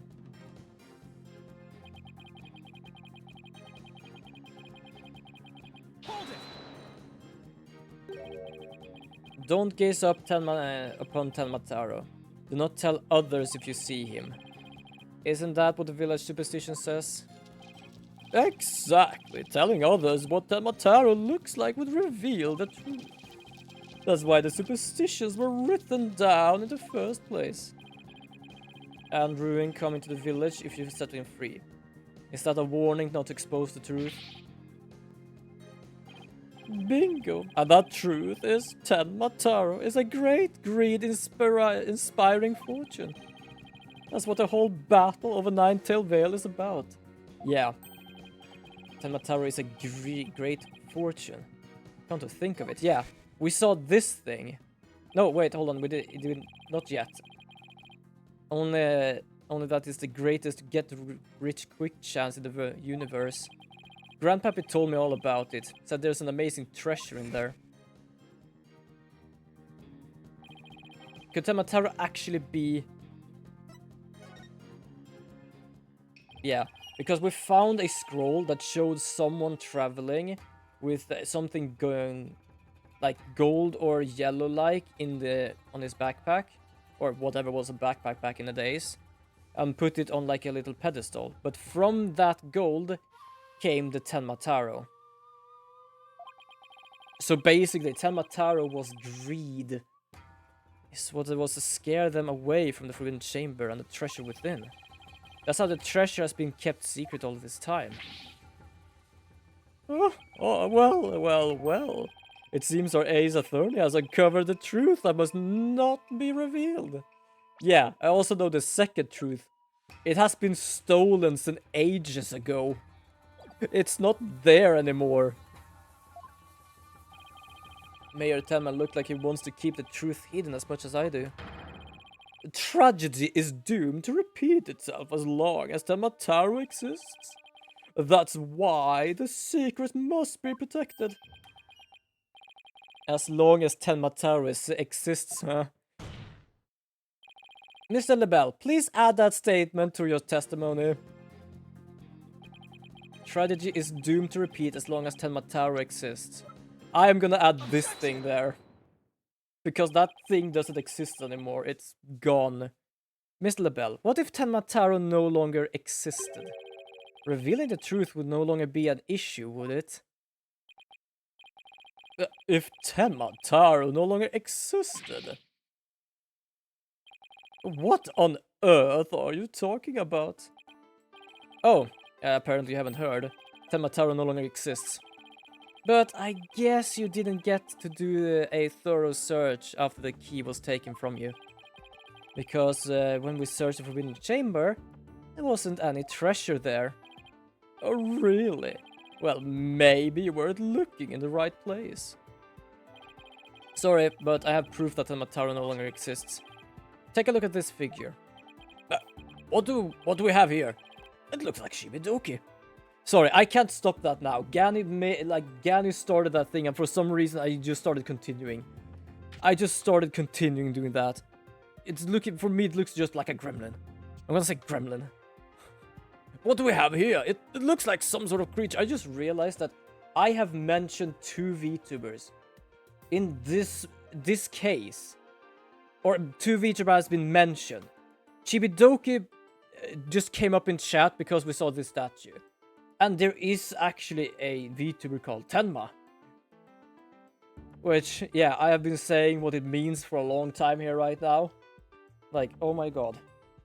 I actually, like, when I was searching for the name, but I just realized it was someone called that, so I did search that up the first time I did. What do we have here? It looks like some sort of creature. Look at a little gremlin. Oh yeah, the fox girl Tenma. Yes. Which I managed to figure out when I searched up Tenma VTuber, and then I searched up what Tenma meant. And I've said it a few times already. I don't know, really. I just, like, popped up in my head. I was like, oh my god. We found this in the Forbidden Chamber. It's an Asuki Koso figure.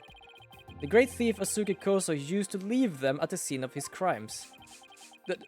Are you suggesting that Tenmataro has been stolen?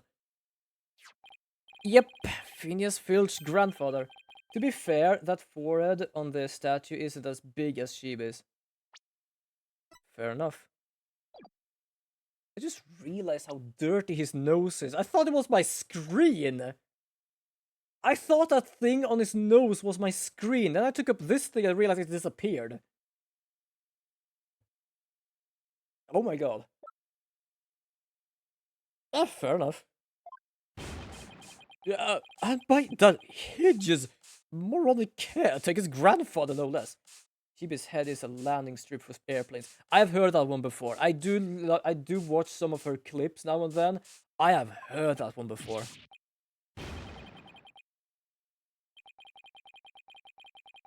My beautiful golden Tenmataro was... The greed inspired by Tenmataro can no longer bring a ruin upon Ninetales Vale. Because it's no longer there. Isn't that right, Major Tenma? The root of the tragedy would indeed seem to be gone. In fact, I now recall the Alderman revealing the secret to me on the day of a meeting. He must have been speaking about Tenmataro. For he said to me the gold ingot was gone. The gold ingot?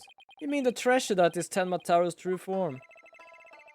Recall, if you will, the scroll in the Forbidden Chamber. Tenmataro is the yellowish object shown there. A giant gold ingot that my nomadic ancestors bestowed upon Ninetales Vale. Oh, that's probably why it's called Tenmataro as well, because it was his ancestor. So his ancestor brought the Tenma. In return for that gold, my ancestors did receive... In return for that gold, my ancestors did receive from Ninetales Vale land that would become Tenmataro. But drive the villagers mad with greed did that great fortune. Bitter was their greed-fueled battle. It was as if they were possessed. My ancestors' gold became a curse upon their village. A curse of the ruin. I thought that was a sound alert from stream. Thus it was that the yokai Tenmataro came to be. So Tenmataro and the village superstitions were merely fairy tales to scare people away. Fairy tales or not, Tenmataro made quite a mess of things. Yes, indeed. For there is no greater monster than the mortal man's fool greed. I think he said. Well, you know what he said. The love of money is the root of all evil. My ancestors did bring a terrible thing here to Ninetails Vale. A thing so terrible that Tenmataro, a monster just as terrible, had to be created. To keep it a secret. Yet we have naught but love for the little village to which we owe our very existence. Tenma Town would never seek to take over Ninetail Vale in a merge. Oh my! That was quite a shocking lesson of history. Mr. Mayor, now that we know Tenmataro no longer exists, are you ready to admit your secret? Are you the amazing Ninetail? You are the amazing Ninetails, aren't you? No, don't do it. Okay, he's gonna. Please start sweating. Be gone, you demented demon. Now, where was I? The Golden Lord of Yokai, the amazing Ninetails, is indeed me.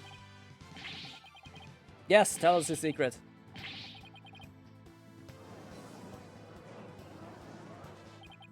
And that means Jinxie. Yes? The man wearing the mayor's clothes who you saw collapse in the fox chamber. Was he wearing the amazing Ninetails mask? That was made me think it was Papa. He said he was going to reveal his secret identity to Alderman QB that day, so it really wasn't Papa I saw there, was it? It was Florent's idea from the start. He advised me to reveal my secret identity to the alderman.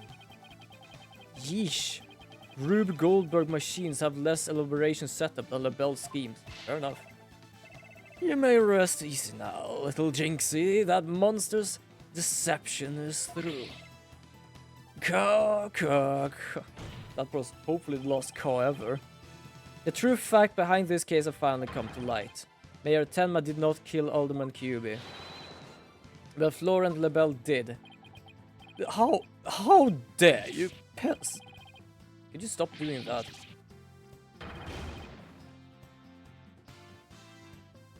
Hold on, is it freaking out? Silence! No, for bloody hell, could you just please listen to yourself when you say silence? Just as though.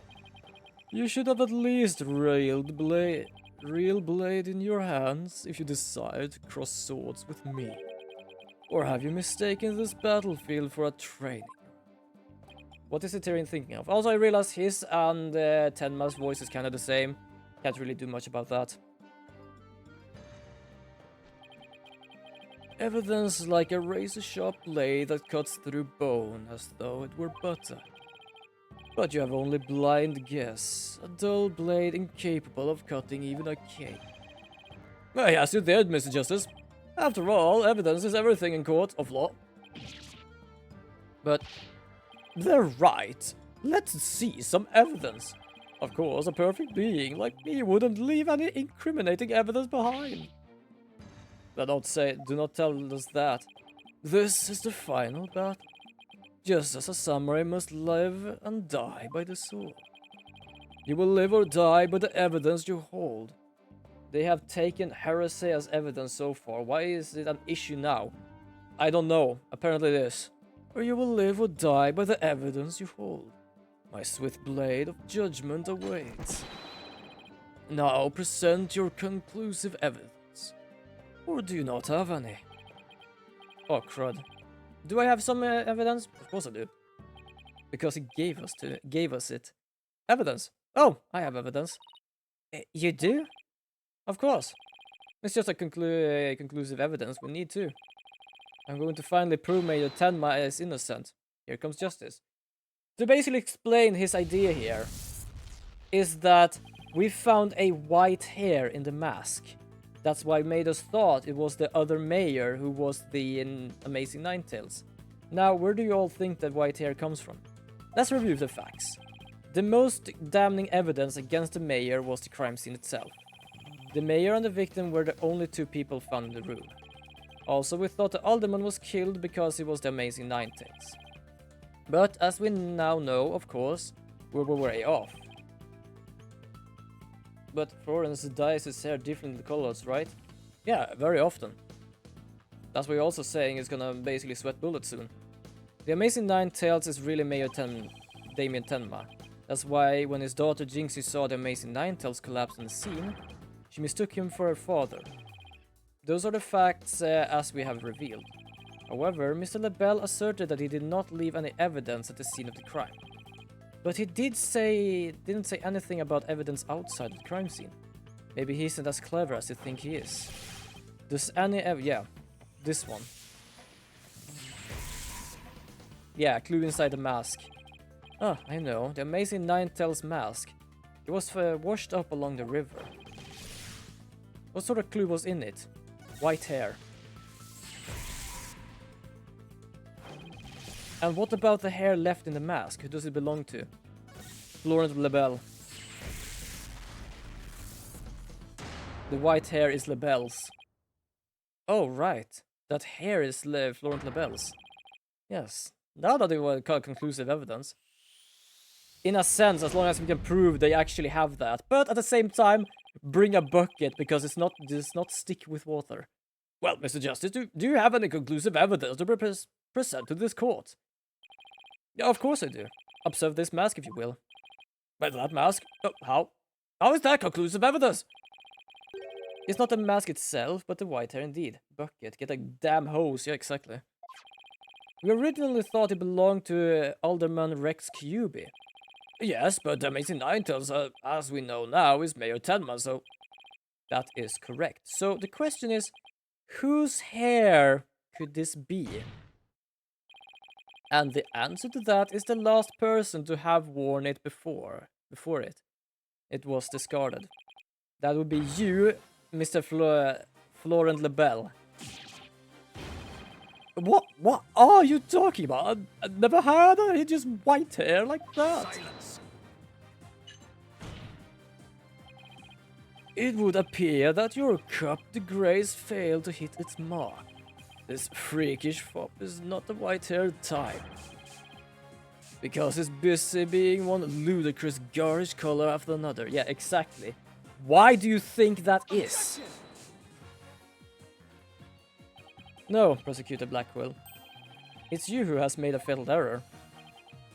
What? Remember where this mask was found? It washed up by the side of the river. With that in mind,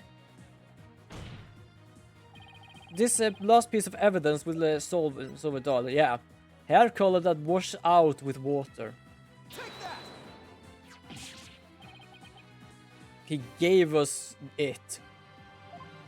Something only he owns. What's that? This is Miss LaBelle's own private brand of hair color. It washes out with just water. The court will also recall that the amazing Ninetale mask was washed up along the side of the village river with white hair inside of it. What's this? Are you saying that preying Peacock's hair color is? That's exactly what I'm saying. Mr. LaBelle's hair color is a freaky work of fiction. But thanks to the river flowing through the Ninetales Vale, we now know the real life exposed. I am pretty certain by the time he has done all of this, he must be blind. The white hair in this mask is conclusive evidence proving you're the real killer. Not only that, it's technically DNA. Even if he doesn't want to take away the hair color, as long as he can test the DNA in it, is just okay, fair enough. We got it. Yeah, also, a DNA test, it's all we need to prove it. And we both know where we'll get a match. Yeah, exactly. The color doesn't fully matter as long as we have the DNA as well. Lord LaBelle, you were the one who killed Alderman Rex Cuby. You peasant, how dare you? Oh my god, he is basically just For first of all, he looks possessed, but also it looks like he's melting. I did talk like a cake glaze layer of like shit on his face. Damn.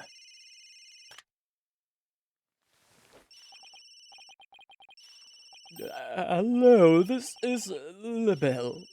The project is off. Is Lebel. The sponsor has pulled out. Okay, sorry, why did I say it like that? Lebel speaking. Fire, you mean? Well, that's kinda obvious.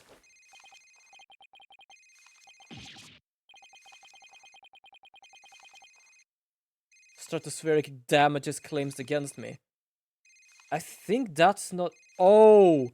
Stratospheric damages claims against me. Oh. Oh, I just realized how much hairspray that must have been then. Oh my god. I just realized that now. Holy shit. I'm pretty certain not even the gold clump in there would have even helped him with that. This preposterous, I, Salmon Blackwell, defeated. Order, everyone, order in the court! Yeah, well, holy crap, he looks like shit right now.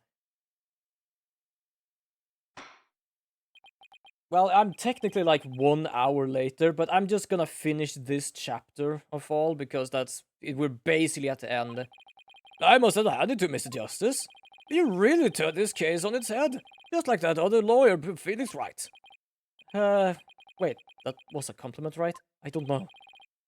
Prosecutor Blackwell, what have you done with Florent Labelle? The defaced man has withered like a flower without water. Or a flower with too much water in this case. One of the officers is currently tending to him with a sprinkler.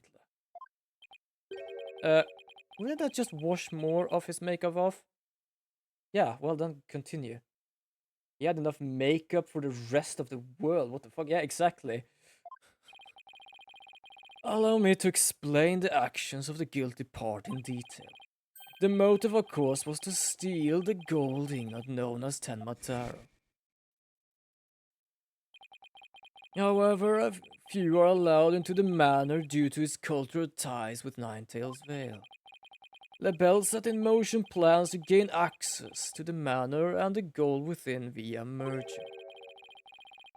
But the efforts of the amazing Ninetales saw those plans come to halt. And thus Labelle murdered Alderman and attempted to pin the blame on Major Tenma. I know I say Major and I know it's Mayor. It's just the way I pronounce things.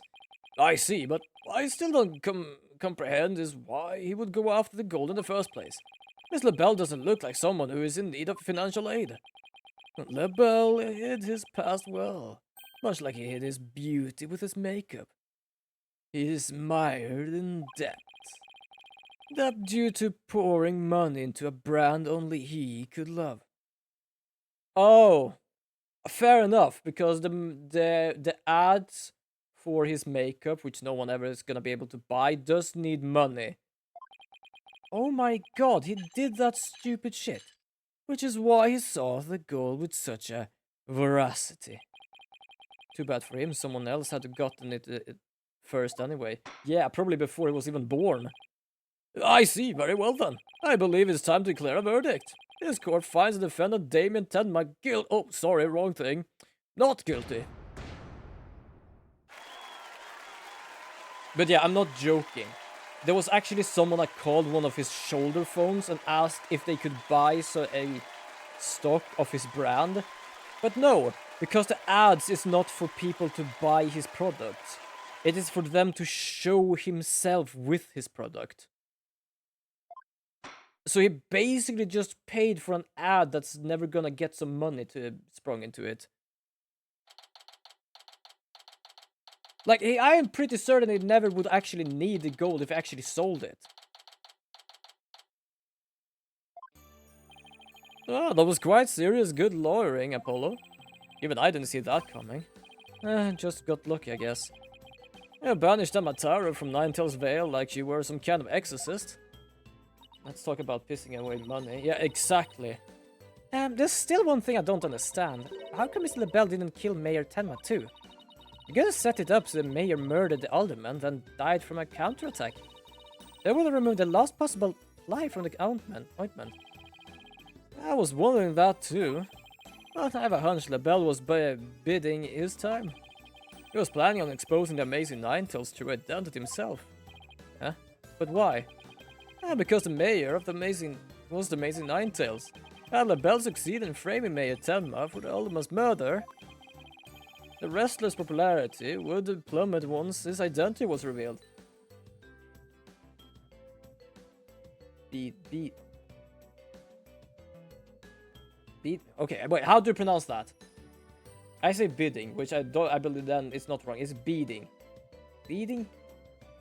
Biding. Thank you. Yeah, that's my pronunciations. Like that. Yeah, thank you. Biding. Jesus. Yeah, like, if I never really have heard word before, or perhaps like not gotten together with my own ways, I said it completely wrong. I used to say melee as melee, and items as items when I was younger. Do you know how long it took me to actually say that right? Like, good God. But thank you. It is always good to know what I can say better, especially with like me saying it like for this for a long time. If the name Amazing Ninetales was just killed, he'd die a hero. But if he was proven a villain, his friends would abandon him, making the merger that much easier. Right, then when the merger was complete and everything cooled down, he'd be able to search a forbidden chamber at his leisure. Always happy to help when it comes with the languages. Yeah, fair enough, actually. What an insanely intricate plot. Apparently I can say it still one more time. Most excellent job clearing my name. A feat worthy of the Demon Lord's approval. Why are you acting like Tenma Taro again? Let this be of no concern to you. How could it be no concern to me?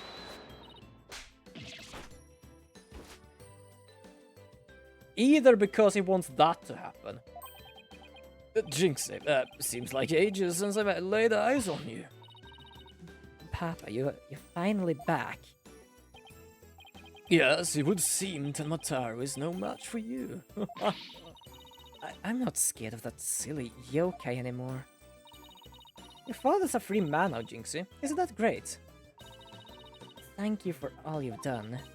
Seeing you guys in action, it made me feel like I don't have to be afraid anymore. I don't think I've ever seen her, like, smiling in this game. Wait, is Jinxie actually smiling? This is all thanks to you two. Too bad the Amazing Ninetales will have to retire, though. Aw, how come? Once everyone hears the Amazing Ninetales, my fan base will nosedive. After all, I'm not the most popular of people, other than reason for my secret identity. I don't see how this could possibly continue. How it could continue is that you were a mayor that basically was forced to a merger, made a secret identity to stop it, and basically then he tried to stop it. It's basically hero with or without a mask. I think you misjudged yourself. Take a look outside. Say now that you mention. What is all that noise out there? A big crowd has gathered outside the courthouse once the news broke. Seems they want to get a glimpse of Mayor Damien Tenma, the man behind the mask. And to root for you return to the wrestling ring. Rooting for me? But I thought I was nothing more than a male factor in their eyes. The only one who really matters is Jinxie. Show her how cool you really are. Yeah, you're really coolest when you're out there fighting in the ring, Papa. Jinxie. Here, I think we'll be needing this. Well, that's a very easy question. He needs a mask. Thank you. Now, if you would excuse me. I don't want to keep my fans waiting.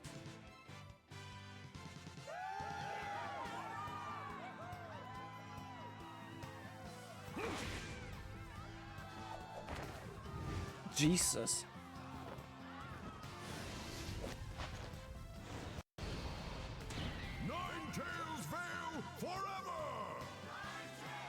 I kinda got his voice, except I cannot make it sounding like that.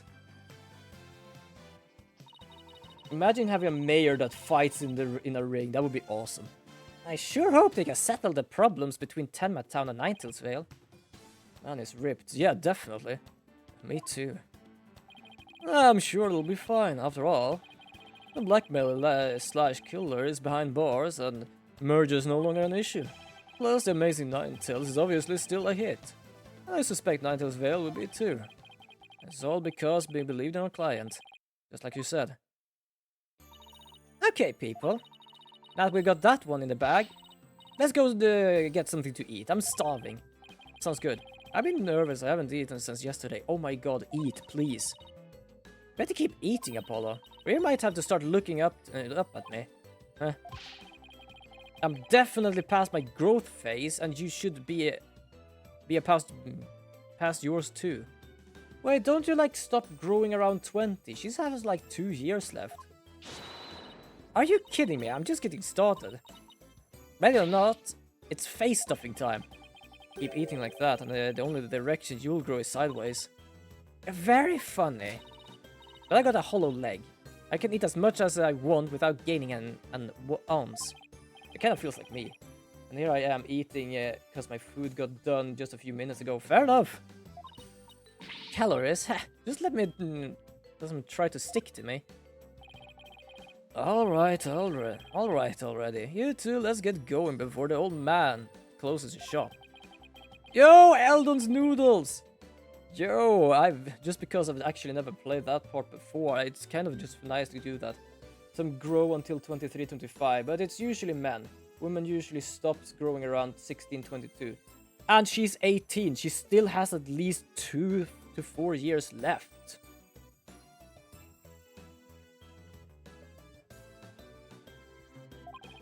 I'm with Mr. Right. Let's go. I've been waiting to have a bow at the same time. I think like I am, I don't know what, 20? I believe Apollo is like a 22 or something. I've been waiting to have a bowl of them ever since Mr. Wright told me about them. Yo, Eldon's Noodles. Possibly, but it's normal for women to stop growing at their age. Fair enough.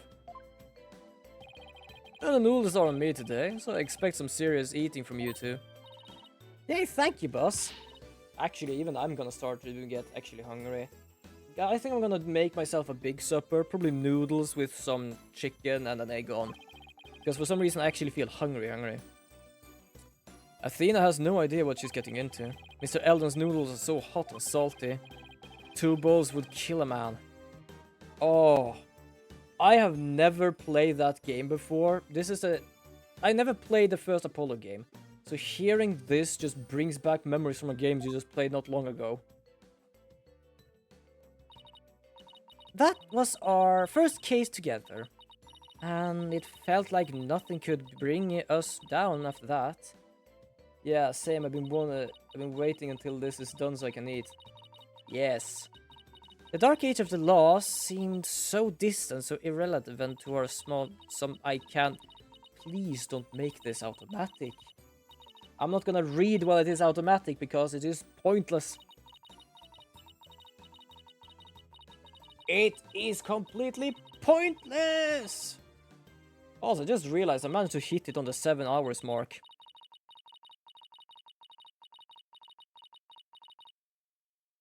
So, we're gonna get some stuff going on here.